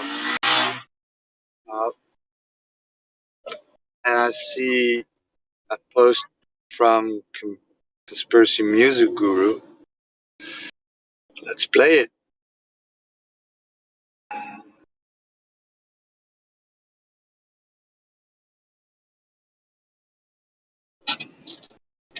The sharing of biased and false news has become all too common on social media. More alarming, some media outlets publish these same fake stories without checking facts first. The sharing of biased and false news has become all too common on social media. More alarming, some media outlets publish these same fake stories without checking facts first. Unfortunately,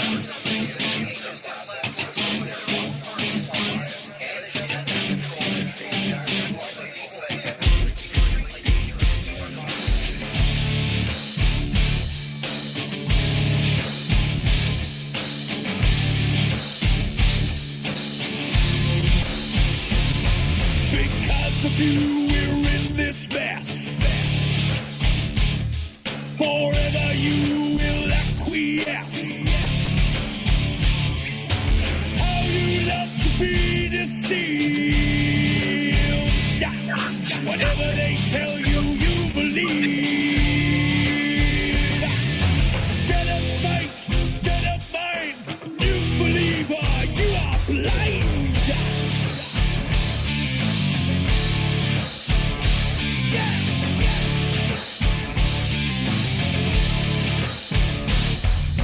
Critical thinker, you are not. Never independent thought. Boxing to your paradigm. Hypnotized with pantomime. Regurgitating all you hear. Spread your terror, spread your fear. Never your mind to be free. Never your eyes will ever see. Lick the blood of tyranny, begging for your slavery. They who have remote control, the TVs know your very soul.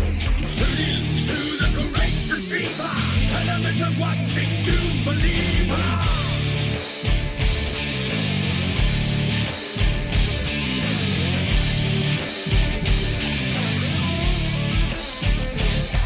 Inject your poison where your mask.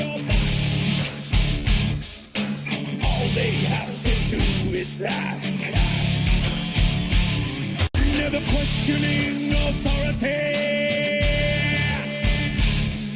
Blindly following like sheep. Yes sir, no sir, free max fool. You television watching fool. Never your mind to be free. Never your eyes will ever see. Lick the blood of tyranny, begging for your slavery. They who have remote control, the TVs know your very soul. Tune into the great deceiver, television watching news believer. This is extremely dangerous to our democracy. Extremely dangerous to our democracy. This is extremely dangerous to our democracy. This is extremely dangerous to our democracy. This is extremely dangerous to our democracy. This is extremely dangerous to our democracy. In their world forever locked. Into their world forever boxed. Reality you leave behind. A prisoner of your own mind. Forever you will be deceived, never ever to be free. Never your mind to be free. Never your eyes will ever see. Lick the blood of tyranny, begging for your slavery. They who have remote control, the TVs know your very soul. Tune into the great deceiver, television watching news believer. Never your mind to be free. Never your eyes will ever see. Lick the blood of tyranny, begging for your slavery. They who have remote control, the TVs know your very soul. Tune into the great deceiver, television watching news believer. This is extremely dangerous to our democracy. This is extremely dangerous to our democracy. This is extremely dangerous to our democracy. This is extremely dangerous to our democracy. This is extremely dangerous to our democracy. Extremely dangerous. Welcome, Senpai Lake. We're just playing a song. Saw you come in. What's up? Senpai Lake? How are you doing?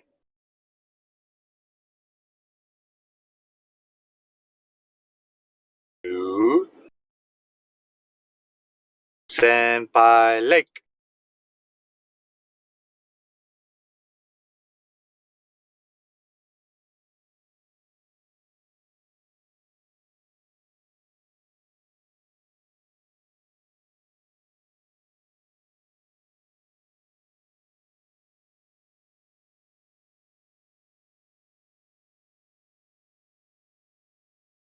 If the Earth was a ball with a radius of 3959, then every distance to the horizon cannot be further than 1.225 times the square root of the observer height in feet.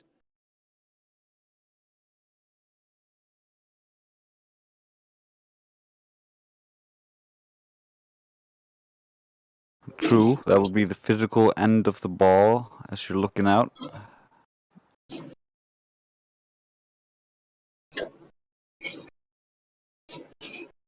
Yet this physical barrier, physical line, right, where boats and buildings should get blocked by, is never there at the required globe geometric limitations.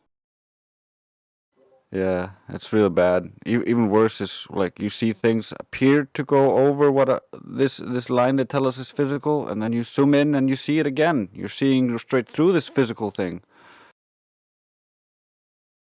Are you saying we can look around corners now? Well, if I'm supposed to believe the globe, yes. Oh.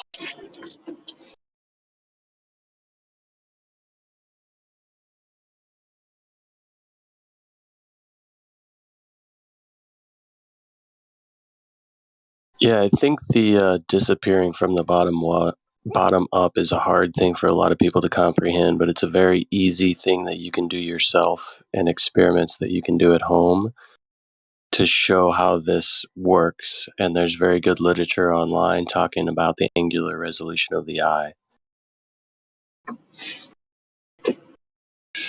They hijacked perspective and called it Earth curve. Yeah. Yeah, if there's newbies that seem to be at least receptive or want some take home work to do, that's one of the things I usually try to tell them is like, hey, there's some stuff that you can do at home that you can test the angular resolution limits of your camera on your phone or your eyes themselves, because that's seeing is believing lots of times, right? So they've got all the math and the equations for the angular resolution, which a lot of people like the math and the equations. And they can go out and physically test it themselves. It's something very simple.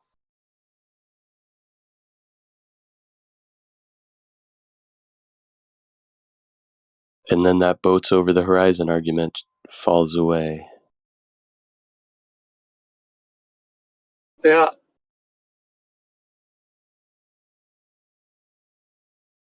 That's been debunked. Like the boats going over horizon is the easiest one to debunk.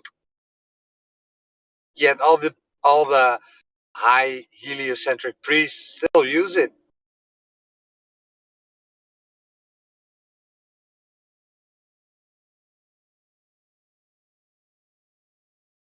Yeah, it's a good simple one that literally anybody can do. You need $0.00 as long as you have like a cell phone, or you don't even need that. You can do it yourself if you lay down on the ground and have a very large building. Use things that are already within the store. You don't need to buy anything to move the objects further and closer away to you and see how they slowly disappear, or your eye is not able to resolve them from the smallest angle, which is the bottom.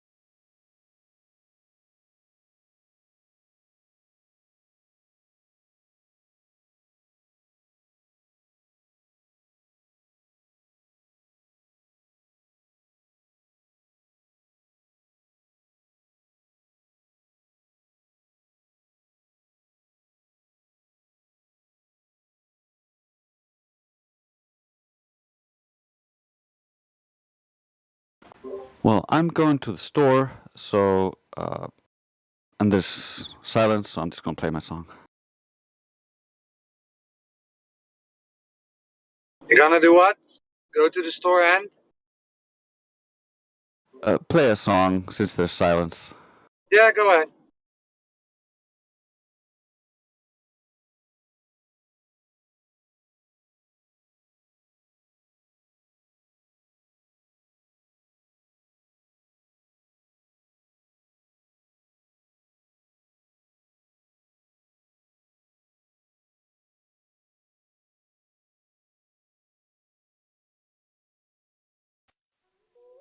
Trace, love, wisdom, harmony. Greetings and salutation. Thank you for your participation. We share the earth in cohabitation. It's time for some in-depth communication. Now, let me tell you the situation about the flat earth revelation. But first, some rules for preservation of your reputation. We don't accept sophistry or fallacious argumentation, faulty generalization, flawed misrepresentation, needless equivocation, endless misinterpretation, baseless affirmation, or model reification, to name a few. That's not sophistication, it's sophistry or obfuscation, the cause of mental retardation, causing the need for special education. To stop the self-annihilation before the gamma radiation leads to more humiliation. Just skip the frustration. The globe deserves no dedication. It lives on indoctrination, repeated incorrect memorization, or base regurgitation of debunked theorization without substantiation. A parroting fixation, not actually education. A faulty emulation for mental domination with fallacious incantation and false information. Don't believe the visualization, accepting the globe installation to media inundation and diabolical machination. We support no such flawed imagination. We support application over theorization, real measurement over derived calculation, empirical observation over imagined correlation. Just forget the animation. This is the globe cancellation. No amount of rationalization can bring enough justification for this abomination. This backwards postulation of fundamental entropy violation. There would be an equalization and gas evacuation that would lead to asphyxiation and globe deflation. Regardless of the gradient summation, it is within expectation. More gas with evaporation and vaporization, less gas with condensation and precipitation. I can show you a citation, one of the many facets of creation. A solid flat earth foundation, how the globe fails examination. Have you heard of falsification or scientific verification? Do you really need elaboration? You saw a curve, a hallucination, or lens manipulation. What you see, a manifestation in your mind's eye, an interpretation through light localization of solar radiation. All light has attenuation or light limitation. It's an oscillation or perturbation subject to magnification and polarization and much experimentation. That's it, a globe decimation. It just doesn't fit observation. They want you to believe in undetectable gyration with 1,000 mile/hour rotation. Yet we see no deviation, it's lacking validation. And mass on mass acceleration, an incorrect postulation, the down vector an average approximation, an assimilation of inverted flotation, a needless complication, the latest globe iteration maintained with medication or complete lack of maturation and non-stop masturbation. But I forgive you. You're a victim of a psychological operation.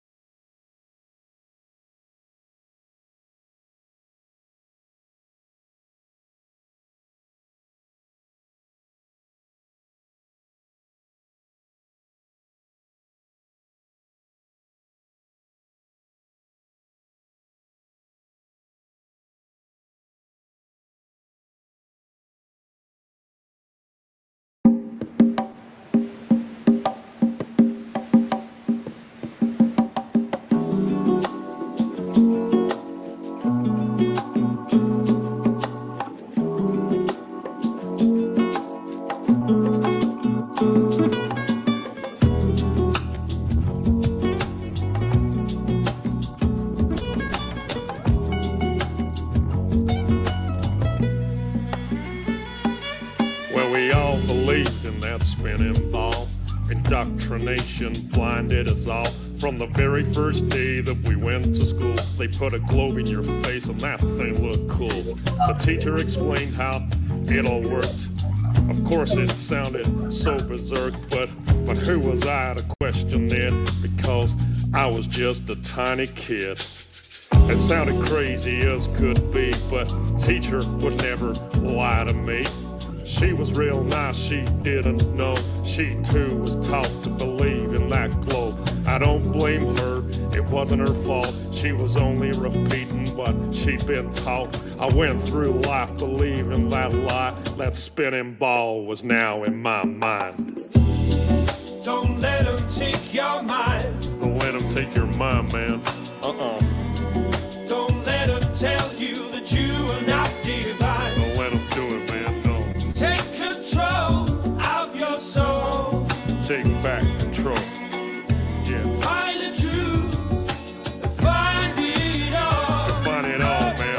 Yeah. Don't believe their lies. Don't believe it, man. Let them take your mind. Don't let them take your mind, man. Alright, man, listen up. So I'm hurling through space on a road to nowhere. So I live my life without a care, cause I was taught that there ain't no creator. That's what I was told from my educator. So I live my life so selfishly, there ain't gonna be no hell for me. I'll do what I want with no care for others, with no respect for my brothers. Until one day when I woke up and I drank some truth with my coffee cup. I learned that things ain't what they seem. This so-called reality is just a dream. There's deception everywhere that I look. The news, the TV, and in my school books. And pretty soon I'll realize that everything's just a pack of lies, man. Don't let them take your mind. Don't let them take your mind, man. Don't let them tell you that you are not divine. Don't let them do it, man. Don't. Take control of your soul. Take back control. Yeah. Find the truth. Find it all. Find it all, man. Yeah. Don't believe their lies. Don't believe it, man. Let them take your mind. Let them take your mind, man. Yeah, man. It's deception on a biblical level. It's orchestrated by the devil. Many think that hate don't exist, but that's what he wants, that's one of his tricks. But I found out that dude's real, and I'll tell you, man, that's a bitter pill. So I questioned everything I was told. I had to question that spinning globe. I had to relearn it all again and get some truth inside this brain. And pretty soon I realized that the globe I was taught was a pack of lies. So I studied as hard as can be. I found the flat earth conspiracy. Man, it hit me like a ton of bricks. The globe I was taught was a devil's trick. Don't let them take your mind. Don't let them take your mind, man. Don't let them tell you that you are not divine. Don't let them do it, man. Don't. Take control of your soul. Take back control. Yeah. Find the truth. Find it all. Find it all, man. Yeah. Don't believe their lies. Don't believe it, man. Let them take your mind. Let them take your mind, man. I started to connect the dots, and I'm telling you, man, there are lots. I soon realized that the earth was flat. It's not a belief, man, it's a fact. And once I found out that reality, well, it did a funny thing to me. For a while there, I was pretty shocked, but now I know that there is a God. And once you get to that point of understanding, and once you know there ain't no moon landing, and once you know that space is fake, you view your life with a different take. It ain't just random chance that we're here. We ain't living on no stupid sphere. It ain't some ridiculous spinning ball. The earth is flat, and God created it all. Don't let them take your mind. Don't let them take your mind, man. Don't let them tell you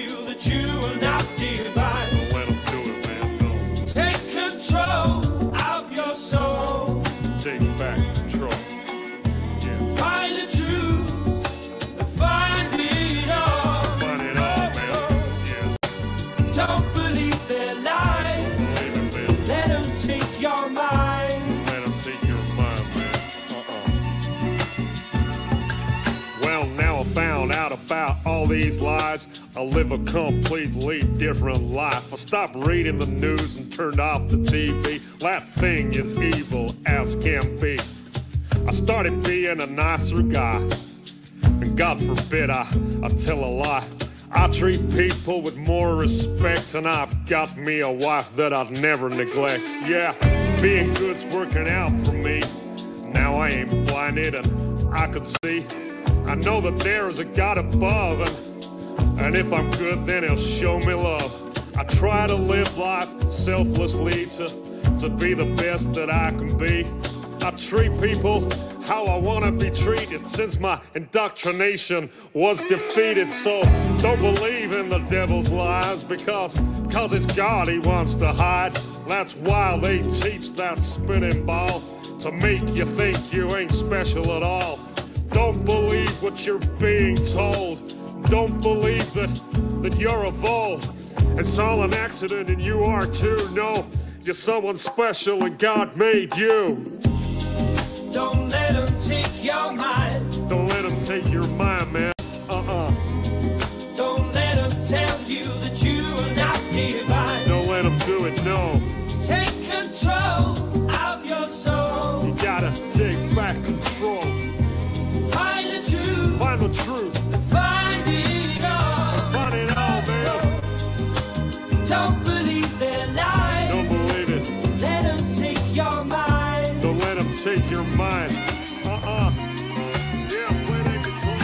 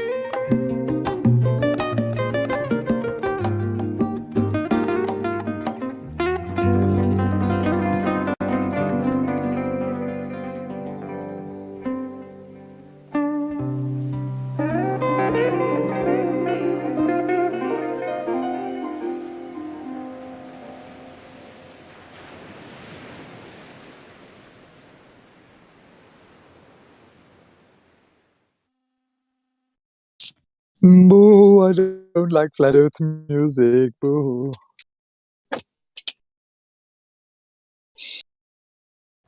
Can I hear some Globe Earth music? That's better than any of this.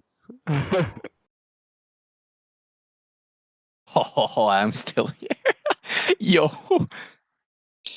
Yo, MJ, where did you find that guy? You're MJ. talking about the drunk dude? Snoz, whatever. Snoz, thank God. Oh my God, I Yeah. forgot his name. Sorry. Yeah. Basically, Redford and Cyrus, they invited me to go Okay. to that server named, what's it called?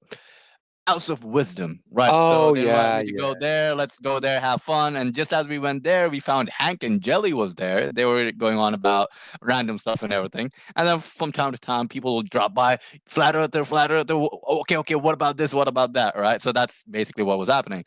So I entered that room.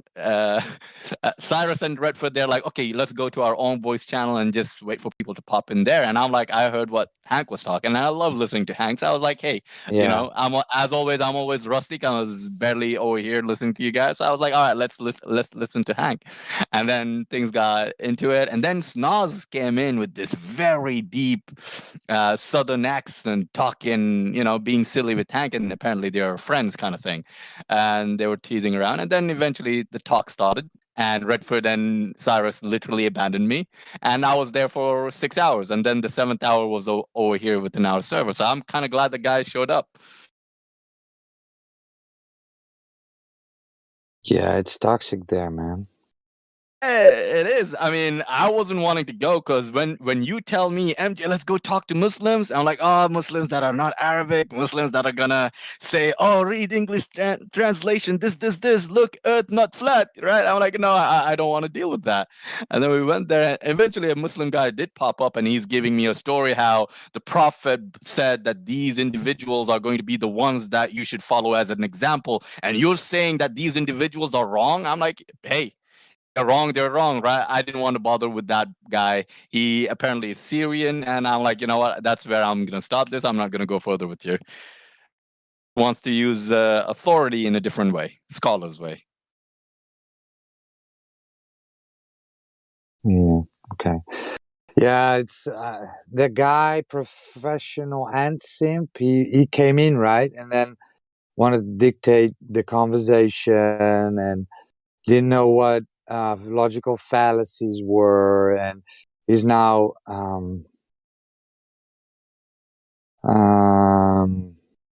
doing other stuff. I mean, I had two individuals in the end show up. What were their names? Let me double check if they're there over there. Nope. One's name was George something, and then the other's name was major in economics major, I think, something like that. Came in, they were questioning about, they went with the eclipses, and after the eclipse, what was he wanting to talk about? Oh, the attenuation, and then he wanted to go about, he said, first time ship disappears bottom up, there's the physical curvature. I'm like, cool. So now when you bring a P900 and P1000 and you zoom in, what's happening here? I'm like, oh, it's just because you're. They're literally ignoring the fact that you are suddenly the curvature is disappearing and you're able to see the lower part of the ship. And then he just jumps to the second point, which is, oh yeah, eventually the ship goes away and again the curvature shows up. I'm like, okay, what happened to the first curvature? Wasn't it physical, right? And that's one thing. And then the second thing, they were wanting to go with satellites. I'm like, all right, let's have fun with the satellites. I'm like, all right, does the satellite, the ISS, it's very big, right? So in your point of view, the ISS is a big thing that's falling down at a speed of 18,000 miles per hour. It's on a constant thing. It's always falling. Therefore, there's now, if you look up on Google, there's about 3,200 satellites that's in orbit, right? So all of them, I don't know, is everything 18,000 miles per hour? I don't know, but at least the satellite, which is a big one, the ISS, the big one, is falling down 18,000 miles per hour, right? So now, how come for 20 years it's never gotten hit or any dent? And do you see how fragile the ISS is? The freaking plane, if a bird hits the plane, the whole plane, the whole beak of the plane is going to go off. So what's happening over here? They wouldn't answer that. They just kept on running around there. I'm like, hey, I'm just having fun with you. At least try and answer over here. Irrelevant. We were trying to talk about something. All right, fine. It was funny. And both of them were banned from this server. I was like, hey, if you want to come in, I will remove your ban and let's talk about it, right? Let's go and talk into the server where everything's going to be recorded.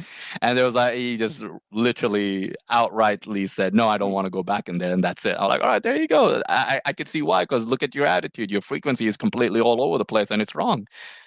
Respect. I mean, Snaz over here actually started defending, and I'm like, oh, there you go. Okay, at least a gentleman.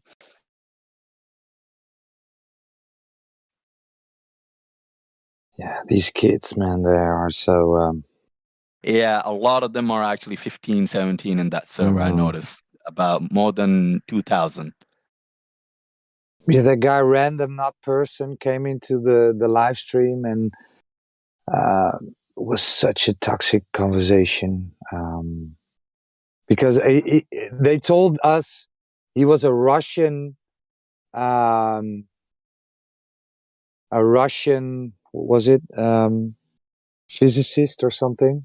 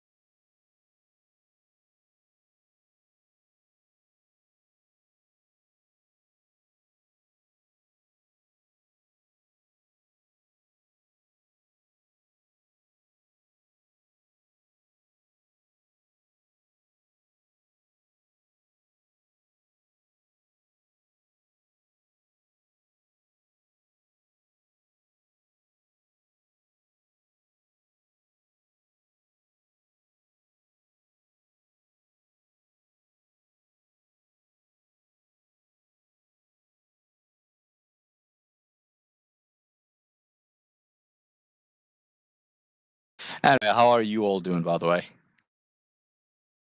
Yeah, fine. Finally home. Good. Blood's all pumped up. Got to do 4 sets of runs, 25 minutes again later on. It's getting all the veins, the blood flow flowing. Really, really want to kill it this Saturday.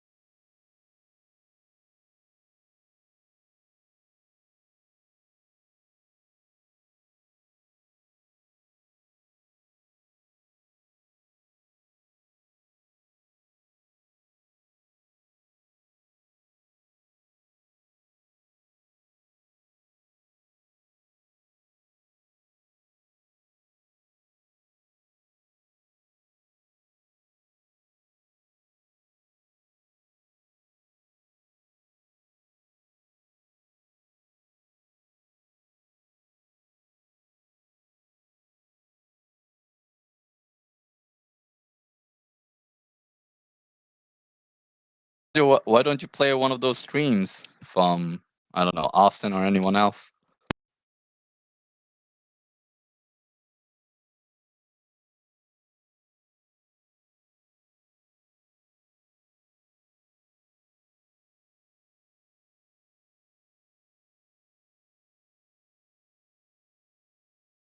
Yeah, 1 sec.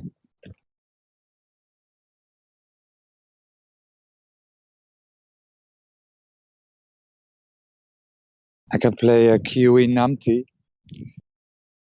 Latest one. Go ahead.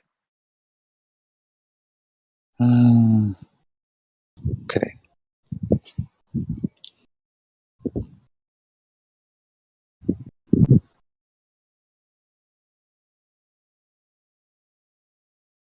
Here we go.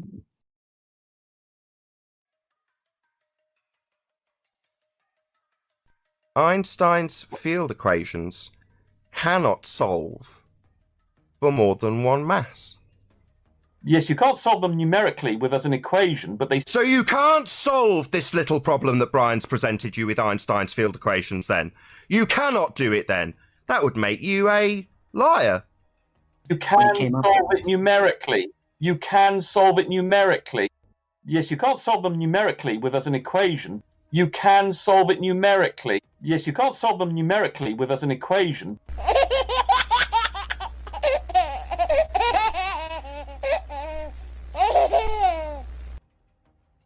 Ladies and gentlemen of the jury, I present Beavis and Butthead. But that's what gives you. That's what the GPS gives you. It gives you your elevation with respect to this, not the center of the Earth, which some people say. Some people? You mean like you? Because the definition of elevation on a globe model is the distance from the center of the Earth.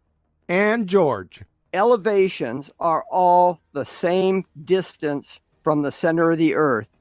Yes, he then tries to make a point that some people have said that elevation is relative to the center of the Earth. Yeah, you. Because the definition of elevation on a globe model is the distance from the center of the Earth. And George. Elevations are all the same distance from the center of the Earth. It's all relative to this geoid, which does include the bulge, and that's what we mean by elevation. It's not relative to the center of the Earth. When we talk about elevation, it's relative to the ellipsoid. Because the definition of elevation on a globe model is the distance from the center of the Earth. Elevations are all the same distance from the center of the Earth. It's all relative to this geoid, which does include the bulge, and that's what we mean by elevation. It's not relative to the center of the Earth. When we talk about elevation, it's relative to the ellipsoid. Because the definition of elevation on a globe model is the distance from the center of the Earth. And that's what we mean by elevation. It's not relative to the center of the Earth. Out of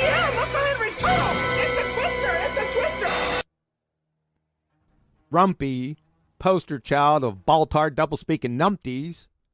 No one claims the geometric horizon is where the apparent horizon is when... Sorry, we've only got one horizon. We don't have two horizons. We don't have an apparent horizon and a geometric horizon. We just have a horizon. It's just not geometric! Correct. Calling all cars, calling all cars. We have Numpty dipshit. all cars, please assist. All cars, please assist.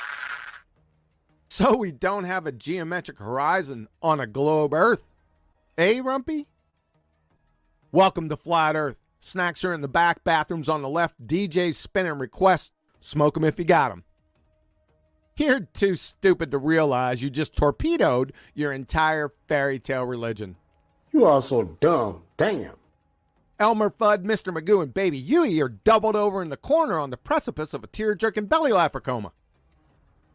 Folks, this is tantamount to a Marxist denying that the abolition of private property was ever a tenet of communism, and the Roman Catholic Church saying, "Marry who?"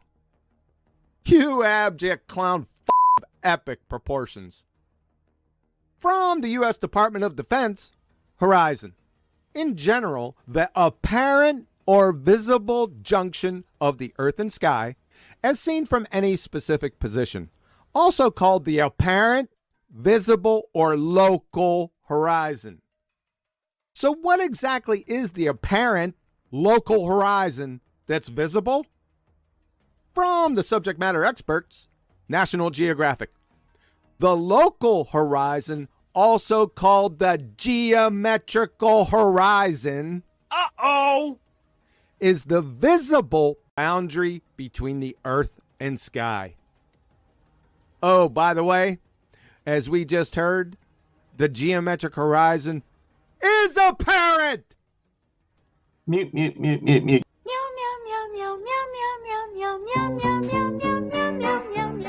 Yeah, well then, welcome to Flat Earth. Your model of a sphere Earth requires a geometric horizon to obscure things in the distance, for boats to go over, and to bend at altitude. If you are now disclaiming that we do not have a geometric horizon, then we don't have Earth curve geometry. I told you 2.5 years ago how this worked, and you didn't remember. You've just made it plain we don't have a geometric horizon. So what geometric position, moron? You don't have one! We do, we do.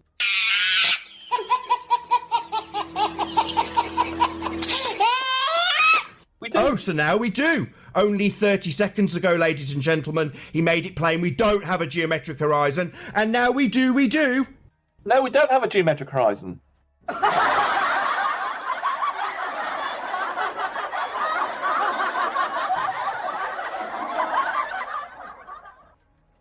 The fact that this flip-flopping retard rumpus has gone from it being geometric as a necessity, as per your model, to us not having a geometric horizon, and we never have, to now it being geometric again.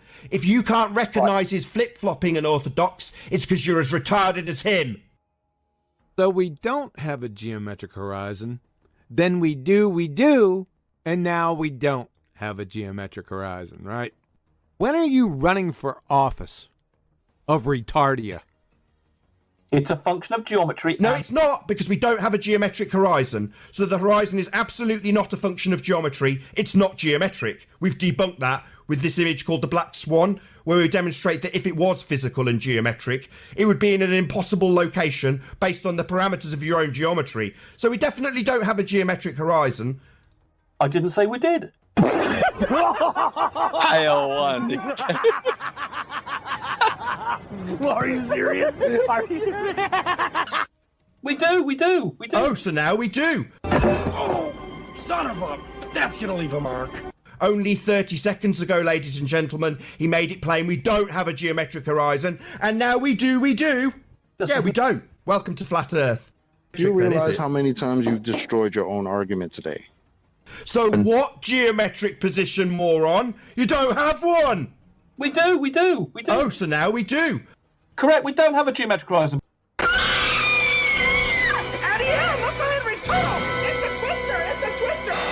So what geometric position, moron? You don't have one! We do. Oh, so now we do. Correct, we don't have a geometric horizon. Oh, yeah. Mute.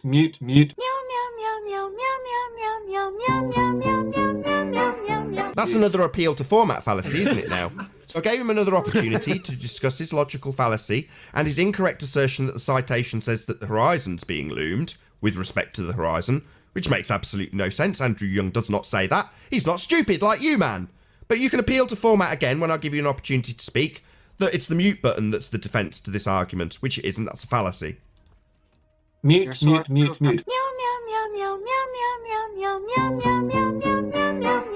Yes, third time in a row. Appeal to format. Yeah, I'm muting you so you don't get to talk through the devastating argument, as you normally do. We all know that. You claiming appeal to format is just going to appeal to the retards like yourself. You go, yeah, he muted him. Yet you could hear him, audience. Every time you heard him was an opportunity for him to address the fact he claimed looming explains the horizon looming. When Andrew Young, his citation, does not say that. He doesn't say the horizon's moving with respect to the horizon. That's nonsense. Let's see if he appeals to the format again when I give him a chance to address that. Mute.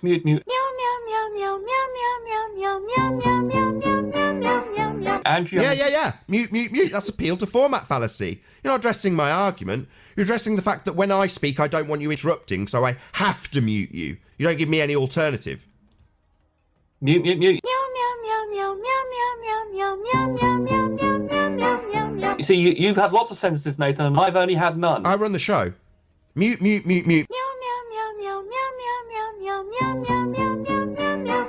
Mute is an appeal to format fallacy. You're never going to address your fallacious use of reasoning when addressing your incorrect citation from Andrew Young. Though we have Mr. Air is not the atmosphere and the second law doesn't apply to the Earth, 17 March 2020, performing his best impression of George Musser. You understand they don't exist? He's trying to. The horizontal ray paradox he's talking about is, in fact, quite difficult conceptually to cope with. And obviously, you being stupid, obviously will have no chance. So he's trying to simplify it for people like you who don't understand how light rays work. The point is, ray tracing is used all the time in games and in simulations, and it works. The fact that he uses the word ray is different from the situation that Andrew Young is talking about. We don't live in a fucking you're game. too stupid to understand the difference. We don't live in a game. The only way to replicate realistic visuals. Sorry, I just want to Rumpus. Do you understand that they're not real? Rays.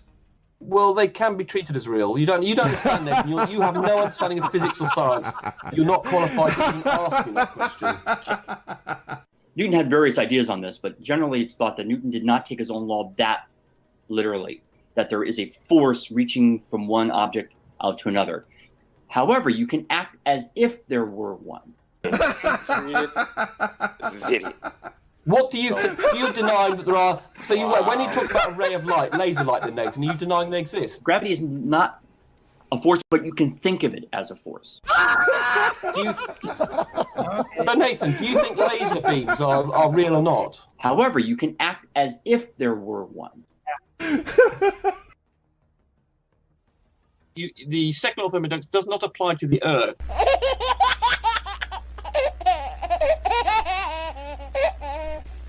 Well, we have you on record saying that. It's just... Where have you got me on record saying that entropy doesn't apply to the Earth? I'd never say such a thing. The second law of thermodynamics does not apply to the Earth.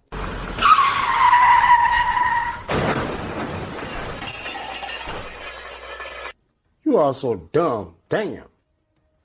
We know the world is rotating, and we know the atmosphere is not rotating very much with respect to the Earth. Therefore, the atmosphere is rotating with the Earth. It's very simple.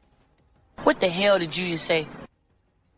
We know the world is rotating, and we know the atmosphere is not rotating very much with respect to the Earth. Therefore, the atmosphere is rotating with the Earth. It's very simple.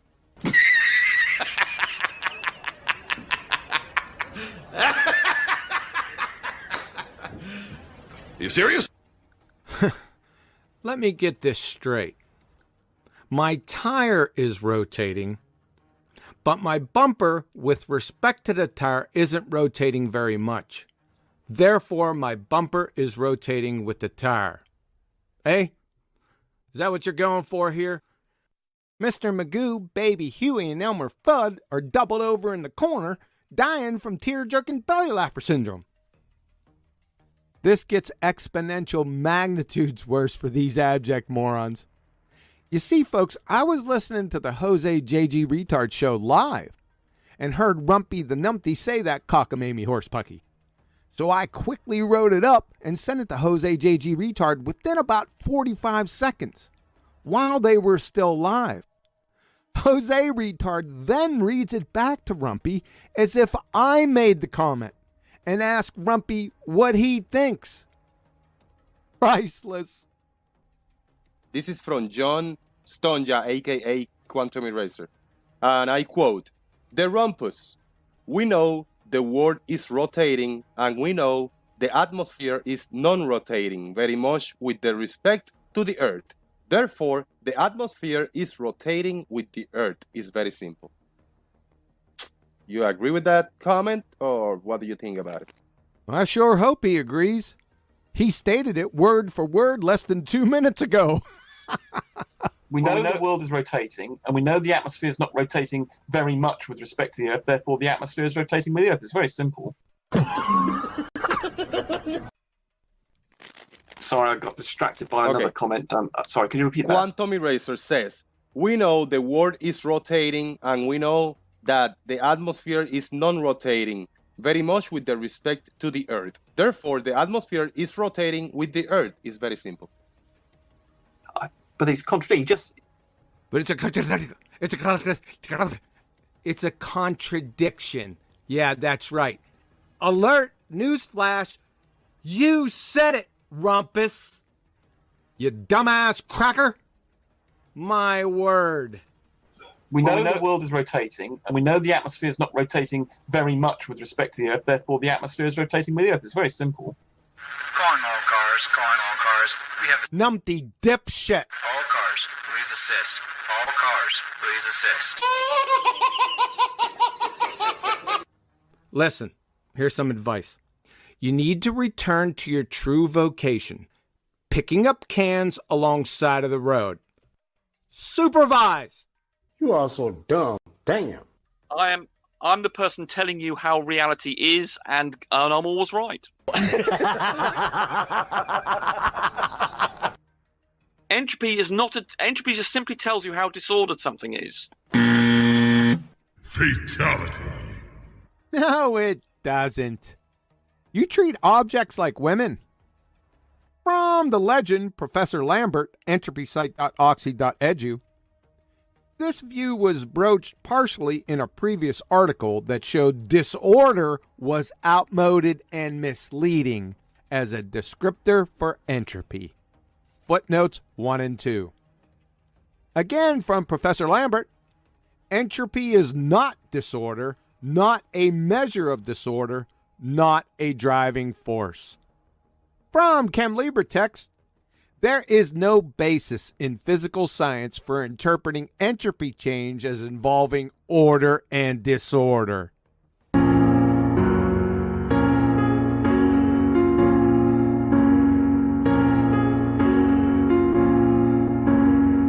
Stating entropy talks about disorder is akin to Max Planck describing the ultraviolet catastrophe as stop, drop, and roll.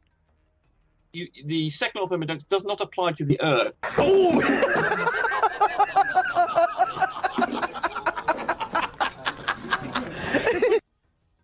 The horizon is not horizontal. The horizon is not nothing to do with horizontal.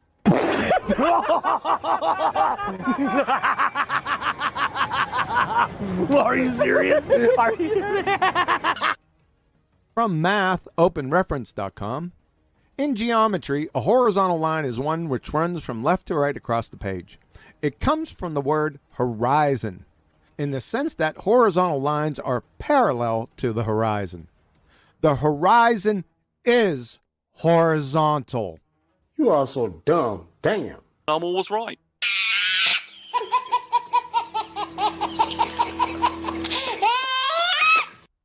to prove something, you have to be able to logically do that by deductive reasoning. Rumpus, you want to start over? Listen, You want let to me start finish. Let me finish. You cannot use deductive reasoning with science. It's all inductive. Fatality.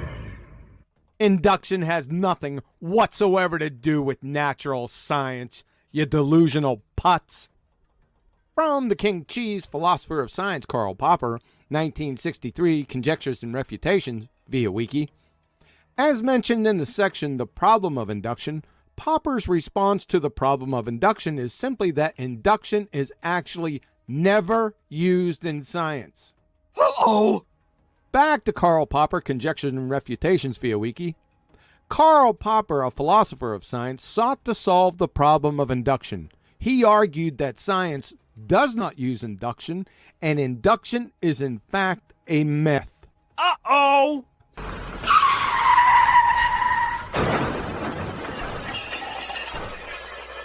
I'm always right. You dumbass. You cannot use deductive reasoning with science. It's all inductive. Get lost, dummy.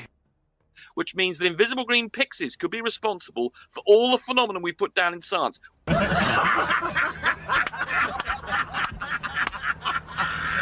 Invisible green pixies. The second law of thermodynamics does not apply to the Earth. Visible green pixies. The second law of thermodynamics does not apply to the Earth. Invisible green pixies.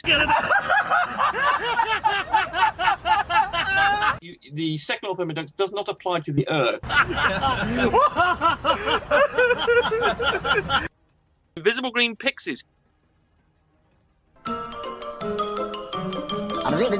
That's all, folks.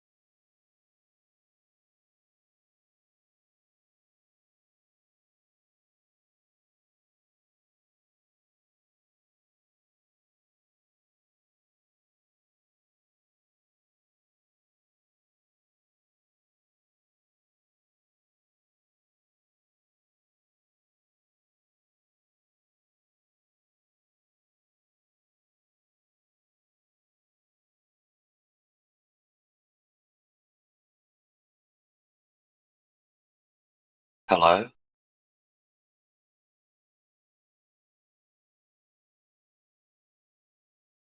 Is everyone asleep?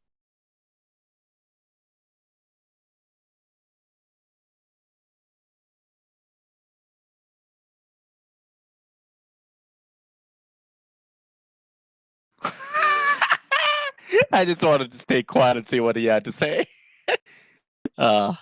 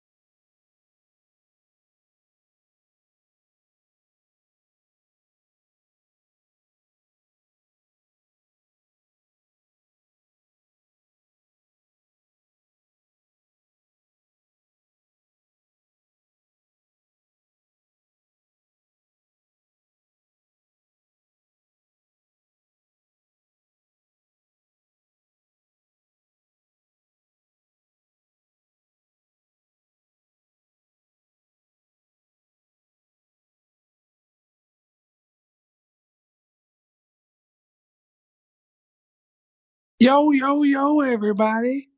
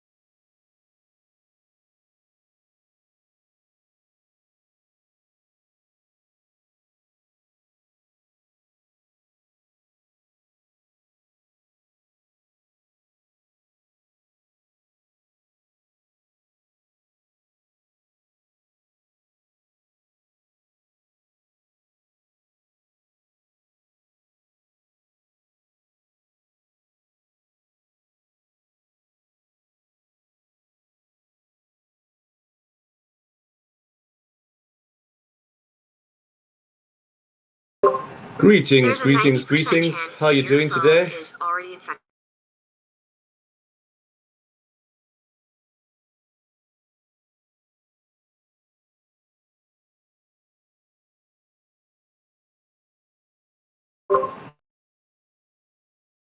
Around here, the Earth is round.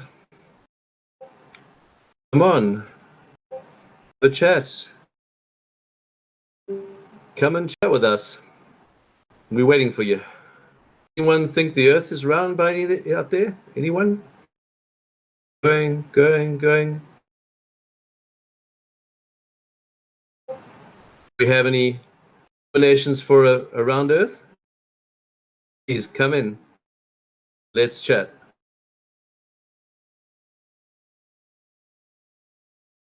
Nobody?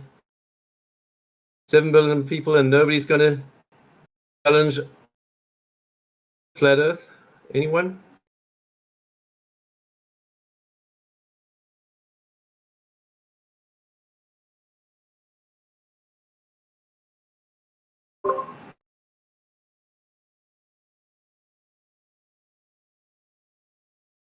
Got 7 billion people running around chasing their own tails.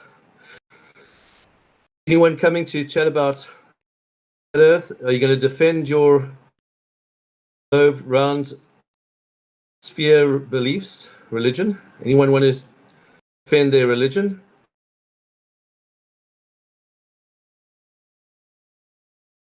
Their global religion? Anybody?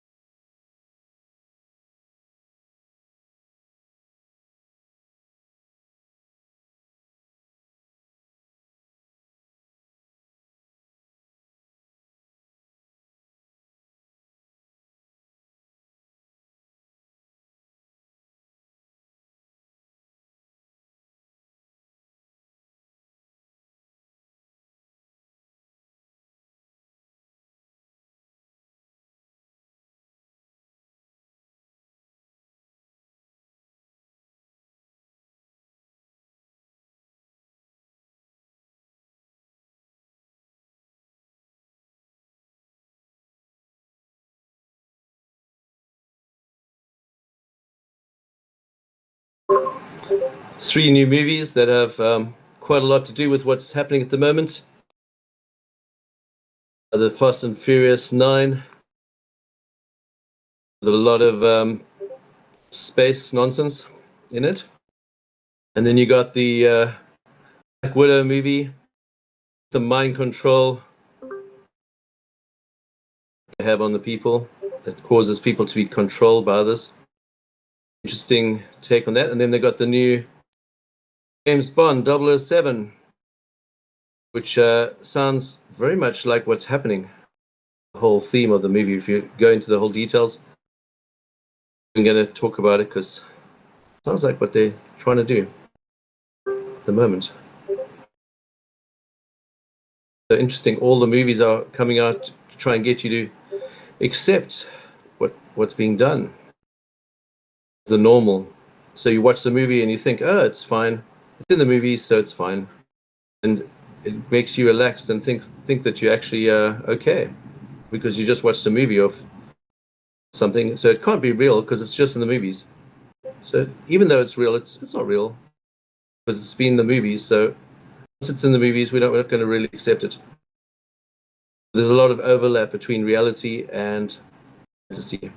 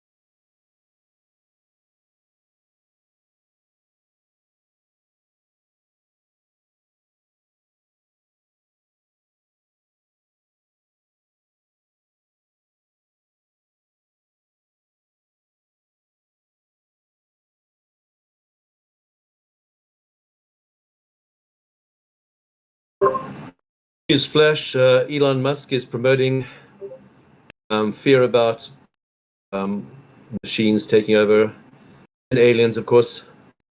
That's all he talks about. So believe anything he says, you're in trouble. But the machines taking over the part is to get you used to it. So you kind of accept it. So you kind of think it's okay because you hear it from him all the time. All in the brainwashing, all in the mind control. Get night tricks 24/7.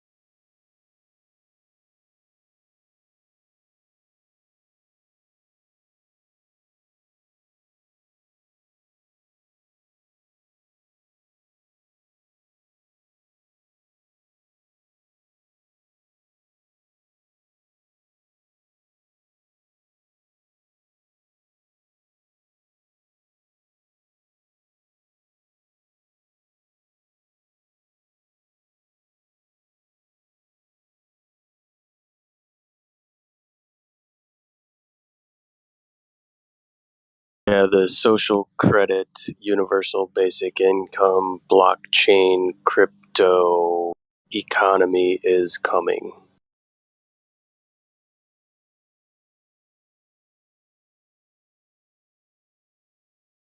Automation and artificial intelligence will be replacing most of the paper pushing jobs that many of us have in the West.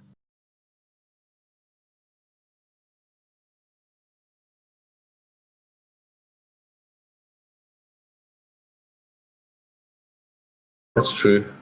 Sorry, just to note on the live stream voice text, there's a jacket there with the same picture with Bezos and Shatner in the same jacket apparently. But if you look at the jacket itself, all the wrinkles are the same on both pictures. They look like they're copies because there's no ways the wrinkles could be exactly the same place. You look at it, they're actually identical. The wrinkles on the top jacket and the bottom jacket.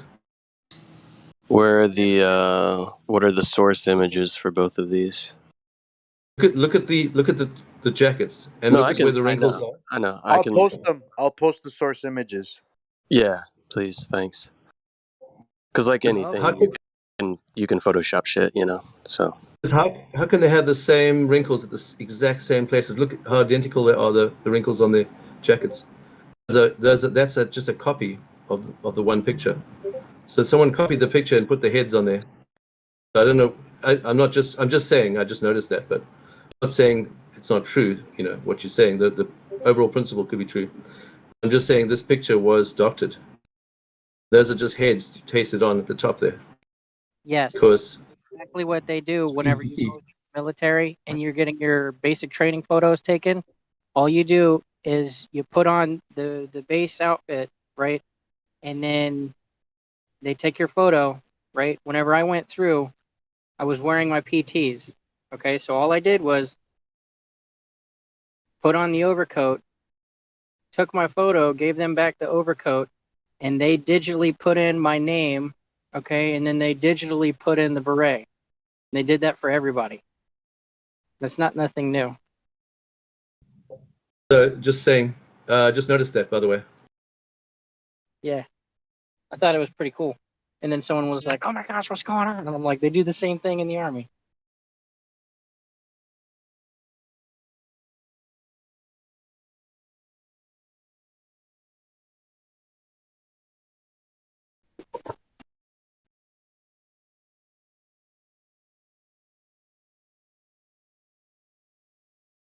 So the truth is, those guys may never have didn't actually wear that jacket ever in their whole lives. They're just a Photoshop. Well, for the photo, they probably didn't wear that specific coat, but they did have the video feed where they were wearing the uniforms. And then Shatner even had a conversation afterwards once they got off of the craft, once it re-landed, and they had the whole interview, and he was talking about how right? He was wearing the suit. Yo, so I posted 4 links there. Each one of those has one of those pictures in there at least. One of them has 2 of those pictures in there. So check them out. And these articles are from like 2 weeks to a month ago, or maybe even longer.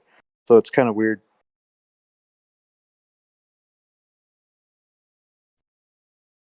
So they had the articles out before they went up? Oh yeah. So this is a controlled narrative, and they have everything done in advance. Everything's put together, and then they just release it at a certain time when they've got a whole narrative for the future as well. They've got it like for years, and they know exactly what day they're going to release what thing exactly on that day. It's all planned, every second of it. They would. By the way, no, never, no. Are you guys seeing the articles? Yeah, I also saw the video with Bezos and Shatner together. It was pretty hilarious because if you read look into body language and stuff like that, Bezos is just so giving him shit the whole time, just not acknowledging what he's saying, just looking away with his snake-like demeanor. It's pretty revealing. And the end on Shatner's face when he just gets ignored is just priceless. Well, it's all those demons inside of him. How does he even keep a straight face, you know? Yeah, so with something like this, with the jackets and whatnot, like, to me, it's just them utilizing for promotional purposes, right? Like, we're going to send Shatner into space. Let's do a promotional thing. Get the images out there. They take a picture that was originally Bezos in the jacket, put Shatner's face on it, just as like a promotional type thing. Stuff like this happens all the time. Yeah, exactly. You could see it kind of in Bezos' demeanor, but it's almost like Shatner came into this thinking, "Oh, he's a fan. He wants to have me with there going to space." But then that didn't happen.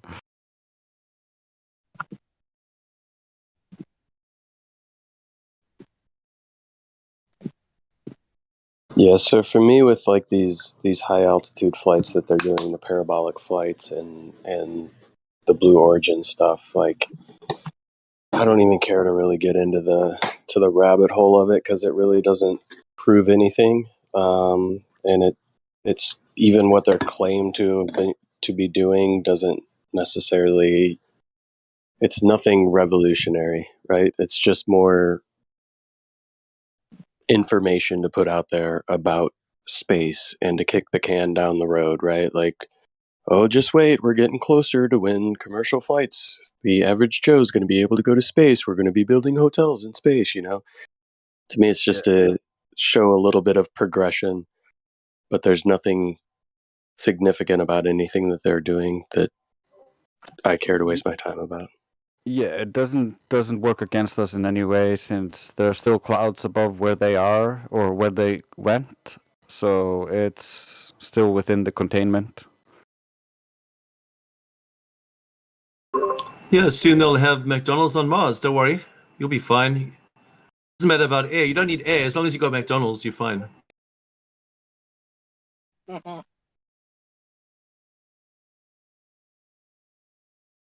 I mean, is that comment referring to me? Like, this doesn't matter to me because I've just got everything that I need? Is that what you're trying to say?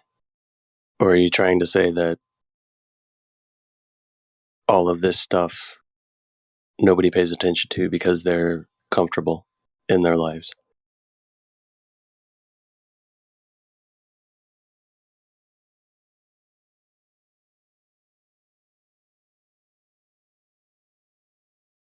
I don't know what he meant by it, but the latter makes more sense to me. Yeah, I think he was making a joke on the Schleeple. Yeah, gotcha. Just wanted to clarify. Because my statement about not necessarily digging into the rabbit hole of it doesn't have anything to do with me necessarily just being passive about everything, right? Yeah, I don't think he meant it like that at all. That's not how I interpret it. Oh, you mean me? I'm talking about. I'm just making a joke about the crazy stuff they put on media. That's all. Nothing to do with you. Yeah, gotcha, mate. No worries.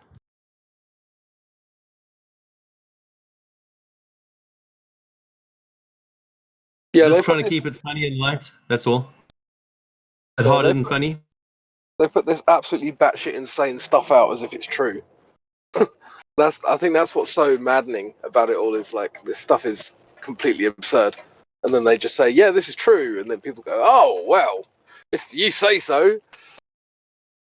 Yeah, and then you try to show the average person like evidence that's right in front of their face that they can look at about reality, and they're like, "Whoa, whoa, whoa, y'all are getting a little too crazy here." It's like, you believe all the BS that comes through the television and the media, but you can't just go out and look for yourself at evidence in front of your face? Come on.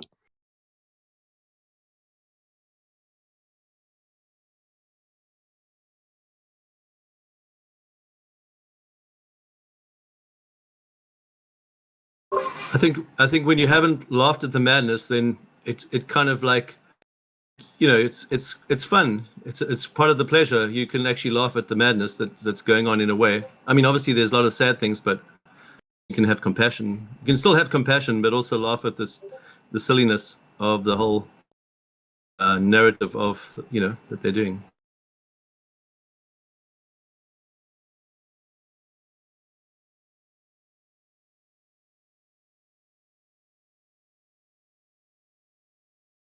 Oh yeah, it's hilarious and laughable, for sure. Like there's many times where we get the new space news of the day, and my wife just comes and is like, "Hey, look at this crap," just to have a good chuckle. Yeah.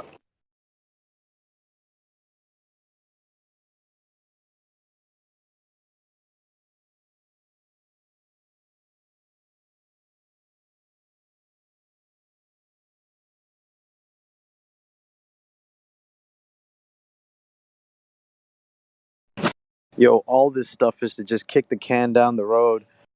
Every time I see a commercial for like money lenders or something like that, you know, lend money or borrow money at this rate, all it does is kick the can down the road. It doesn't say anything about where money comes from, the truth about money. It just talks about the way it presents itself. All it says is, our system is good. Carry on.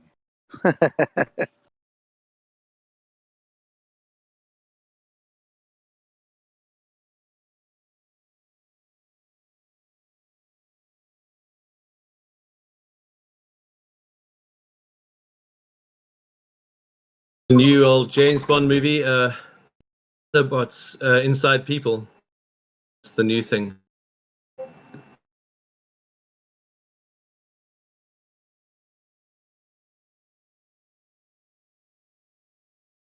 And can kill them instantly as well.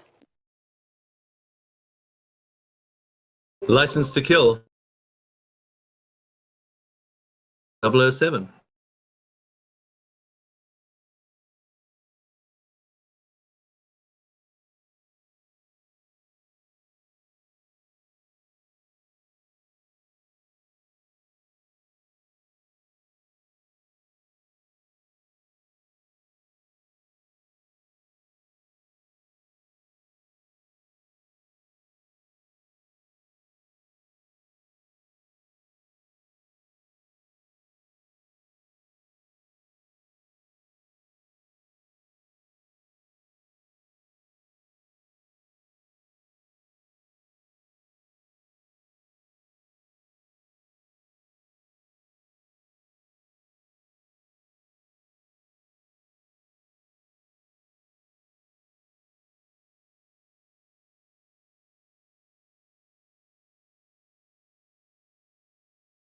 Yeah, it's funny the effect that the programming has on people, you know, through television. I noticed that my wife's family, when watching or getting into and religiously watching the sitcom The Big Bang Theory, started to also like wear NASA t-shirts and stuff like that, basically trying to emulate that they're smart like the characters claim to be on the television show. It's kind of interesting to watch things like that transpire.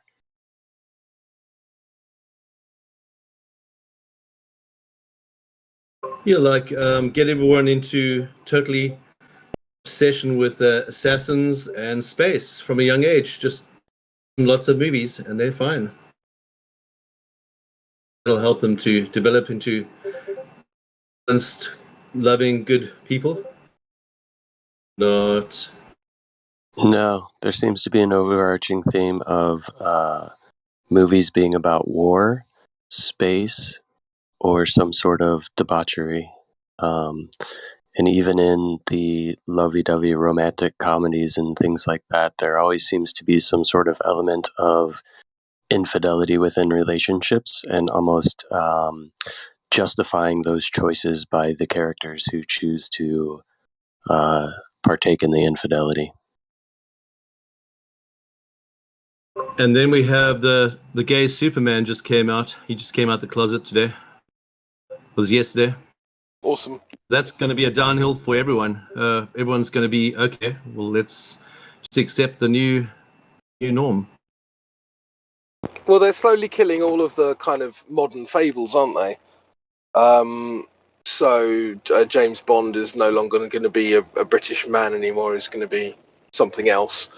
And Superman's going to be gay. Thor's probably going to be a woman soon in the films. Like, they're just killing kind of modern fables, just like they killed our older history. Yeah, there's definitely some sort of turning that's taking place, right? A slow progression into a new age. They've already come out with comics with Thor being replaced by a female. Yeah, I stopped watching all the TV series. I used to watch the superhero series on TV, but I couldn't even watch them anymore. They're just, I said, this is enough. Finished. It's over, man. How much of the same crap can we watch anyway? All the action movies are the same. You know, big giants maybe, and small superheroes just beating the crap out of them and them hitting back. I mean, minutes and minutes and minutes of it. I mean, it just translates into hours of the same crap. All with the same overarching theme of Joseph Campbell's hero's journey.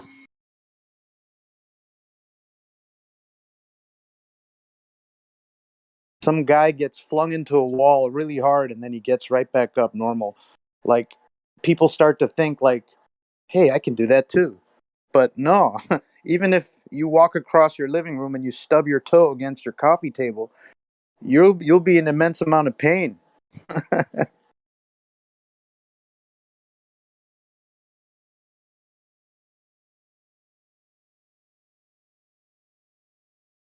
Used to be, when I grew up, I want to be a doctor or a teacher. Now it's, when I grow up, I want to be a superhero.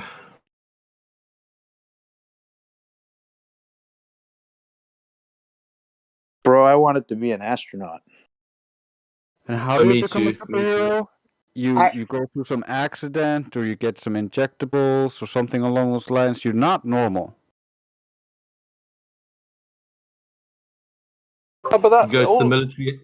all of these Get special snowflakes love the idea of being, you know, oh, I'm so special, and when they're not, they're just average for being just rubbish, you know. But they have this fantasy that they're kind of like unique, special snowflakes, and I think that's what like Big Bang Theory and all these other kind of super hero movies are kind of needling at as well. Is the idea that these people think that they're special when they're really not. That's right. They go to the movies and they watch the superhero beat up the bad guy and they love it. And that's what they love, the justice and the freedom. And then they come out of the movie theaters and everything goes right back to normal.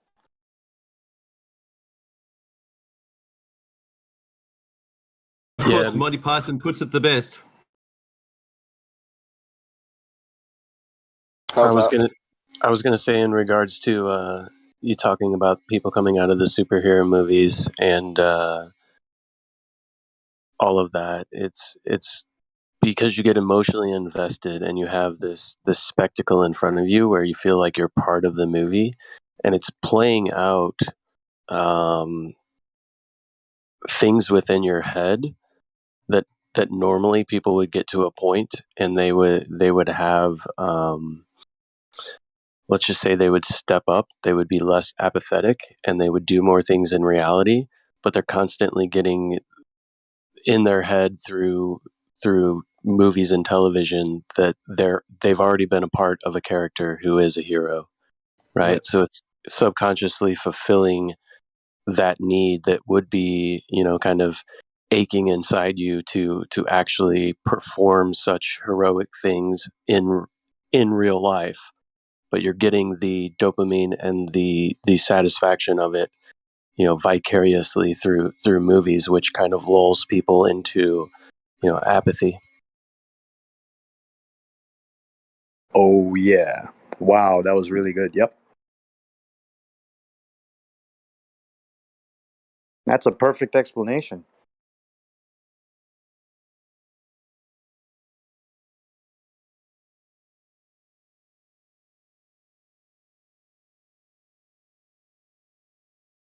And even like with the Big Bang Theory, you know, the people I know that watch it religiously and think that they're intelligent and, you know, wear the NASA shirts because that's what the characters do and they feel like they're part of the cool smart crowd or whatever, or the nerdy smart crowd, which seems to be the cool kids these days.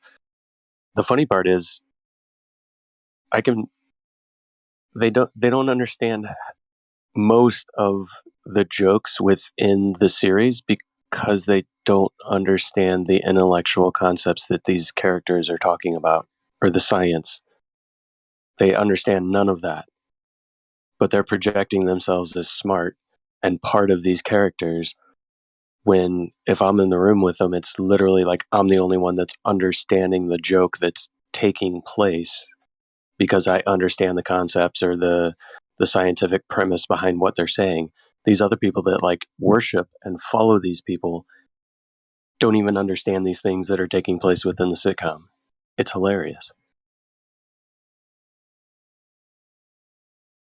I cringe every time I see somebody wearing a NASA shirt.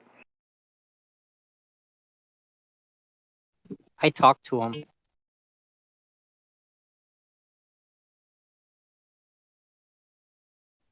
I kind of avoid them actually. I want nothing to do with them. But, you know, it depends because does anybody here own a flat earth shirt? Like one that, because I own a few and here and there I wear them now. It doesn't say flat earth on it. It does show the picture of the flat earth with a dome, one of them. The other one shows that map, you know, the round map. Um, one that says realize, realize, realize. So it's cryptic, but I wear those out in the public too. And I see a NASA shirt and I already know what they're about, but I wonder if they look at me, if they even realize what they're seeing. Now, the flat earthers for sure realize what they see because I've met some flat earthers this way. It's pretty cool. But, you know, try it if you haven't tried it. Get a flat earth shirt, wear it. You'll be surprised.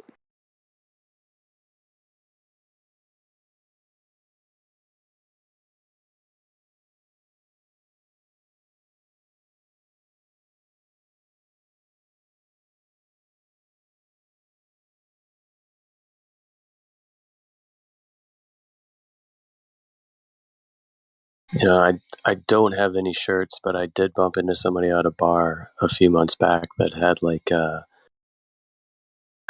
NASA shirt that says something along the lines of it's not flat or something like that on it. Some sort of NASA insignia saying it's not flat. And I approached the gentleman. I was like, "Oh, I like your shirt." He goes, "Yeah, yeah, yeah." A lot of idiots out there. And I was like, "Yeah, there are." I'm like, "So I've been wondering, you know, I haven't been able to find a any good documentation on where, you know, anybody that's actually measured the curvature. Hold on, I'll be back."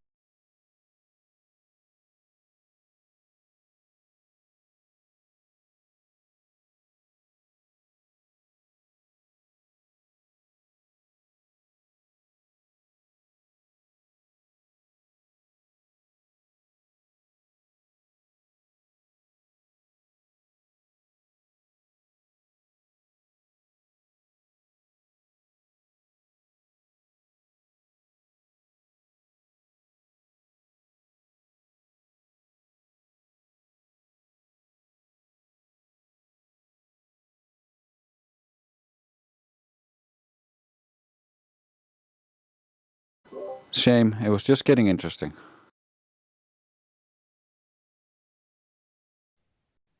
Well, I'm listening. I was hoping he was going to say something along the lines of, I haven't found anybody with good documentation on the curve. And the guy was going to be like, or he would come up with something. I'm pretty sure that is the story. Yeah.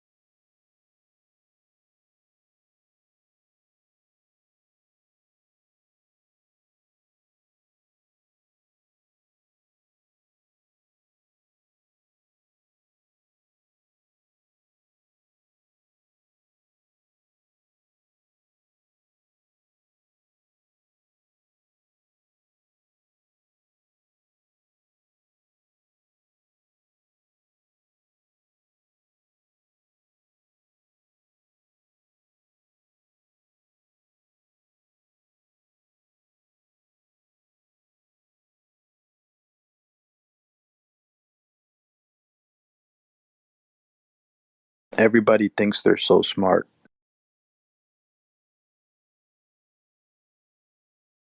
I would definitely Right. agree that most people think that they're really smart or above average.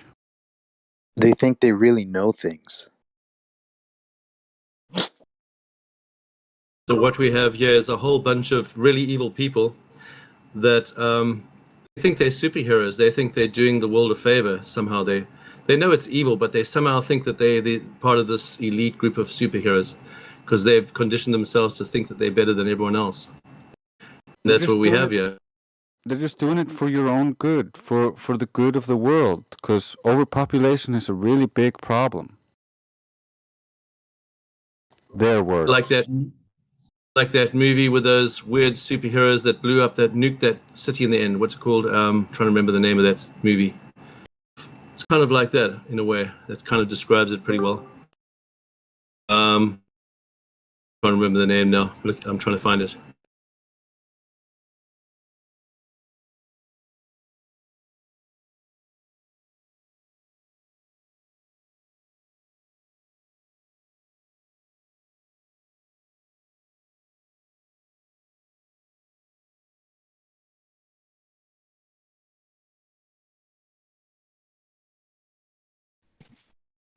I'm so bright. My daddy calls me son.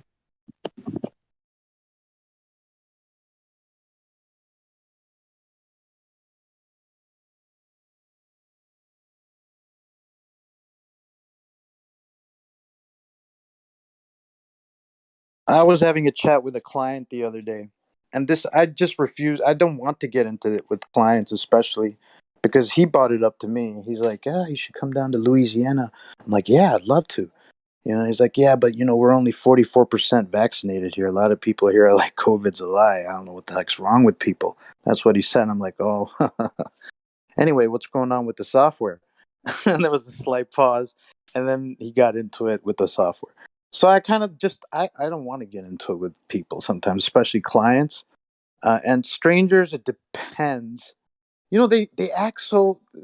It's like they are good people.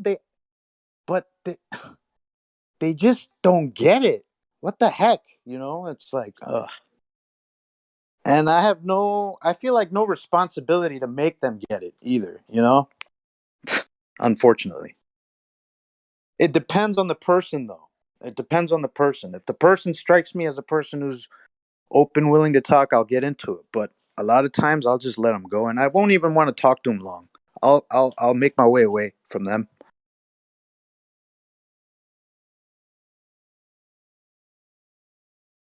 I do get that sometimes when they trigger too many flags for me, or what I consider to be flags. I just politely excuse myself from the situation. If I don't want to cause a scene, that is. Because I know I can trigger them real bad. And I do that sometimes just reactionary, just on reaction, because I grew up in a sophist home, so it was normal to use sophistry against sophistry. So for me, I've always tried to like cut that out of my life, and it wasn't until Flat Earth that I really realized how fallacies are woven into all this sophistry and how all this works. So it got a lot easier to cut that out.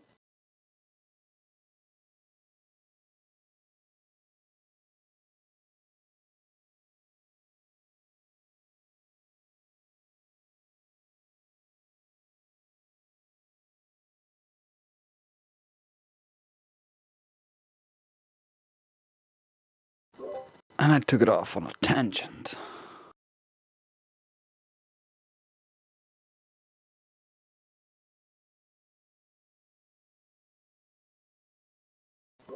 But that's one of the things I think if honestly more people just learned about logic and fallacies in school, we wouldn't be in the same situation.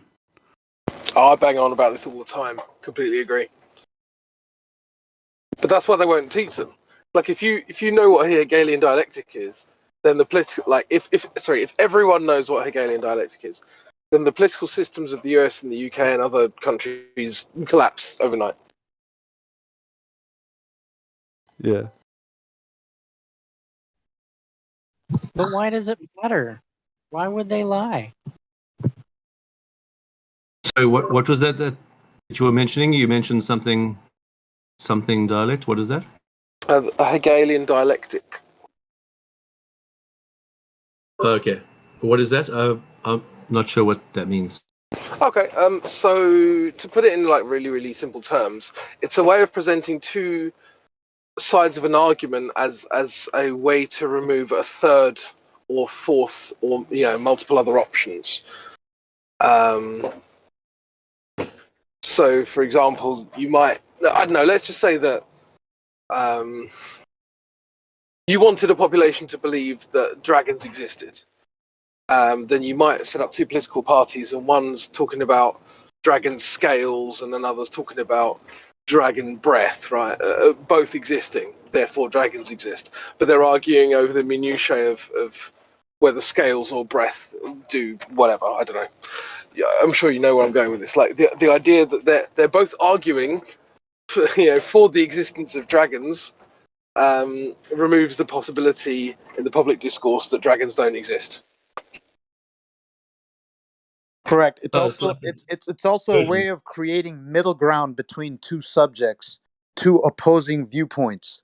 The end result of a Hegelian dialectic is the kind of creating a middle ground. So if one person doesn't like, for example, pedophilia, and the other one does, and they create a war between each other, meaning like a war of words, some kind of solution will arise that's somewhere in the middle that accommodates the pedophile and the non-pedophile, which is weird. But that's what the end result is supposed to be. Some kind of fusing. Would you agree, Crypto? No, I wouldn't actually. Okay. Sorry, just being honest.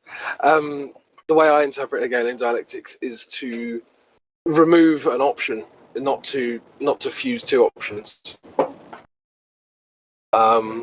I think what you're describing is just like a middle ground fallacy, where the idea is that something that's kind of an average of two other things is therefore the correct option when it's not necessarily the case.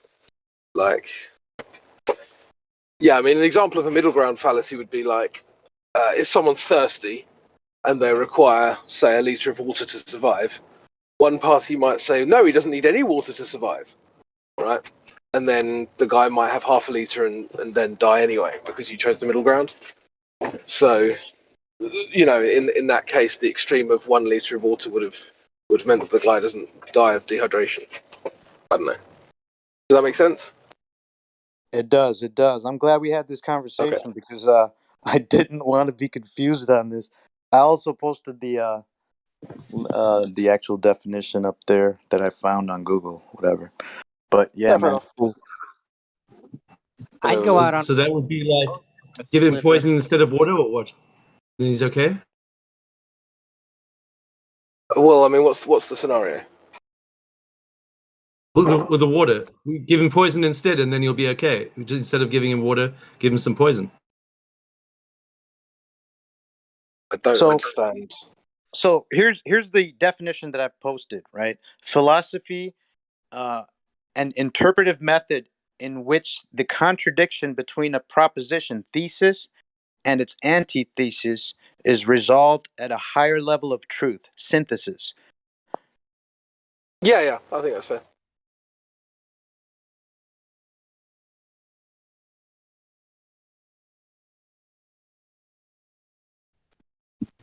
But I mean, let me give you like a real world example. Sorry, go on. So your idea with the dragons, it would have been the people don't believe in dragons. What we want them to do is to believe in dragons. So what we're going to do is we're going to create a reason for them to believe in dragons. End result, they're going to believe in dragons. Exactly, yeah. And then what you do is you set up two political parties that have seemingly opposing viewpoints, but actually don't. So one's like, maybe another example would be like, dragons exist because we found this blue dragon scale, and there's another party's like, well, no, blue dragons are a myth, but red dragons, we found red dragon scale, right? So they argue over this meaningless nonsense as a way of eliminating the truth that dragons don't exist. And this happens. A real world example of this would be like in the UK, where they talk about Brexit and every major political party believes in big government, and therefore every major political party in this country believes in the EU.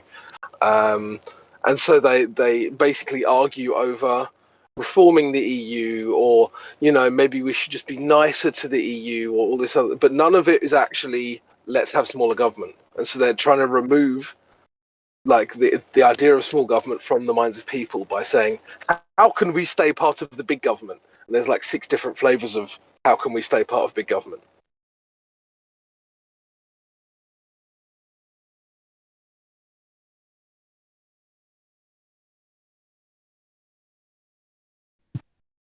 So the people, well, from what I've heard about Brexit, what I was hearing is the people want to break away from the EU. And what you're saying is that the government isn't wanting to break away from the EU, but they're going to try and make a new Kool-Aid. Like, we're not going to be part of the EU, but we're going to have EU properties. Is that what you're saying? Well, that's what they're saying. Yeah, I mean, well, they're basically saying, yeah, we're leaving, and then yeah, nothing fundamental actually changes because it's designed not to, and it's by no surprise at all. But fundamentally, it's that's at quite a low level anyway. Obviously, I don't really think that governments matter anyway, but it's just interesting that you get these monolithic thoughts. How do I even say this? Like a class of people, let's just call them politicians, will all think in the exact same way, and they'll present to you that they're disagreeing when they're not really, not over anything that matters.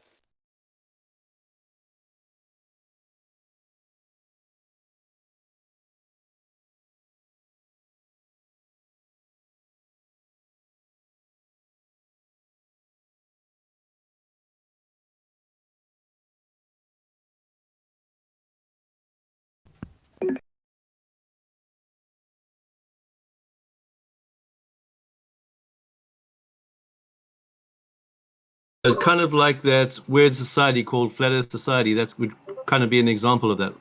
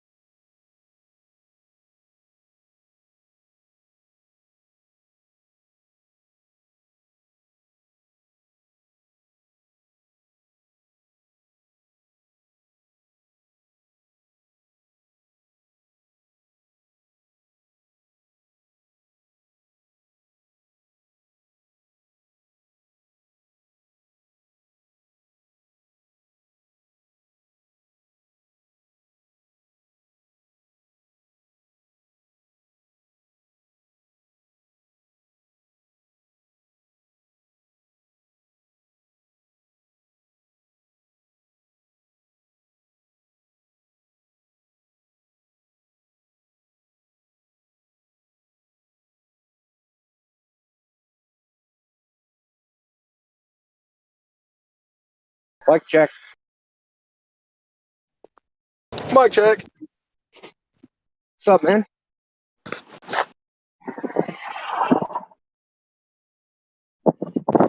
Did you hear that the Earth's a globe, Indio? I heard that, but yeah, I don't listen to those people. Yeah, what do you mean by those people? Those people. What do you mean, people? People obsessed with balls. Those people. Sticks and balls, to be fair. Ew.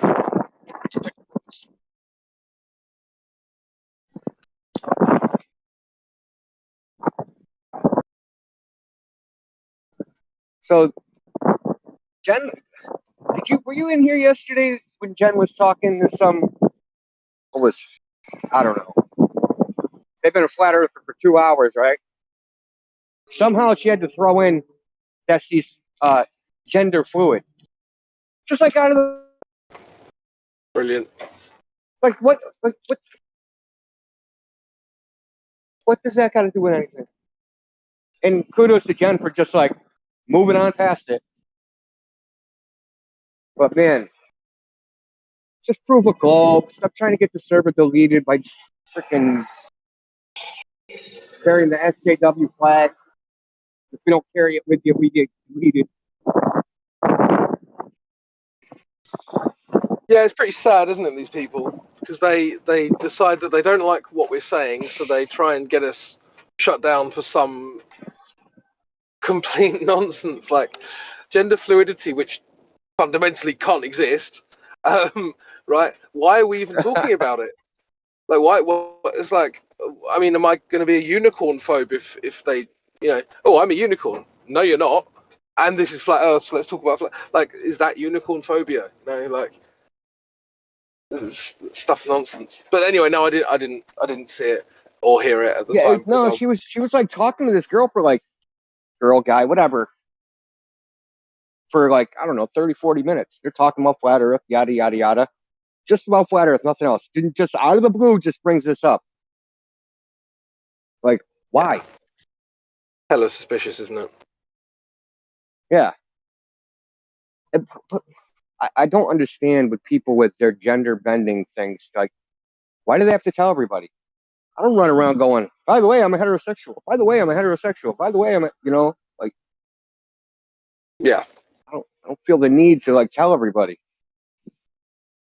And then you start going into like what you like in a woman, like, oh yeah, I really like massive asses. Like, no one asked. Yeah. Nobody asked.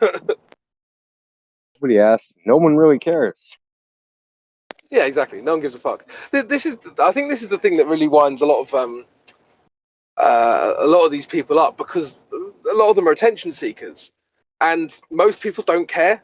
So there was this one campaign in England from some charity called Stonewall, and then it said something like, "People are gay, get over it." And I was just like, "There's nothing to get over. I don't give a fuck. I don't care." Like, I was what is over there it. to get over? Yeah, exactly. But it's just the way that it's so passive aggressive that it's looking for that reaction. It's just like, oh, so you're looking for this reaction? What's wrong with you? It's just really attention whoredom, as far as I'm concerned. And I thought that way back when, right? That people are gay because, they're trying to just like be edgy or something. At least when I was growing up, they're just trying to be different, right? And I'm going to be so different. I mean, I'm sure there's some people that are generally attracted to the same sex, but I think some just do it to like, be out there. Like the same reason now people dye their hair purple. Like, why would you dye your hair purple? Do you really want to look like an anime character? Yeah, I get, yeah. But I do think that dyeing your hair is definitely healthier, because yeah, probably. It's, I don't know, like different hair colors exist, right? So it's like there's something kind of, I mean, obviously purple hair doesn't exist, but people have naturally red, yellow, blonde, whatever, different shades of brown. all these different hair colors exist. So dyeing your hair a different color is kind of like, how would it look if humans had blue hair or whatever? I get it. I used to dye my hair when I was younger, not really anymore. I kind of grew out of it, but Yeah, well, I'm kind of going to like, okay, so when I was growing up, purple hair and weird colored hair was unheard of. Maybe one out of like you might see one once every 3 years or something. You know, and it doesn't make you look good. It's not like wow, you know, she dyed her hair purple, man. She was good as a blonde, but now she's freaking hot. You know what I mean? It's like it's not adding to your appearance. So like it's just like now it's like it's virtue signaling or something. I dyed my hair green, so now I'm signaling to the other SJWs that I'm with them. yeah. There is like an SJW uniform now, isn't there? They all kind of have either blue hair or red. Like I mean, red, not ginger, like red hair. And they all have tattoos. Have you noticed this? Every SJW has tattoos. Bad tattoos too. Yeah, don't mean anything, right? And I knew one SJW woman who had. She literally. So this SJW I knew, and luckily don't really know her anymore. She knew someone who owned a tattoo parlor, and the tattooist said, "I really want to experiment doing Mark Wahlberg. Can I draw Mark Wahlberg's face on your leg?" Right? And she was like, "Yeah, fine." I was just like, "Right, so you've got Mark Wahlberg on your leg." She was like, "Yep." Okay, cool. So I'm gonna post something in live stream. Check this out. I should ban myself for immediately coming in and doing off-topic stuff.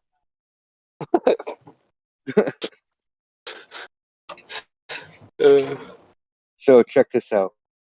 So this is a meme. So there was a peer-reviewed scientific study in the journal. I don't know if it was in Nature or something that found, shockingly, that men perform better at athletics than females. And someone had the temerity and the gall to dare post that on Instagram. Of course, Instagram banned him for hate speech. So they made this meme, which is hilarious. I'll have to check it out in a sec. I'm driving, but you know that dude with the two buttons where he has a choice. One button says trust science, the other one says science is hate speech. yeah. Kills me. Oh man, this stuff. I love the internet. Yeah, but I mean, I don't love academia. Academia is just a cesshole of idiots now. Like, what happened to academia? Because they decided they want everybody to be an intellectual when, instead of, being a carpenter. Also, not everybody's an intellectual. Forcing people into university that have no business being in university, they're not intellectually curious. They're not like, there's certain types of people that used to go into university. Intellectually curious people, people that wanted to be intellectuals, people that had a curiosity about the world or history or whatever, something, right? But now it's like people are just going into university not because they want an education, but because they want money. So, and they're being told this is the only way you can make money is to go, which guess what? It's actually not true. Don't tell them that. So, you have people that have been to university that have to publish papers in order to advance. But they're not intellectuals. They're pseudo intellectuals. They're idiots.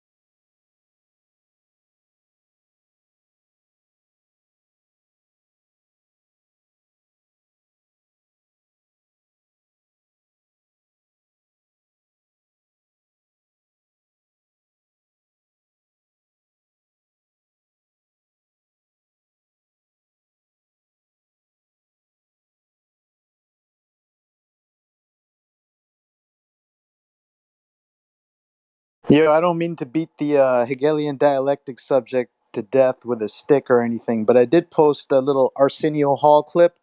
I believe LGBT was legitimized this way across the world through the Hegelian dialectic.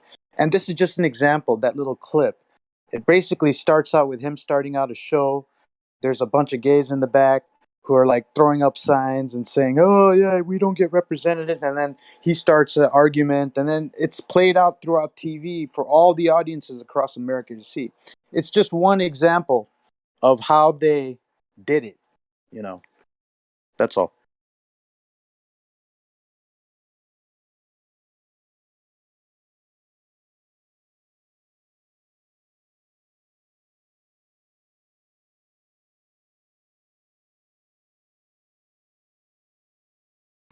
What are you talking about? Hegelian dialectic. I'm sorry, what is that? It's where there's a thesis and then an antithesis and then a synthesis. Basically, in a nutshell, a way to bring about change to an idea that's already sticking around.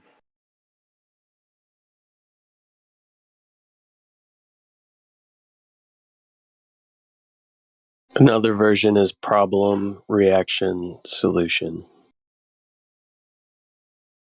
So you're saying that brought about gays? Right. So a long time ago in the United States, it was frowned upon. It wasn't a normal thing. To be gay was frowned upon. But today, it's definitely not. In the normal mainstream society. So how did that change come about? Through a process called Hegelian dialectic. Um, that's all I was discussing.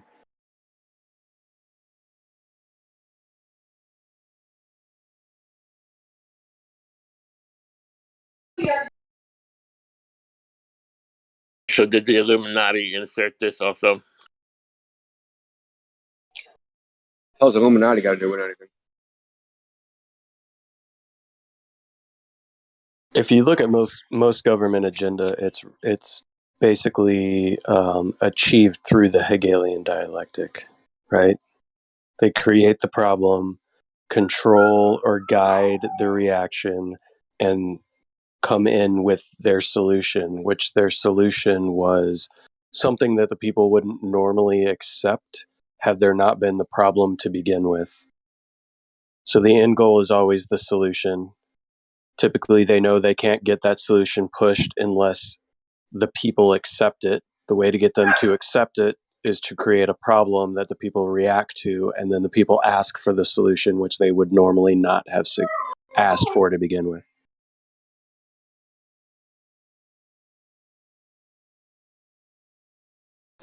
So in other words, a scam. It's definitely not random. It's like, hey, we want to spend, the better part of the next 20 years fighting wars in the Middle East and, padding our pockets through our contract companies and arms manufacturers. But the only problem that we have with doing this is the people won't accept a war. So we need to create a problem that the people have an emotional reaction to so that we can come in and offer a solution, which is what we wanted to do to begin with, right? 9/11 is the problem. People have this huge nationalistic response, and then we usher in the solution, which is 2 decades of war in the Middle East, which is what we wanted to begin with. Problem, reaction, solution. Yeah, I mean that's very transparent, really, and even like the